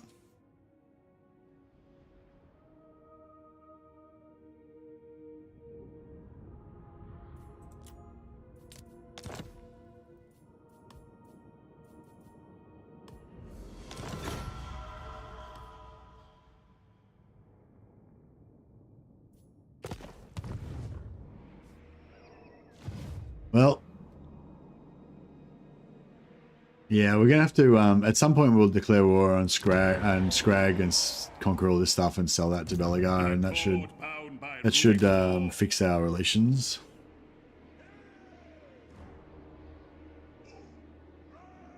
I'll be kind of annoyed if Belagar confederates all the minor factions and fucking ruins it for me, though. He probably will do that, won't he? What an absolute wanker.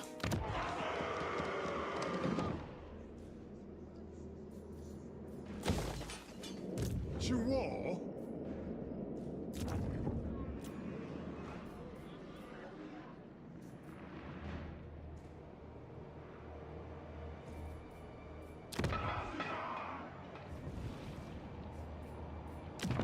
Yeah, I think once we get to tier 4, I'll probably put a deeps under Karazakarak, but the real one we want is the Gumbad deeps.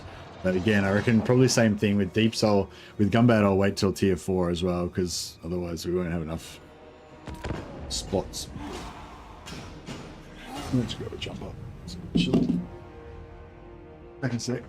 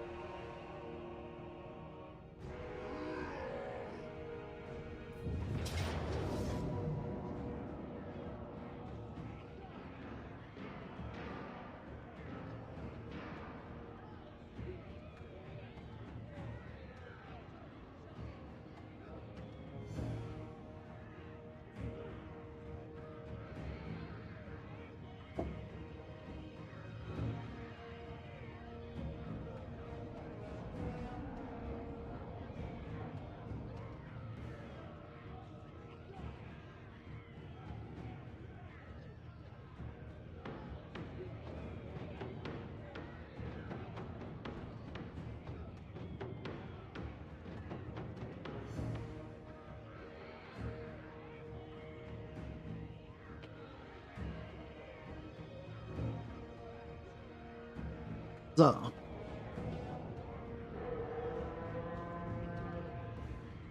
Yeah, it's the start of winter here, so it's getting a bit chilly.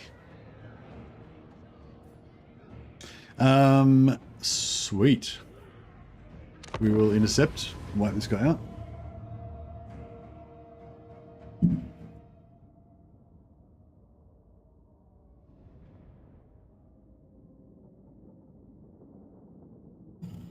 Oh yeah, I'm probably not going to play Shikuho today, but yeah, I think I would like to play Shikuho again sometime. So if anyone's been playing Shikuho heaps and they've got like, I don't know, ideas for Shikuho campaigns for me or anything like that, I'm accepting ideas right now, or I'm interested to chat about other people's campaigns and stuff, so it might give me ideas, that kind of stuff. But yeah, probably no Shikuho for a while until I figure out what I want to do. But quite possibly some other banner lording.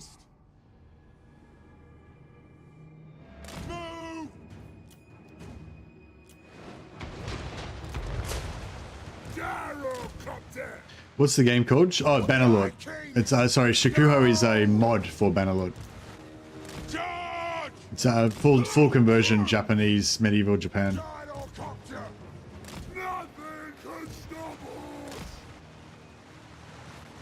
So from what I've seen so far, it doesn't really have much in the way of like extra faction mechanics that interest me too much, but there is some cool things. Like I really like how you can loot the battlefields. You can loot battlefields if there's they have like battle markers where there was a battlefield, and the battle markers are actually generated based on the specific troops that died there, and you can go and loot their armor and stuff. Yeah, you can go and loot the armor and weapons. So if there was a battle between two elite forces, then the grounds would be littered with all like high tier armor and stuff. Pretty cool. And yeah, so you go and loot the battlefields, and then there'll be other like looters there as well, and you have to fight the other looters and stuff. And yeah, pretty cool.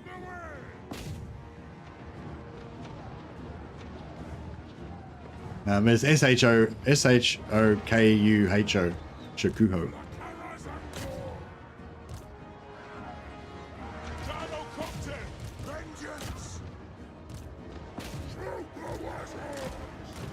But yeah, I don't know. You're not really a Bannerlord. You're not really a Bannerlord guy, are you, Anthony?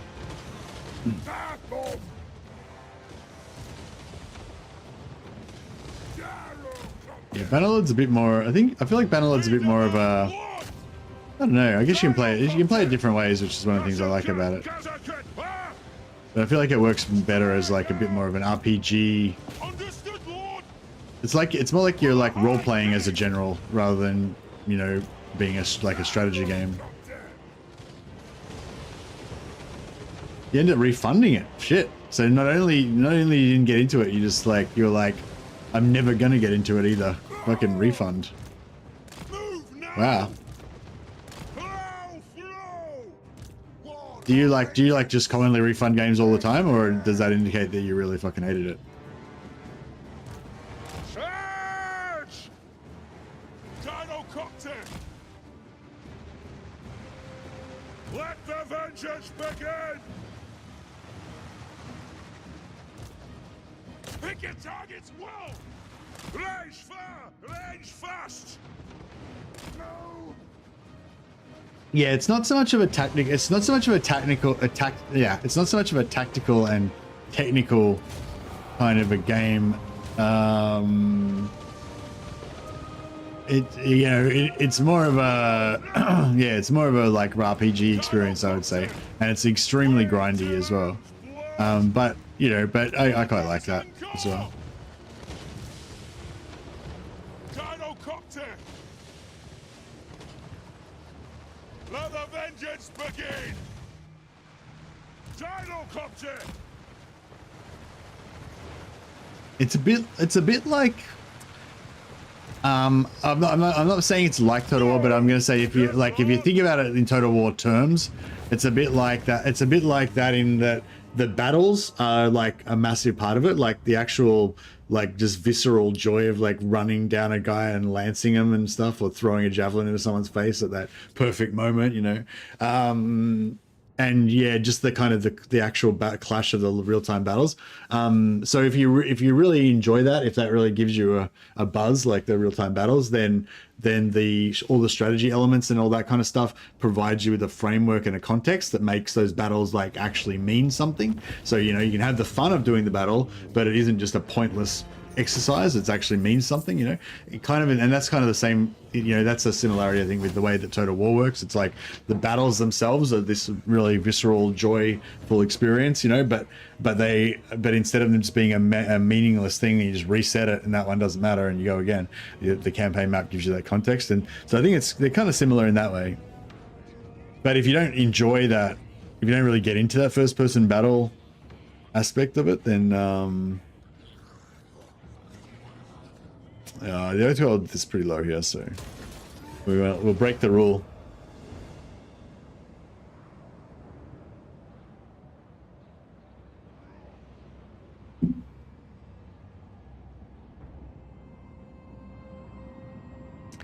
I feel yeah, maybe I should have days off more often.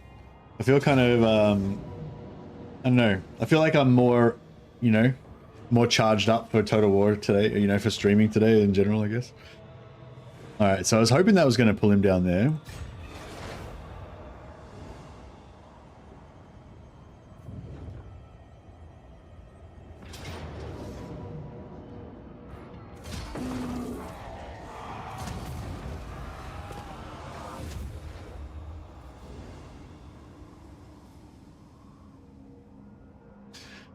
So yeah, if we can sort of try to... Our enemies shall tremble. So we can't really handle this with that.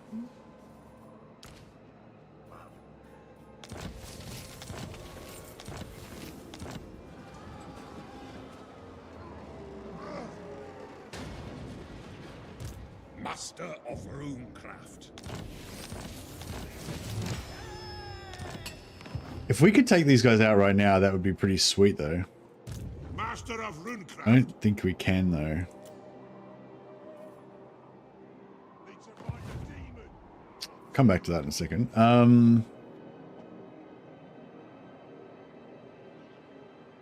Summon me if you dare.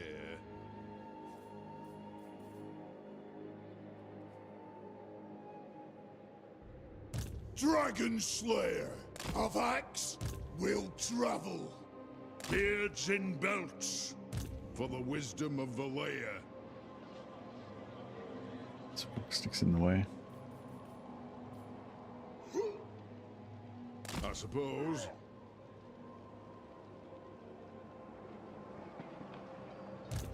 Never.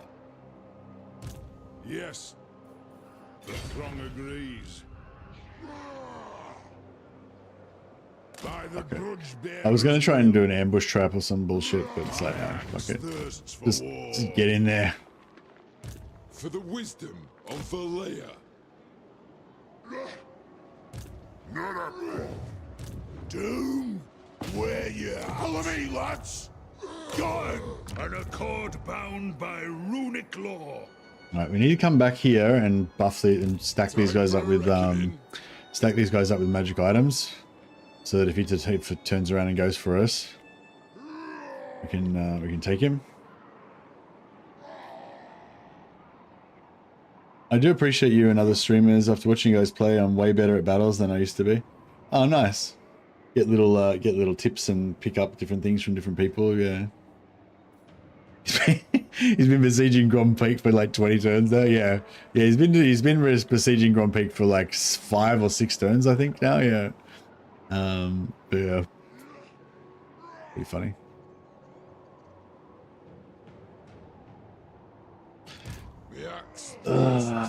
So I'm sort of thinking if we siege lock this and then we stack this army with fucking everything we've got.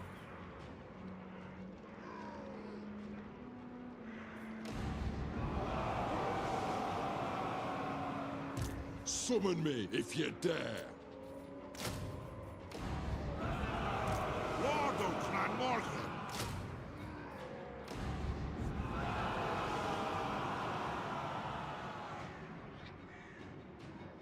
During this Archon campaign today, I've turned around about a dozen decisive defeats just by playing him on the field. Yeah, nice.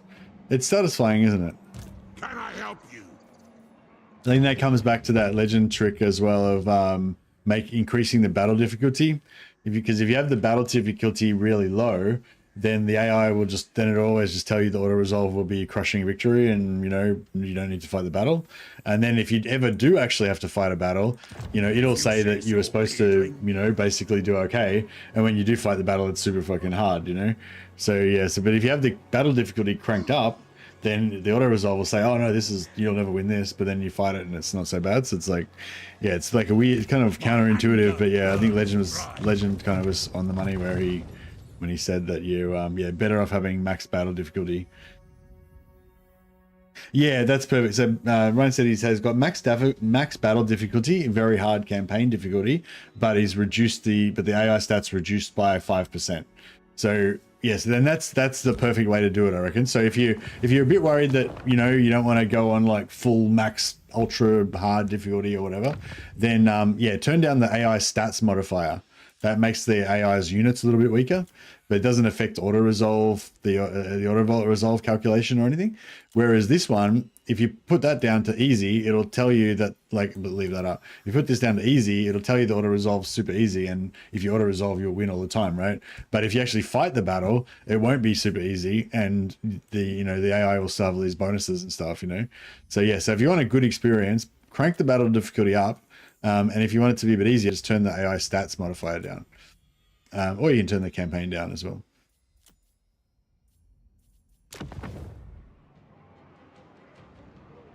Reduces campaign fatigue. I find myself fighting the battles more and having more fun overall. Yeah, I think in situations like that, that's another thing that's interesting about that affects campaign fatigue, I reckon.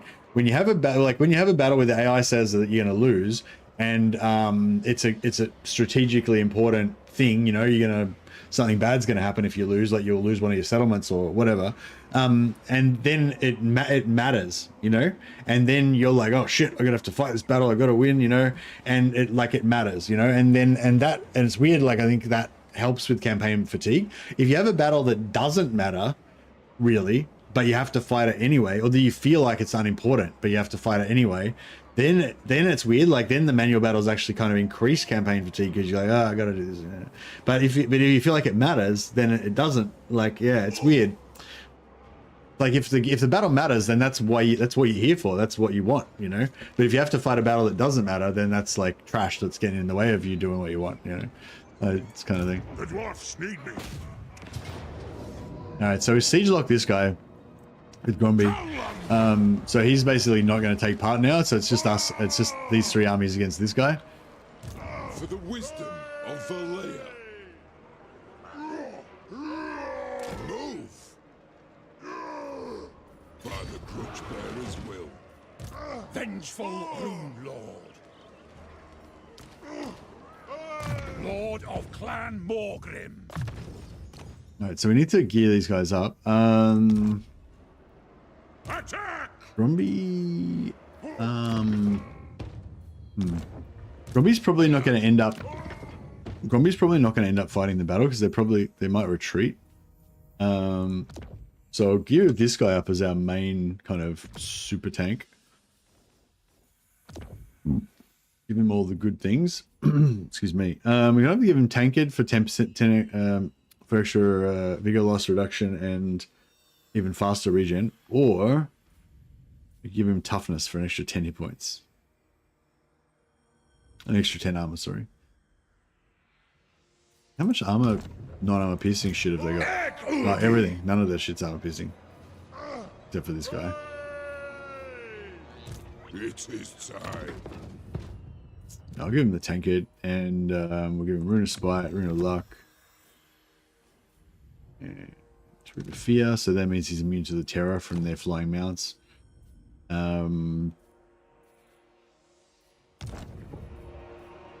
Let us begin. He can just go terror on all of his infantry.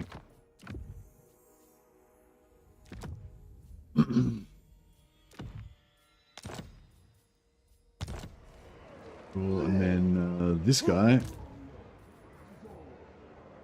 We'll give Gromby a tanked just in case they do stand and fight.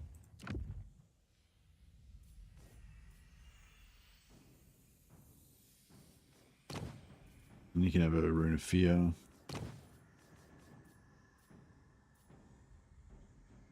He's immune to psychology anyway, actually. That's fine. Armed and ready. This guy can have a Rune of Fear. Iron. Luck. And this guy can have a Rune of Fear.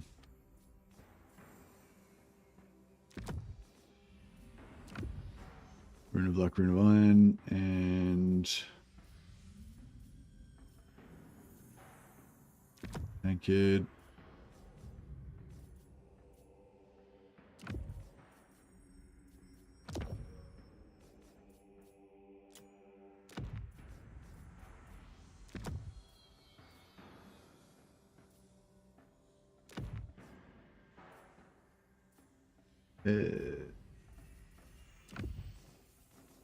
Cool, and all the good stuff.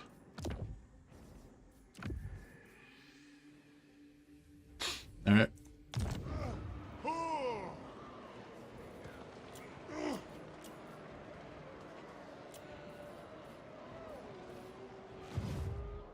Yeah, we can't level up or anything, can we?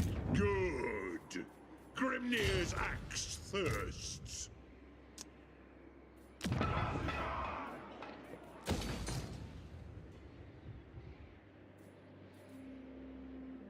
Oh, Casting the runes. Gorbad's coming back to life. It's cool. Anyway, yeah, all right, we're gonna have to fight this. Master of runecraft. Okay, so we get him to retreat. Either he stands and fights or he retreats. Either way is good for us. If he stands and fights, then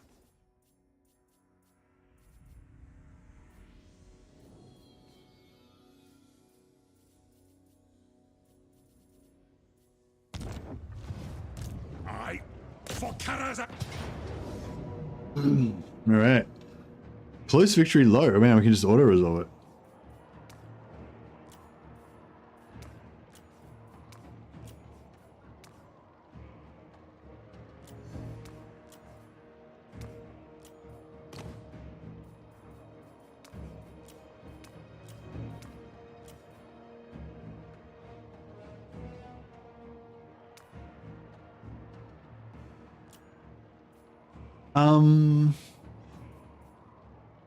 Fuck, I don't know if we should auto-resolve this or not, because if he retreats...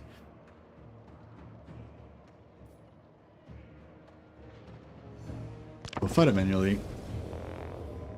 Like, it might not be optimal, but at least it's not going to be a disaster. If I auto-resolve it and it says it's low and all the gyros lose 50% health, then we could be fucked. We still got to deal with the other army afterwards. We can keep the other one siege locked for a bit though.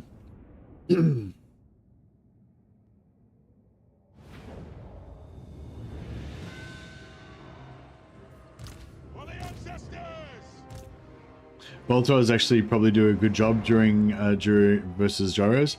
Yeah, I was conscious of that in the other battle. But I don't think they'll be able to like if I stood in front of them and let them shoot me, then they probably would. But I don't think they'll be able to deal with the gyro's maneuverability. So I think we should be all right. At least I hope we are. I hope we are. Do we outrange them actually? They're range 440. Or they're 320. Yeah. Yeah, we can outrange them as well.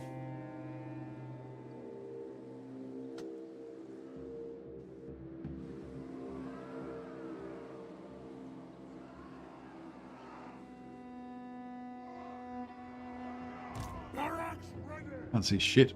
Am I just get in range of those archers there?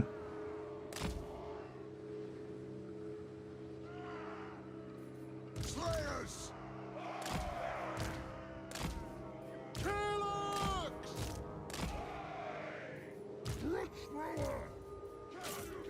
But yeah, thanks for the warning, guys. But yeah, I think we'll be able to handle it. But yeah, we definitely need to watch out for those gyros for sure. Preparing bombing run.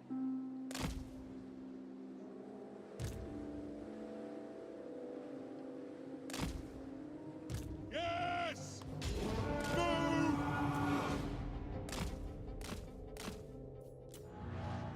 Actually, I'm more worried about the Lord. He's just gonna fucking be a massive douchebag. Take him down! Gyrocopter! Down! Gyrocopter! Move now! Hello! Through! Down! Actually, he's probably gonna, because he's ranged, he's probably gonna try to like fight us or whatever. Range fast! Range fast! Shocks away! For the Canazan Corps! Shield bearers! Hold! Charge! Yeah, he's gonna shoot us, which is not awesome, but it's not as bad. It's probably not as bad as getting meleeed.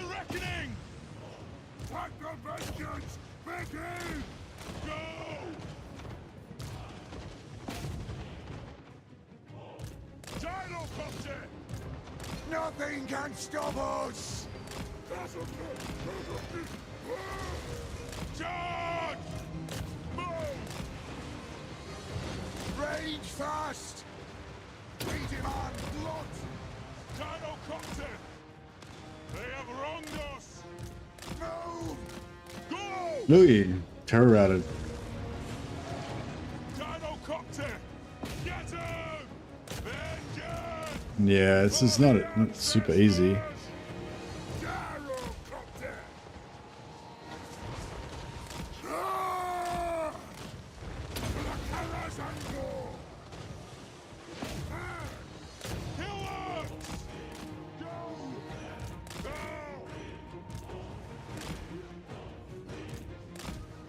Dive bomb! Gyrocopter! Okay, they're all gone now. Shoot, now was it? Get this one to We demand dismount. blood. Trucks away! Move now! Pick your targets well! Strike out! Fire on the foe! Nothing can stop us! Pillars! Blow through! Take him down! Still haven't routed. Fuck off. Route, you pricks. Yes! Yes! They're out. They're routed. War vengeance! There's still. Oh, fuck. There's another one still. Nothing can stop us! Missed one. Shocks away! Hammer them! Gyrocopter, go! Miners! Range fire! Range fast! Dive bomb! This warp is fire! Push them! Yeah! Drang them! Yes! Yes! Move! Still got to take these guys out. To the water! In the front is probably not the best. But Strike out! Then attack the orcs! Pump those dwarven legs! oh, fuck. Right far! Can terror out of it again. That's right. We got the. At least we got the For thing. High King! Close! Put the artillery down. Down! Off we go!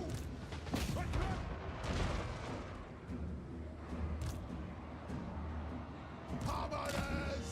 Charge! Move now! Gyrocopter! For the ancestor goods! Get them! Shoot the wizards! Yes, Lord! Gyrocopter! Yeah, I don't know. Maybe we should have auto-resolved it. I don't know. It wasn't. The manual wasn't too much better, really, was it? Gyrocopter! Lead them at Lord! Understood! And now, strike out! No, no! I thought they routed. Oh, they did route, but they're still there. That's right. They rallied. Yeah, it's fine. For the ancestors! Go!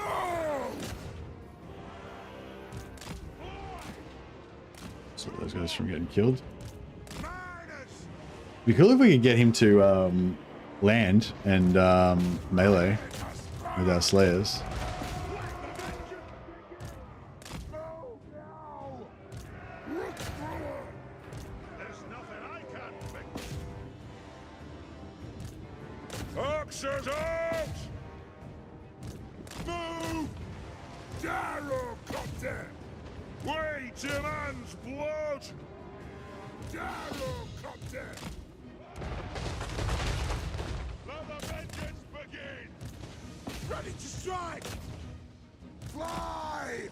Kill orcs! I'm guild approved! Fly! Kill orcs! Nah, he routed.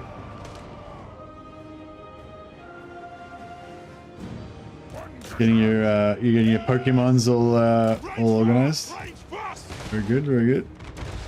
Blow through! War of vengeance!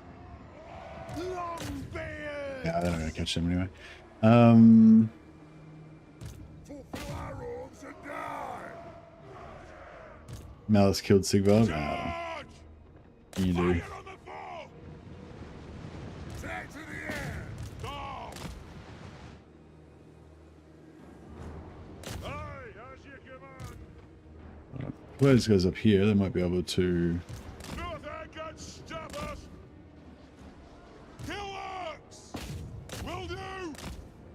Go! Charge!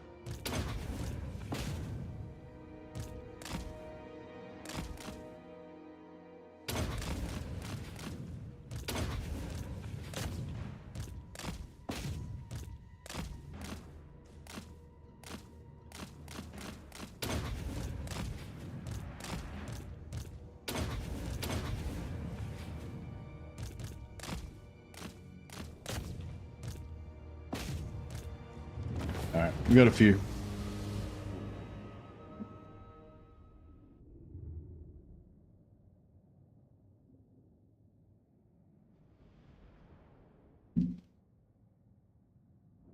I want to try Kugath with the new arcane item they added for 500% healing cap. I think Kugath's pretty good. But I think more than healing cap, you need missile resistance.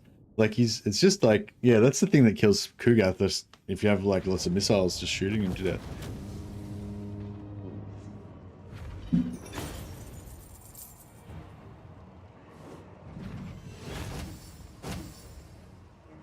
Because you can, you know, it's pretty easy for them to be able to, it doesn't matter how much heal cap you got, it's pretty easy for them to shoot, like get too much shooting that you can't regen through it.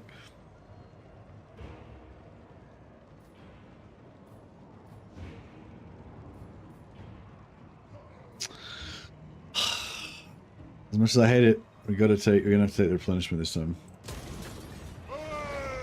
Actually, oh no, I could have probably taken the Oath Gold then and then taken replenishment on the next fight. Vengeful Rune Lord. For the wisdom of Valea.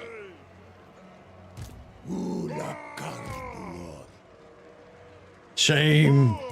My Shame! anger burns bright. Armed and ready.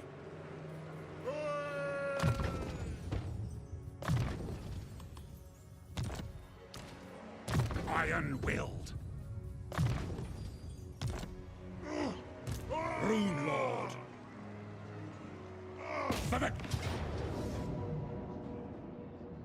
Surely the auto resolve will give it to me. Ah, beautiful. Still got screwed on the captives, but oh yeah, see, this time it gave me one. So normally you get 1 Oath Gold for every 8 captives, but every now and again, just for no reason that I can understand at all, it gives you 1 Oath Gold for every 12 captives. So yeah, so this time we got 4 Oath Gold. So basically round up to 60, we got 1 Oath Gold for every 12 captives, whereas normally you always get 1 Oath Gold for every 8. It's just like weirdly, just for some reason you get 1 every 12. So just for no reason sometimes. I don't know why. I think it's really weird.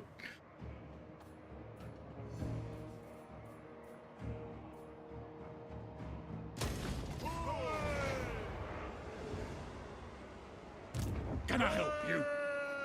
Casting the runes. Oh, is that all that he's got on the... Oh. Thought he'd be able to... Do. It's as good as done. Oh, well, whatever. Summon me if you dare. Yes. What do you want? Got men. An ad for clan honor.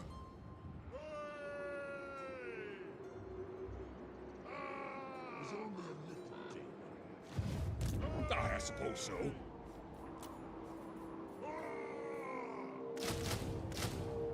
Alright, it's only it's nearly our last turn of infinite moneyness.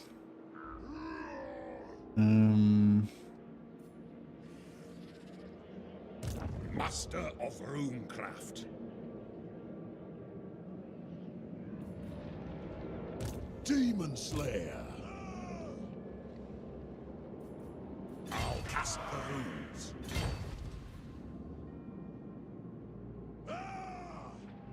Trollfat makes for the sturdiest crest I find. Demon Slayer. Do you reckon we could just... There be demons, I hope. Lord o' Clan Morgan. Yeah, just auto-resolve that? I do. Grimner is with us. By the Dammer's Cron. I answer to clan and arms. Vengeful Riddle.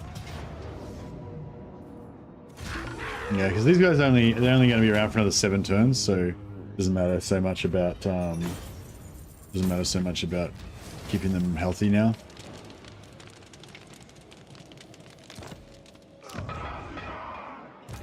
Runelord. Armed and ready. Hey up.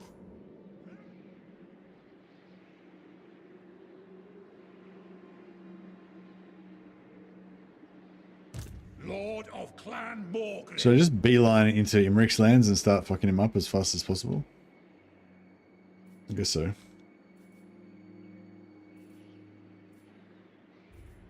If you say so. So that puts us to there. That was reinforcement, which is better, I guess. It's as good as done.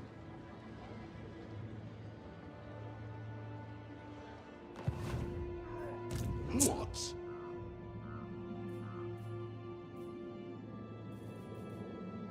No, he needs a lord. He needs an assistant lord.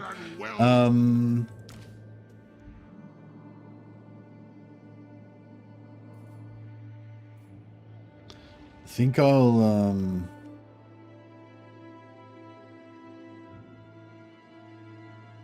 Virgin belts.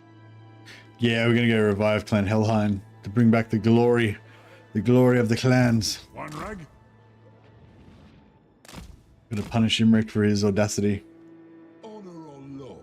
'Tis always one. Alright, well, let's retire these dwarfs again. My anger burns bright. Oh, actually, Master of Rune. he's a Grony Lord, yeah. And we get another Grony Lord in here while we've got him handy. Yep. Armed and ready.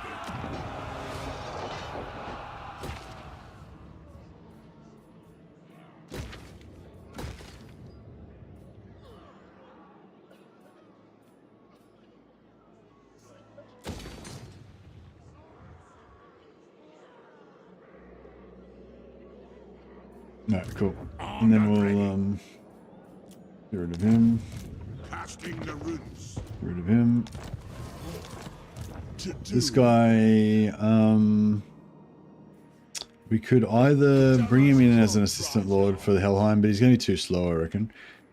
Or we might just bring him back here as a little bit of insurance, because I reckon maybe one of these random noob factions will try and take us out on that side. My axe thirsts for war. The High King acts. One rag. The throng agrees. I suppose.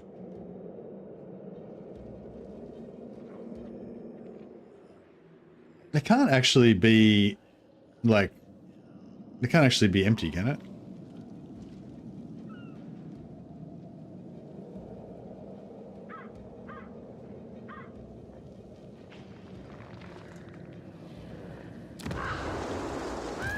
Let us begin. Demon Slayer. Ah, beautiful. Yeah. That's cool. So we managed to use the Skaven thing against them. So because they were undiscovered, it let me move inside their zone of control, which is weird. But yeah, I guess maybe because we were over here, we were far enough away or something. But then once I was inside their zone of control, it wouldn't let me move within the zone of control. So the zone of control was there, but for some reason, because it was like, I guess because it was hidden or whatever, it let me move in there. So yeah, that was pretty hilarious. Good. But yeah, that's really nice because that saves us a little bit of, well, it doesn't really save us much actually. Saves us, well, it saves us a turn, sorry. Yeah, it does save us a turn. Otherwise we would have had to wait here and then next turn attack it. So this time we can attack it now, and then Thorgrim can teleport away next turn. Also, I can, yeah, occupy the settlement, so we can keep it at tier 2 as well. Throne bearers. All right, we'll Dishonored. Oh, he's only one turn away. Should we? Our bargain will be inscribed in Clinker rune, binding, enduring.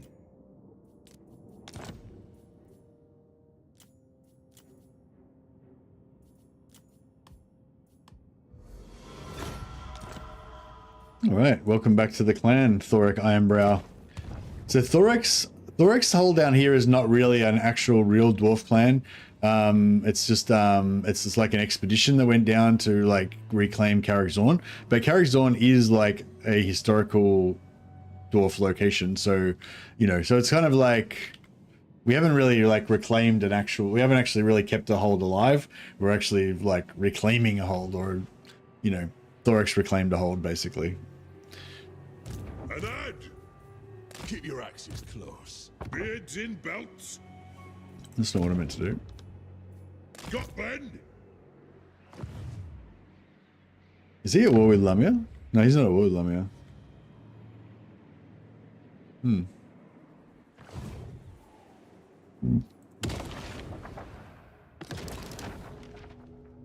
Oh yeah, one turn to weaken Confederate, and we need 16,998 grudges to get Malachi, so we can get that straight away.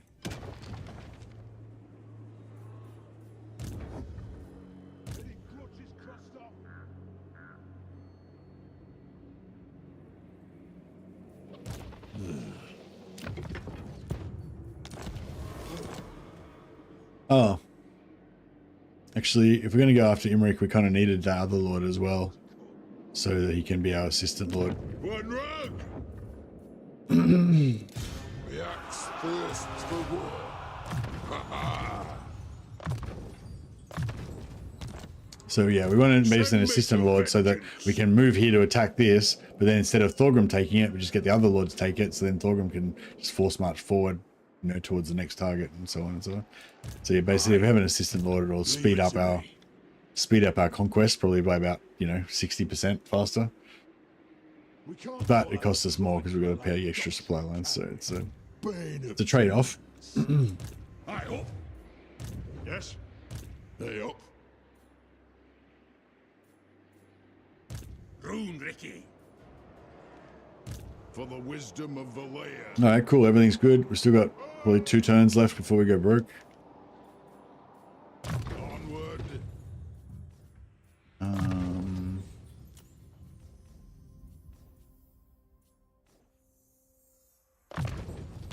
Oh yeah, and we're gonna re-gear these guys so that if Azag turns around and tries to smash us, Summon me if you dare. he'll have all sorts of trouble. Oh, Durastrix Thunderlungs.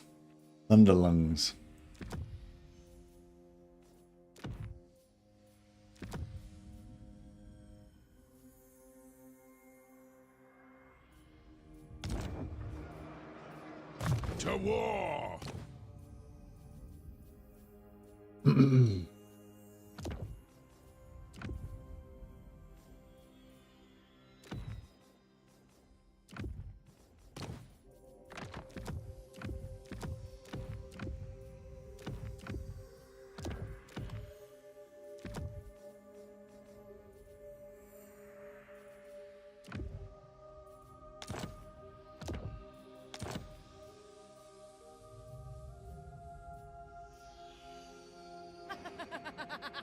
Hey Wrath, how you going, buddy? Thanks for the holds, says Wrath.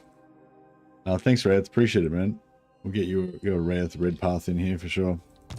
You can be this guy. He's got a red hair. He's got red hair.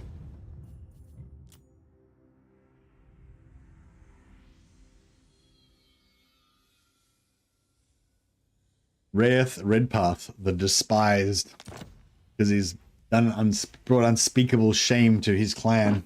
They had to shave his head and take the Slayer oath.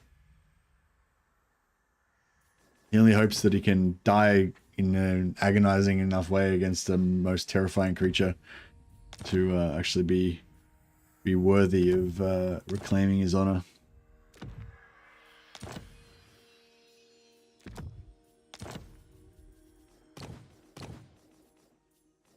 And we'll give him Rune of Luck,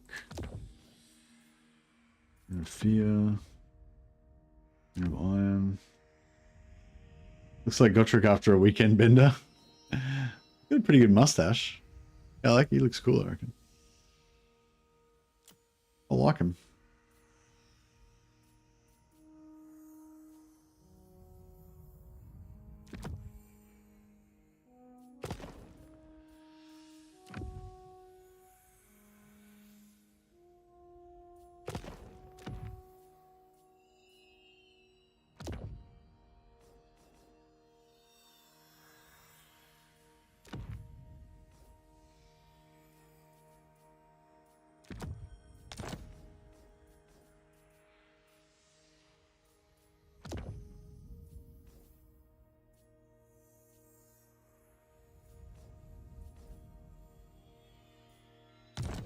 Would have said I'm despised this time for being a slayer who cares more for fighting than the death I'm trying to achieve.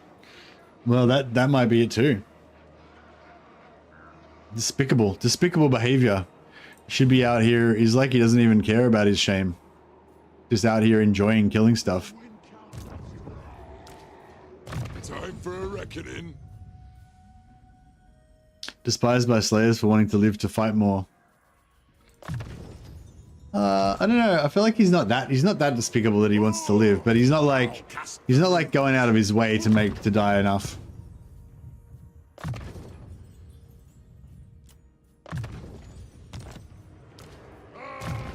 But yeah, I mean, yeah, that's essentially the same thing as what you said.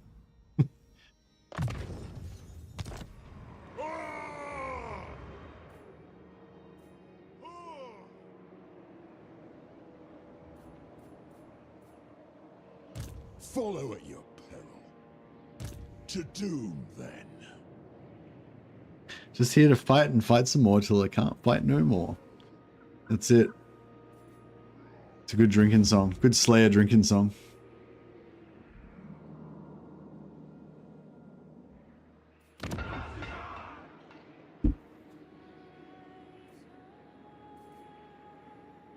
I wonder if I built him some arms. I built him an arms forge. If that would actually help him, because he would get really good auto resolve from iron drakes.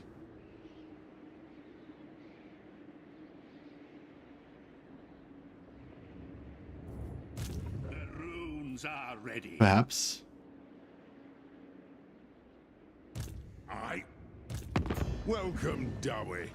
Do you bring a gift of Grumrill to aid in the Valer's will binds me to you.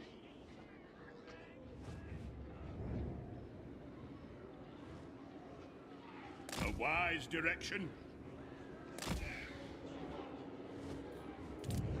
Another rebellion. We'll pop the rebellion on Thorgrim so that he doesn't. Aye, let's hear what you have to say. We'll hear it before oath called. Agreed.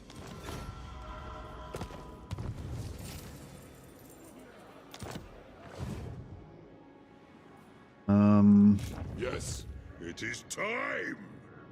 March.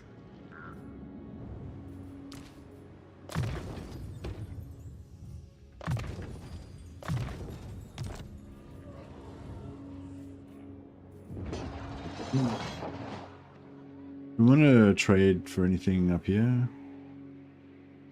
Should I keep that guy in mind?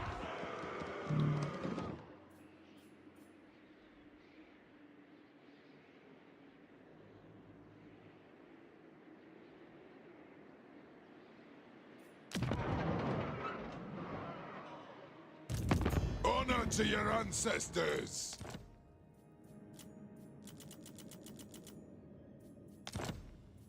Aye.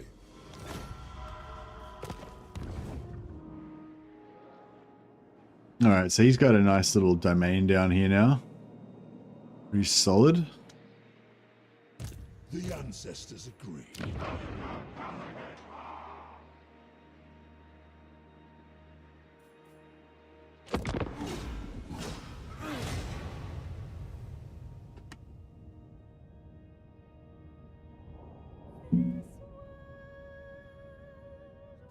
I am the High King. I will hear you beg now.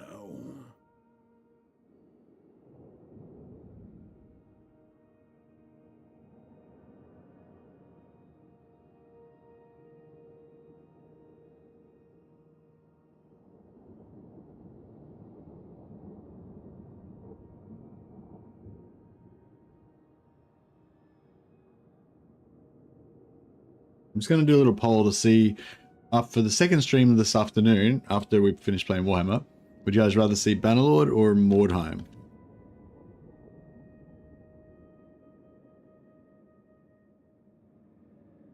I'll just do a poll. I'll just do a little poll on YouTube because I'll leave it up for that. I can do one for Twitch later on, but I may as well wait till I'm about to end because the Twitch ones only last for 10 minutes.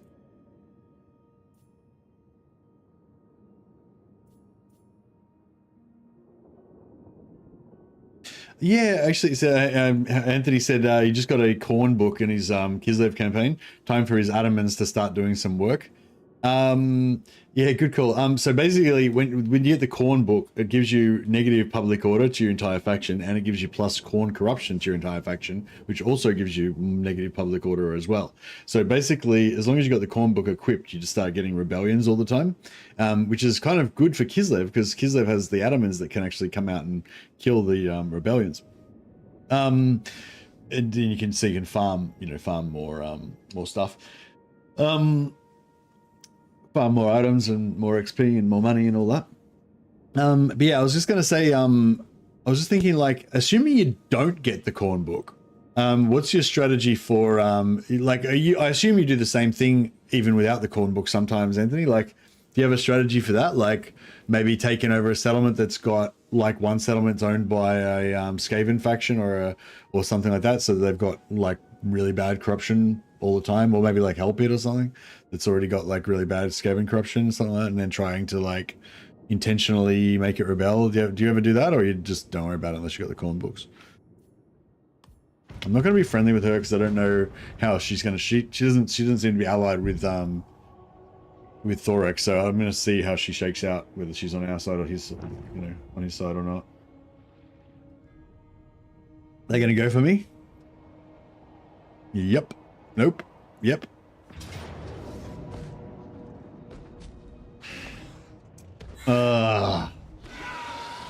Okay, so we've got I've got both of my armies in force march stance. So I did gear them up, so they've all got like tankards and stuff. But yeah, we are in I didn't give him any items, I forgot. But yeah, we're excuse me, we're all in force march and stuff, so if we lose this battle, we're gonna lose these armies. So we'll just have to make sure we don't lose. He's causing terror, he's causing terror, he's causing terror. Get one of those guys to cause terror.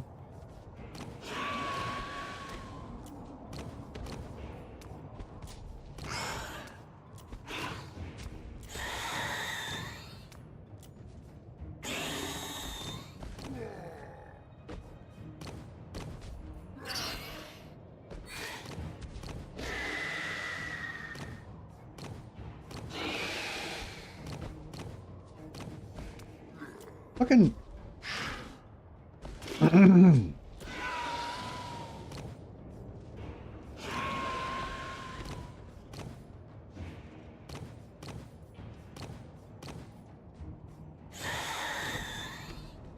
No, I can't do it. Can't get it over there. Alright, well, whatever. We'll just put terror on this guy.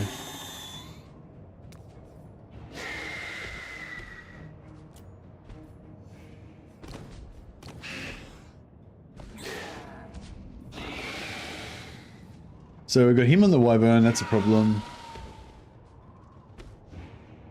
These guys are a problem to our infantry, but apart from that, they've got not very much ranged. So hopefully it'll be alright.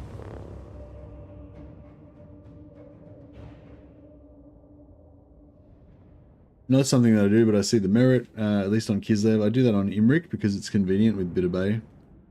Yeah.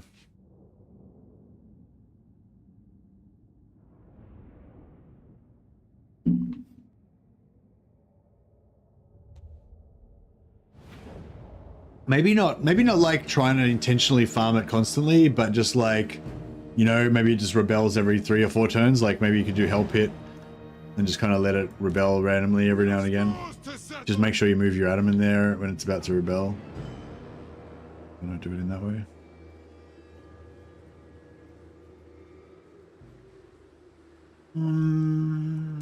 Vengeance!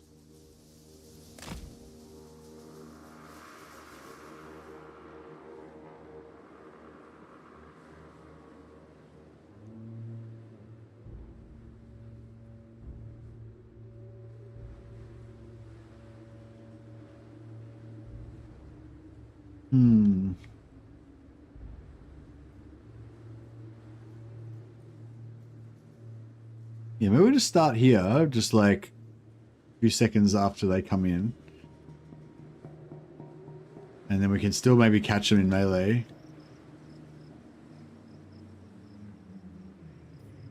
Now, this guy's unfortunately going to be just way too far away, so I don't know how that's going to play out, but...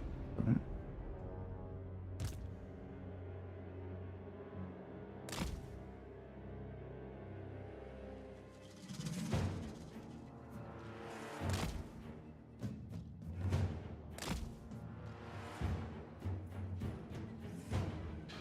Seconds. All right, they're coming on now.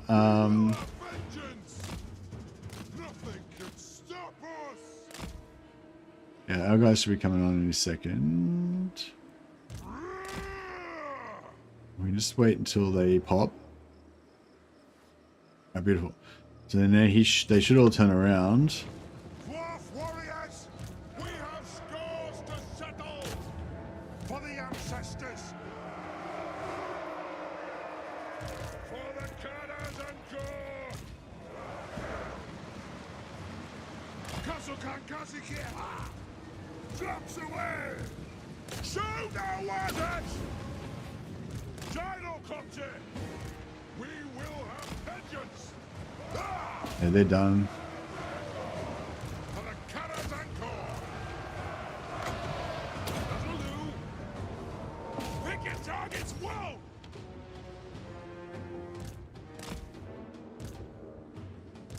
This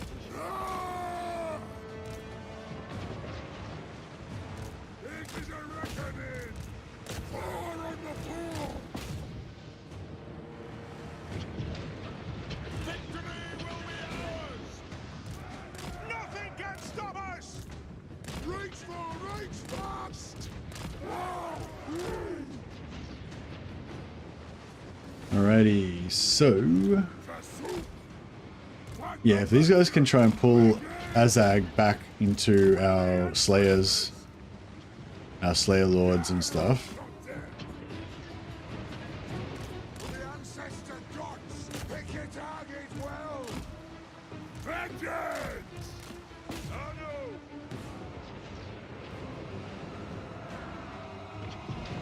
Most of the throng! For the Karas and Gore! Rage fast! Move! Gyrocopter! Kill hooks! Kill Baron! Oh shit, he's getting fucked. Oh well. What's his life? Rage fast! Oh, beautiful.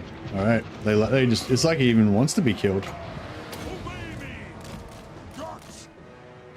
For the ancestors! Surround him with Slayers. Spellbreaking! Aye!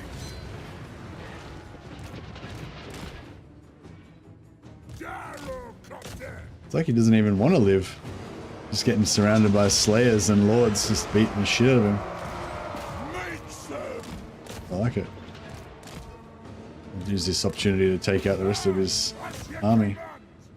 Yeah, he's gonna have to rout, that's fine. Flame cannon! Strike out! Flame cannons go into melee.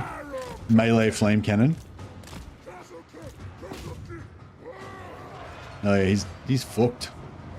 He's well and truly fucked. We could let him escape in case we want to get his trait on another another lord.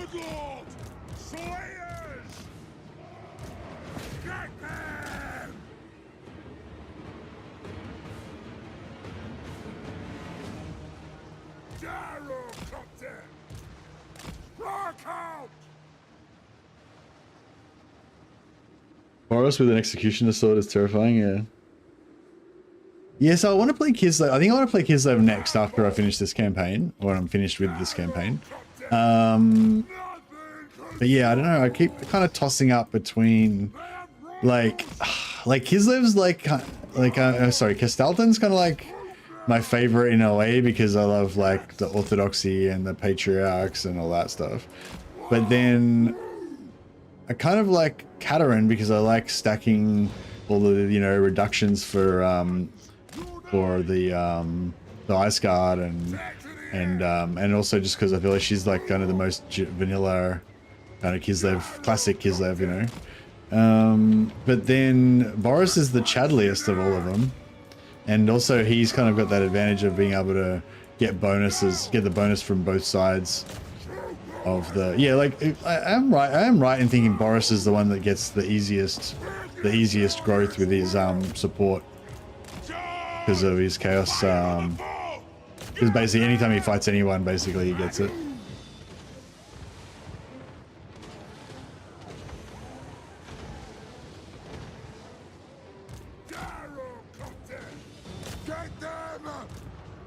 Take them down! For the ancestor gods! Move now! Plow through! Astankia and Boris get both from fighting. Yeah, I sort of hate Astankia. Astankia is like the best, probably the strongest because of all of her curses and shit. But I don't know, I just don't like her. Just don't like her vibe. Don't like the cut of her jib.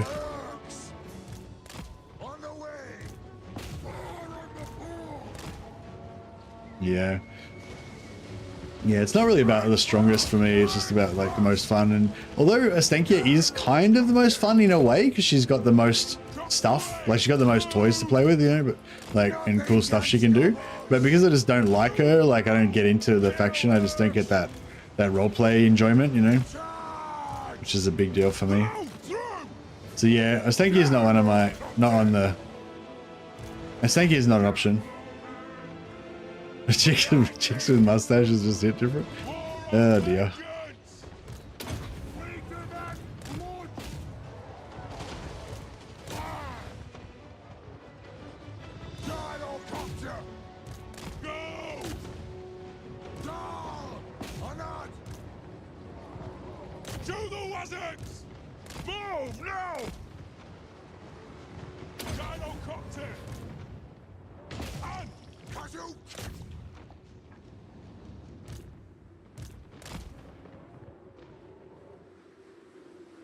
Part of the reason I like Katerin is her trailer standing off against the Bloodthirster.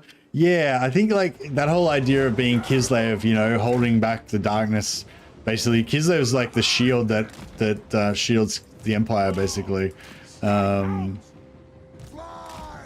often a thankless, bit of a thankless task. Some of the Elector Counts, I'm sure, are happy to let Kislev sell their lives dearly, so that they never have to deal with the threat of chaos in the north. But you know, wiser heads often you know, recognize that if Kislev falls, then the Empire's fucked, kind of thing.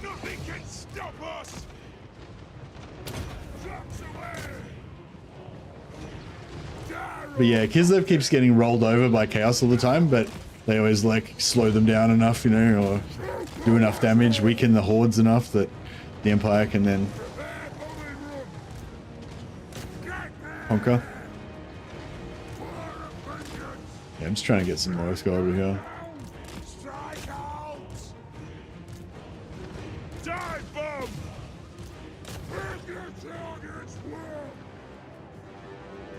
Threat of chaos in the north. Threat's a bigger problem. I was talking about in the lore, you know, not in the game. But Skaven are an ever-present threat.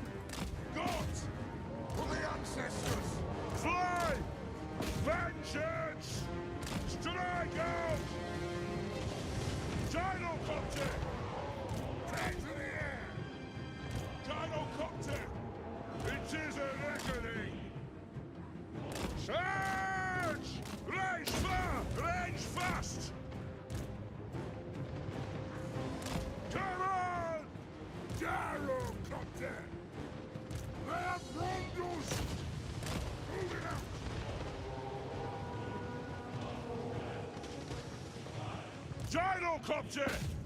Preparing body run! Gyrocopter! Yeah, these guys are taking some killing. I'll just speed things up a bit.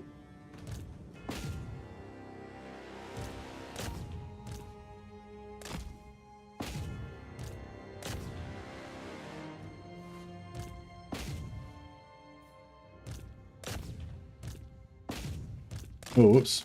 Accidentally meleeed. Accidentally went melee.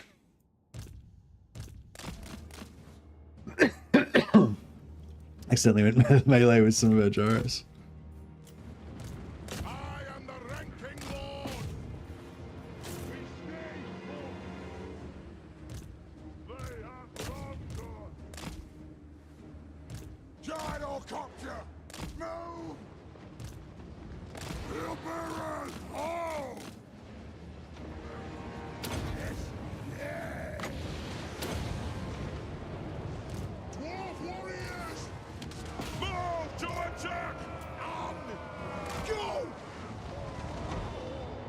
Down! Come at them! Gyrocopter! More on the pool! Attack the eggs! Attack the earth! Make them at blood! Now they're all blown now. That's it, right? Oh, another fucking lot of them. Take them down! Off we go! Yes! For the ancestors! They all get blown up. Oh yeah, all the flame cannons got trashed. I Oh no, those are not flames, they're chariots. have them! Go! Gyrocopter! Yes! Right There we go. Right fast! Dragon! Yes! There's some more over here. Warriors! Friendly fire, watch out for that. Watch out for that.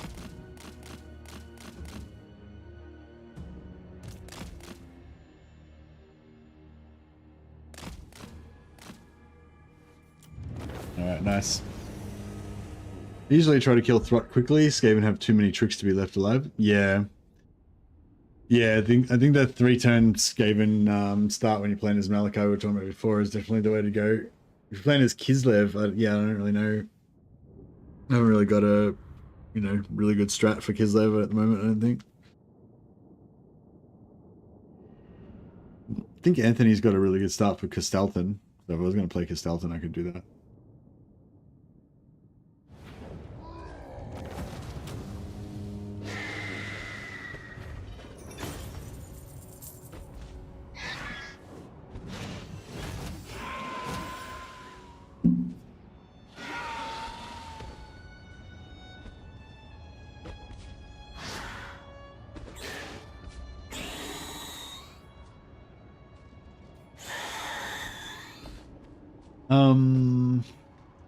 So we could get full replenishment, but we don't need it because his army's already broken, so always be Oath Gold.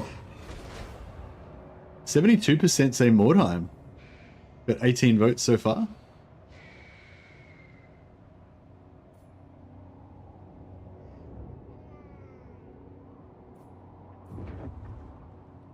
Ah, yeah, I thought these guys would be coming over eventually. I will hear you beg now. I will hear you beg now.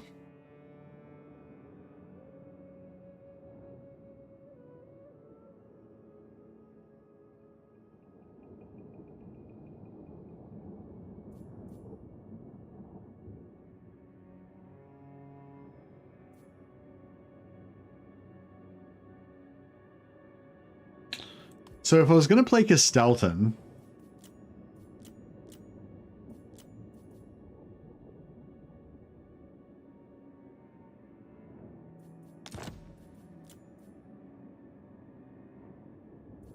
I don't know why I care about that 50 gold, but I do. Maybe because I'm playing dwarfs. Alright, so we're siege locking him, so we'll retreat from this fight, but then, you won't follow up. So we can re-siege him and take him out. Yeah, if I was going to play Castalton, so I guess we're going for the Patriarchs. Going with the Patriarch Doom stacks. But prior to getting the Patriarch Doom stacks, what am I doing prior to that?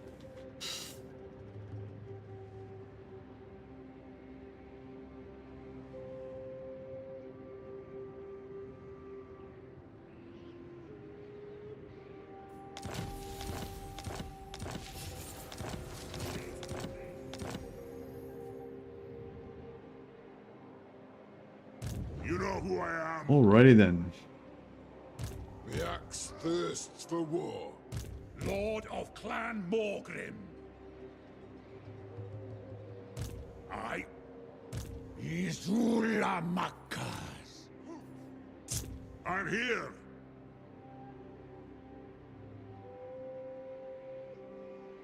Time for a reckoning for the wisdom of Valea.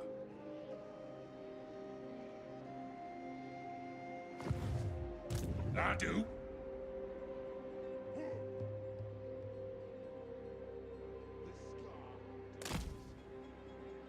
Onward. Armed and ready. We march.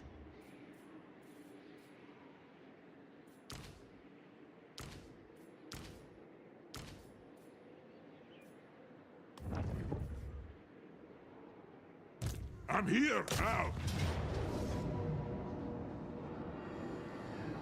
Bring 'em. Alright, well, My anger burns bright. Moving. Fight. Anad. Ready. Let us be about this. Master of runecraft. and this guy can jump over here.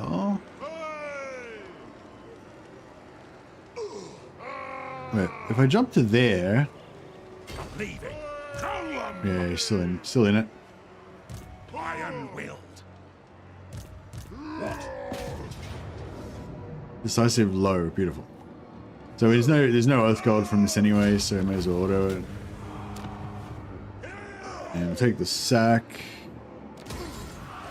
Fuck, backspace didn't quite land on that one, but that's alright. Yes. Vengeful Rune Lord. Summon me if you dare. Forwards. Time to slay the Oathbreakers. One rug. I am the White Right, Dwarf. we're getting respec out.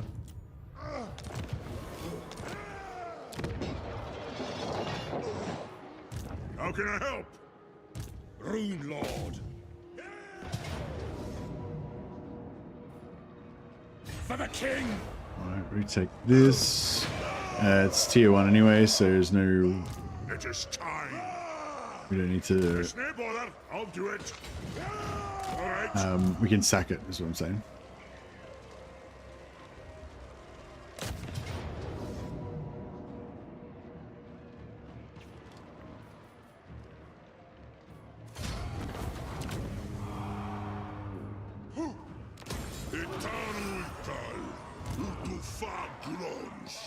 Vengeance. Casting the runes. Huzzah. Alright, The dwarfs need me. Lord of Clan Morgrim. Yes. 19. What's he coming with? My 1, anger 2, 3, burns 4, bright. 6. Armed and 1, ready. 2, 3, 4.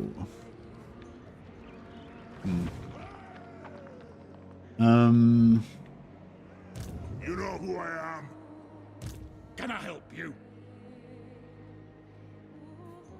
I suppose so.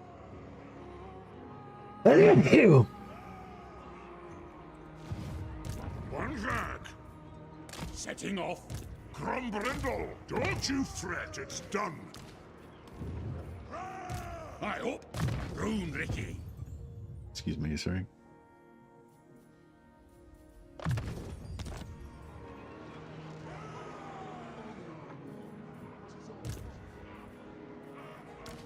Does the turn 1 Confederation have any tricky fights in it or anything, Anthony? Or is that pretty much just easy? I'm ready.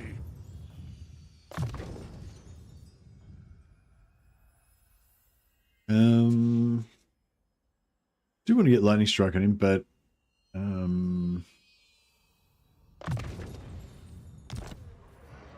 nope, just 2 starting fights. I like to manually fight Throt over the intern to get his trait twice, but you can auto it too.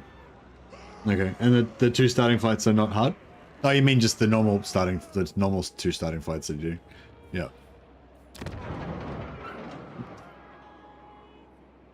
Excuse me. God, man, my stomach's upset today.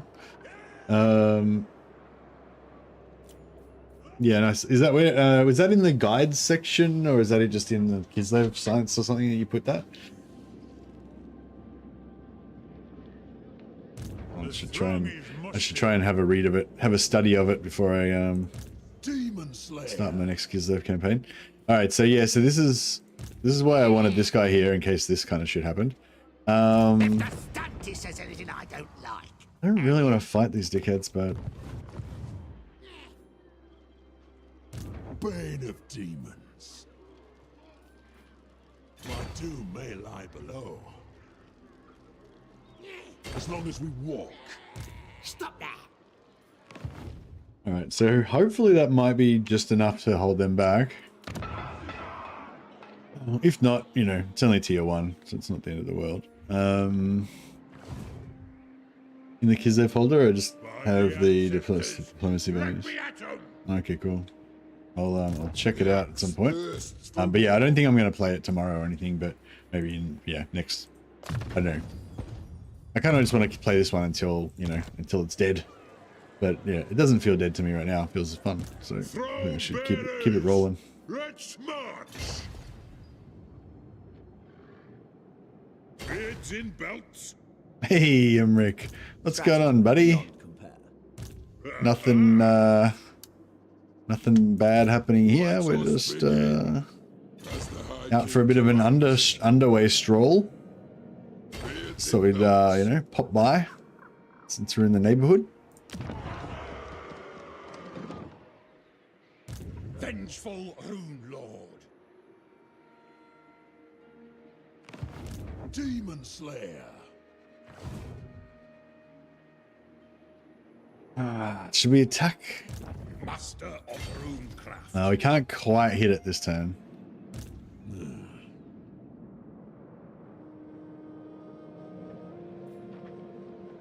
What do you want? Onward. Oh shit.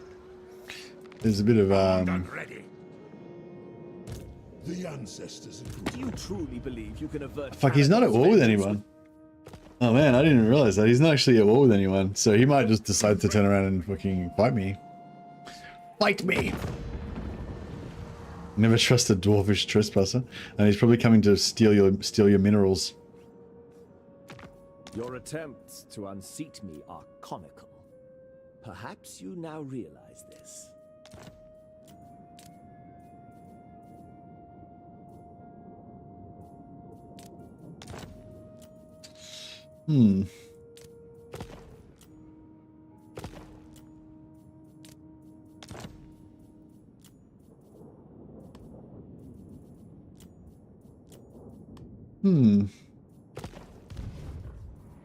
Oh, you know what we should have done? We should have done a real estate assault on him. We should have kept, we should have traded for Sump Pit and Spike Pit or whatever, and then like tried to region trade into his lands.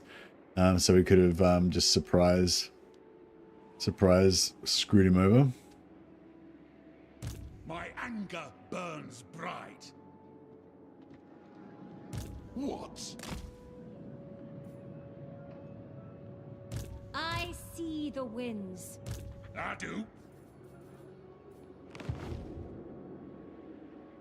Lord of Clan Thorgrim.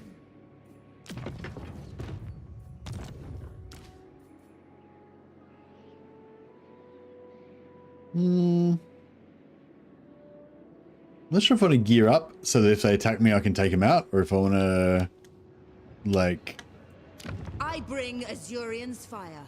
take off our gear so that if he attacks me and we lose, we don't lose our gear. Both possible options. There's trouble about. Ah, that is agreement. Death Seeker. All right. Yeah, so we got Azag's trait on Durastrix Ruin Tongue. You know, he's been around a bit, hasn't he? So he's got, oh no.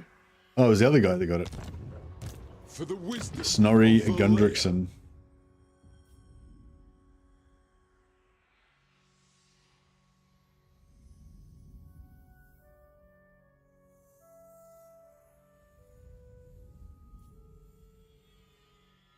All right, well, who is the first person in chat on YouTube today? Today was it can't go back in. It can't go back that far. Oh, Anthony's the earliest that I can see, so you can be. This can be you, Anthony.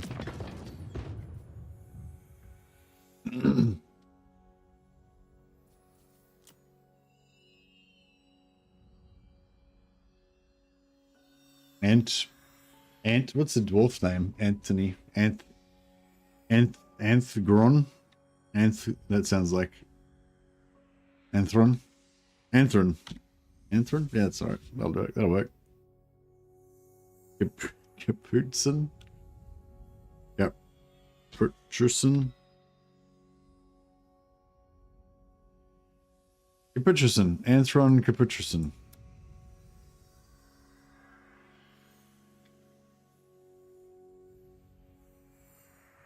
Can't fit it in. Anthron Caputzen.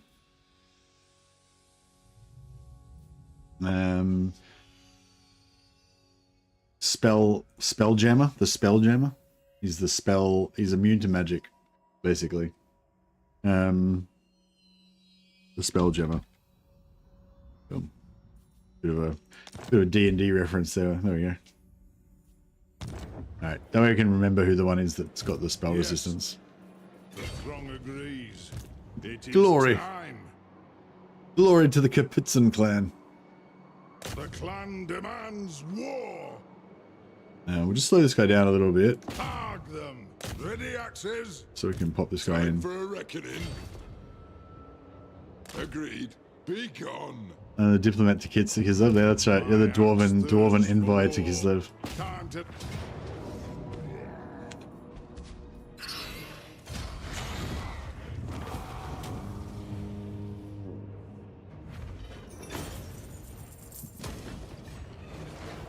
660 gold anyway.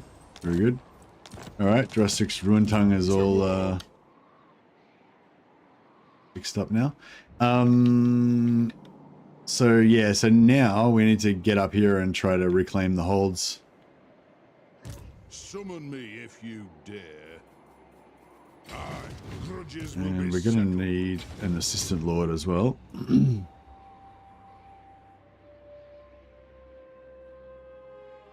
By the grudge bearer's will. What?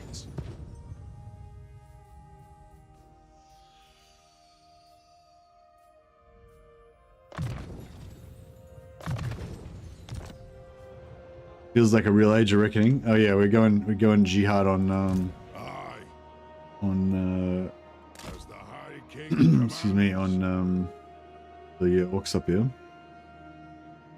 We will wreak a terrible vengeance upon them.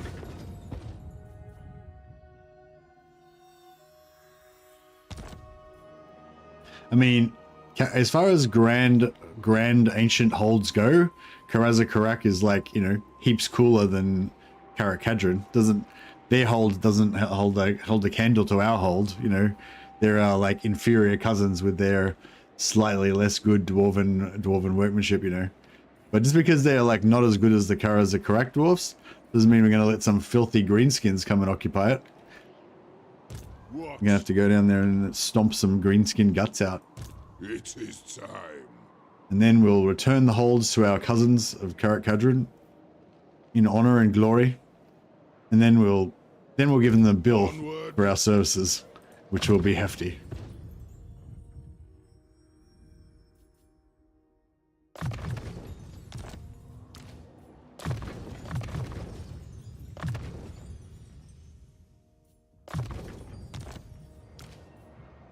Ready.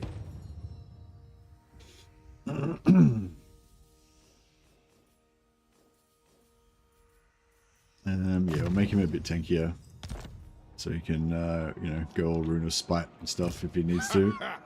All right, there goes good.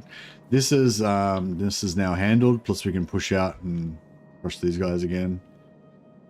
And don't know if we want to keep this area or if we want to sell this to Ungrim. I usually like to sell this to Ungrim, but yeah, I don't know. We'll see how we go. Thing is, in order to sell it to Ungrim, we've got to try and make it up to here in 6 turns. So we could maybe go boom boom, get there in 6 turns, and maybe boom boom. We could, maybe, probably not. I have the forge fires glowing. Fine, this way looks better. It shall be done. No level up, Onward. but he's pretty close.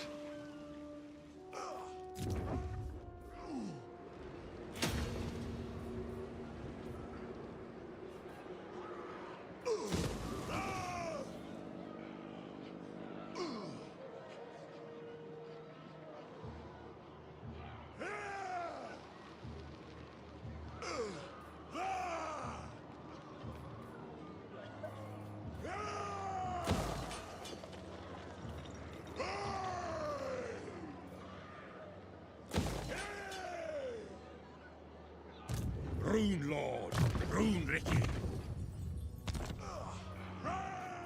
All right, I think we're all good. We're still hanging in there. One more turn before we go broke.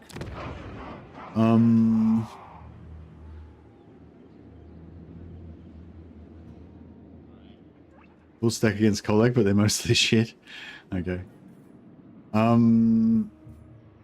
I need a bit more juice here, I reckon. I mean, I think like these guys could maybe handle that, but I think there's a fairly good chance they won't be able to also. What?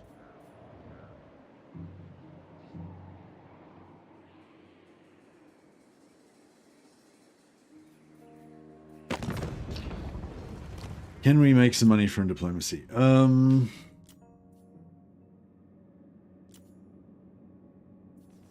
It is time. Thou we from another hold arrive. 'Tis a... Yeah, Zufbar's on the verge of getting taken up by Vlad also.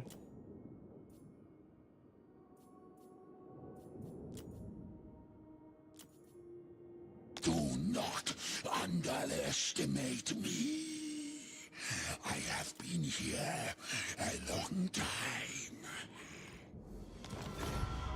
Nice.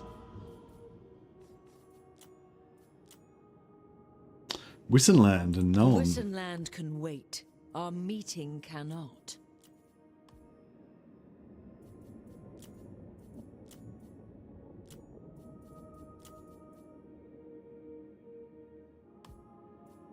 A satisfaction. Yeah, we can maybe take out Vlad and give his lands to Wissenland. We got a little bit of extra leeway here.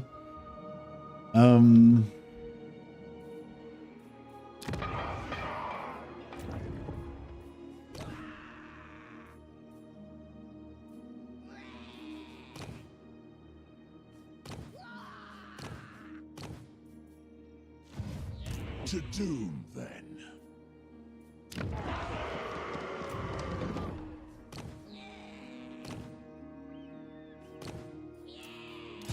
Demon Slayer. Bane of demons.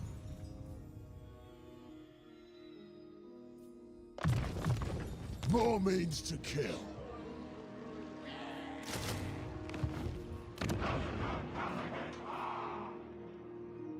Alright, well. Get at me, Ed. Slayer.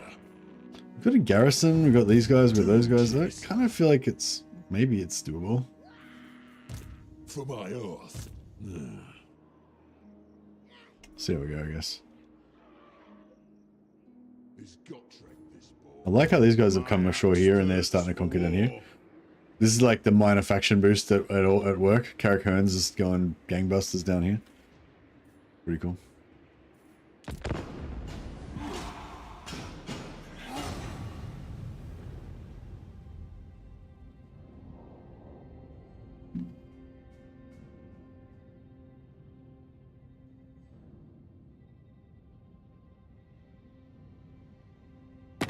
talk then, but I make no oath for the surety of your life.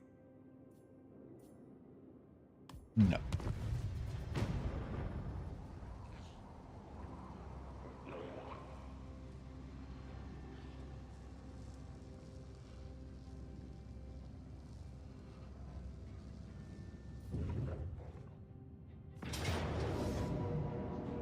Ah, beautiful. I was hoping we'd have just enough auto resolve to be able to do this. Don't stop till you're That's good. They're done. Yes. And now they should hopefully peace out with us, and then we can just ignore them.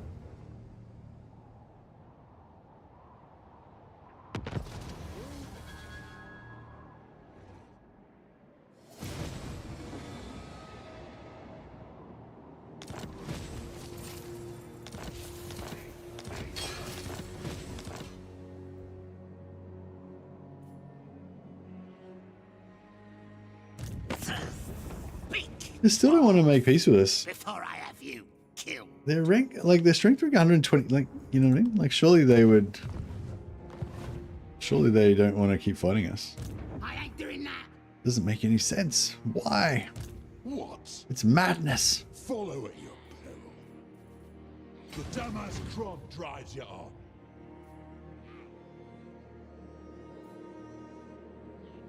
I don't know where they're going. Maybe they're going after Crooked Fang Fort. Walls. Good. Just gonna put these guys down here so they're kind of close by in case they need to counterattack them or something.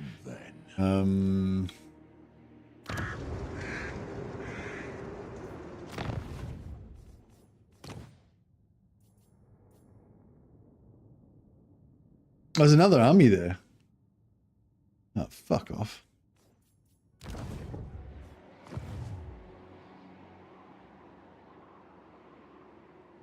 For the wisdom of Valea.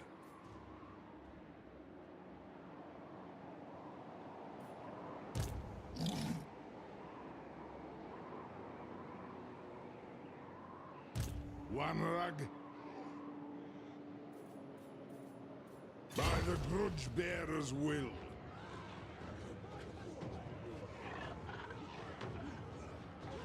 Moving! The axe thirsts for war. Got then. No way. Shoulder axes, lads. We move.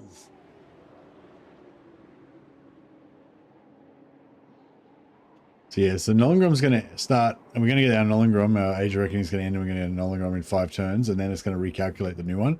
So we want to try to start thinking about our border gore, like I was talking about before. So like Black Iron Mine, you know, that one's going to give us grudges from Imric and from Drazoth. Drazoth, neither of them have many grudges. They're both really low, so that's not really a big deal, but we could get rid of that, save a few hundred. On this side, we've got these guys. They don't really have that many grudges either, but if we got rid of Iron, you know, we could potentially get rid of Iron Rock and Valea Sorrow if we wanted to. But overall, I think we don't really need to worry too much about it. Like, we're pretty good on grudges, I'd say.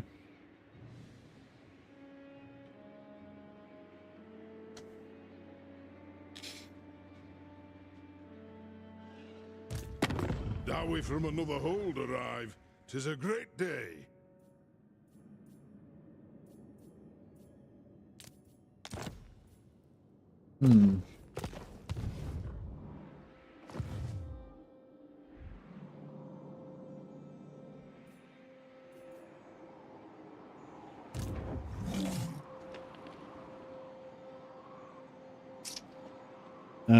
Alright, so Gorm Headbutt's no good as an option.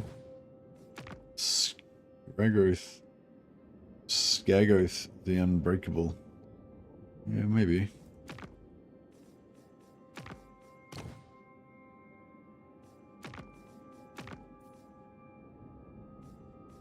I might just take this solo mission because I keep forgetting to take any at all.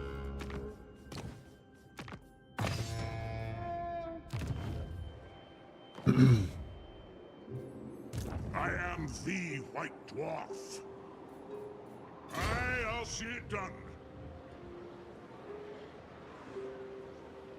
On my way. master of runecraft. Can I help you?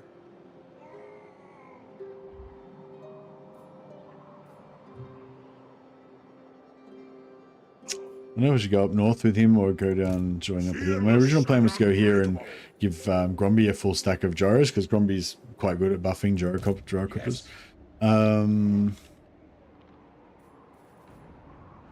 Cast the runes. It's as good as done. I hope. What do you want? Ek-Uti. Vengeful Rune Lord, if you say so, beardling.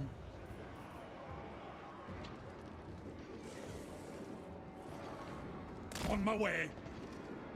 Getting out of here. Yeah, I think we're good here. I think if we just Will. I think just the two there, two lords should be fine. How can I help?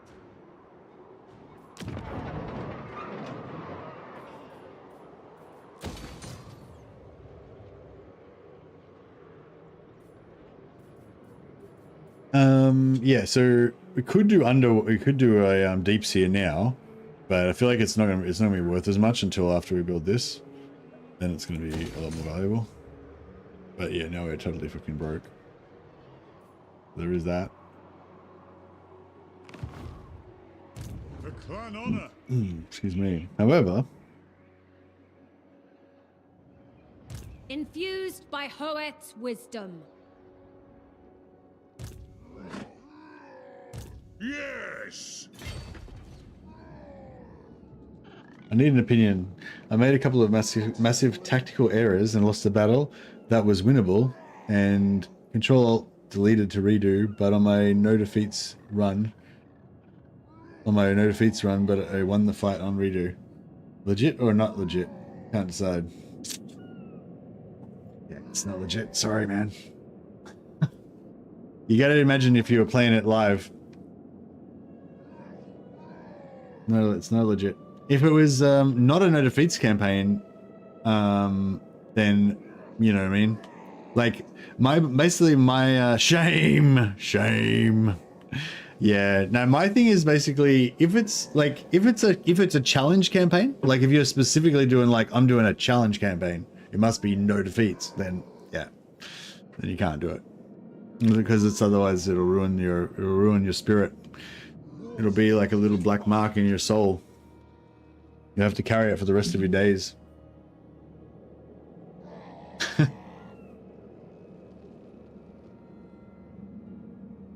Maybe don't go straight back into another no defeat campaign though. Try some different challenge or some different theme or something. I feel like yeah, if you do like something like that's really kind of grindy and because no defeat campaigns are kind of not much fun, I reckon, because they're so like slow, you know, and you gotta be. I mean, what am I trying now? I'm trying to say they're not. It's not that they're not fun. They're a certain kind of fun, you know, that's very heavy, you know, and not light. It's not light fun. And so yeah, so I think like if you do a long no defeat campaign that ends in defeat, then you don't really want to just start another one straight away. I'd do something totally different if I were you. Like maybe do a different faction and not no defeat campaign, and then just, you know, come back to another no defeat campaign in a week or two once you've like built up your mojo again. Otherwise it's gonna be just gonna feel like a chore. You're just gonna be doing the same shit you just did. Rune Lord. Good luck. Strength and honor. Gets everywhere. All right, we need to kill some elves. Elf killing is where it's at today. I should hurl you into the fires of Vol's anvil.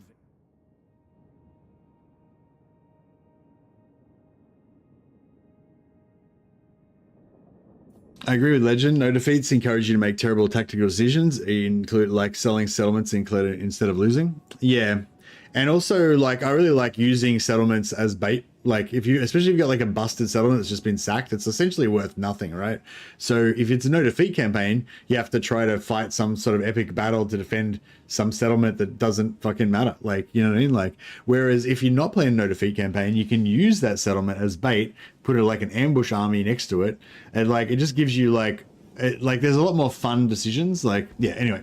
Yeah, I'm not a fan of no defeat campaigns either. I did like one serious one just a short campaign victory, and it was like, yeah, it's like whatever. I didn't enjoy it.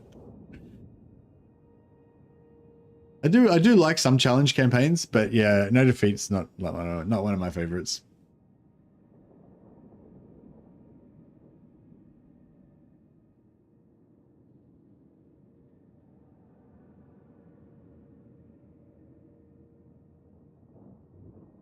What?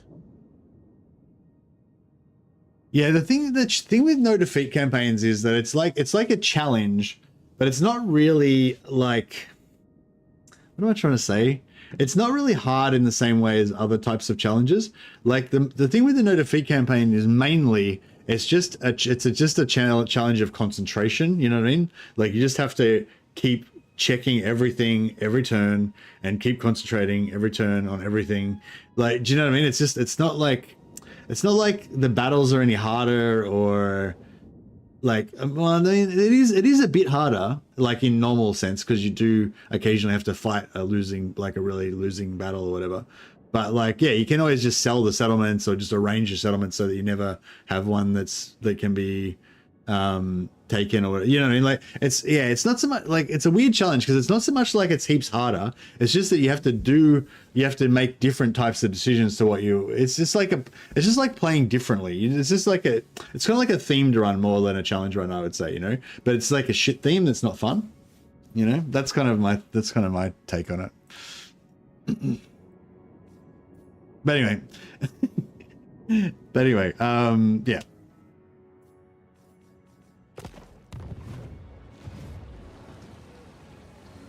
Could do with a drink.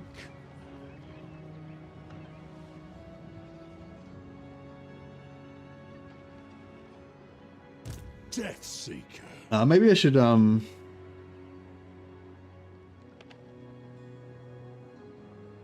have a hard time playing Corn Ogres Dwarfs these days. By turn 50, it's too easy. Yeah. Don't forget the cortisol's in. You like the cortisol or what? I don't know if I want to fight. I want to start this war with Imric, or I want to maybe just end the stream now. How many hours have we been going for? 5.5 hours. Oh, 5.5 hours is solid. I've given you guys a bit of quality Warhammer experience here. I feel like it might be time to move on to some Mordheim. Oh, sorry, I didn't actually put up the Twitch poll. Sorry, but yeah, I'm gonna play a bit of Mordheims now for the afternoon. If anyone's interested in that, it's another Warhammer game. It's set a few hundred years earlier than Total War Warhammer, in the ruined city of Mordheim. This crown digs into me dower's back too much.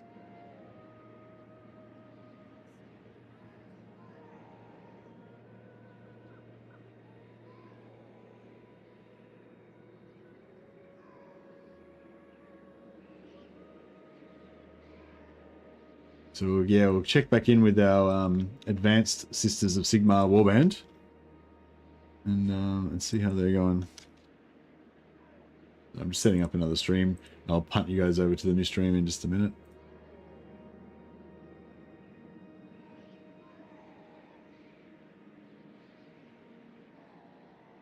Yeah, so we haven't played Mordheim for a few days, so we'll do a little bit of a Mordheim update. Just to keep the Mordheim alive.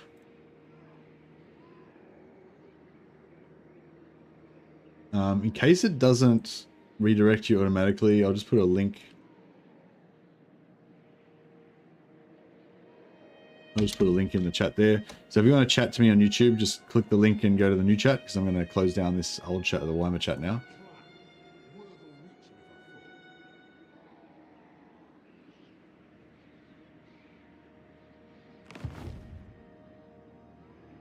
Defender of the Phoenix Throne. Dishonored. Actually, yeah, fuck it. I will not humiliate myself. All right, we're starting the war. So tomorrow's stream starts with war against Imric.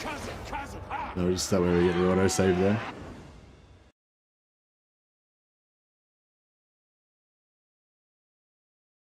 Excuse me.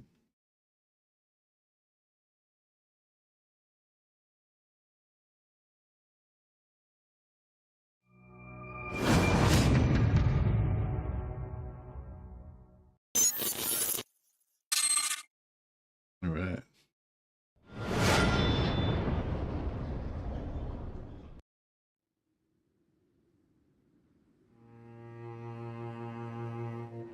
I'll just let this play for a sec. Back in a minute.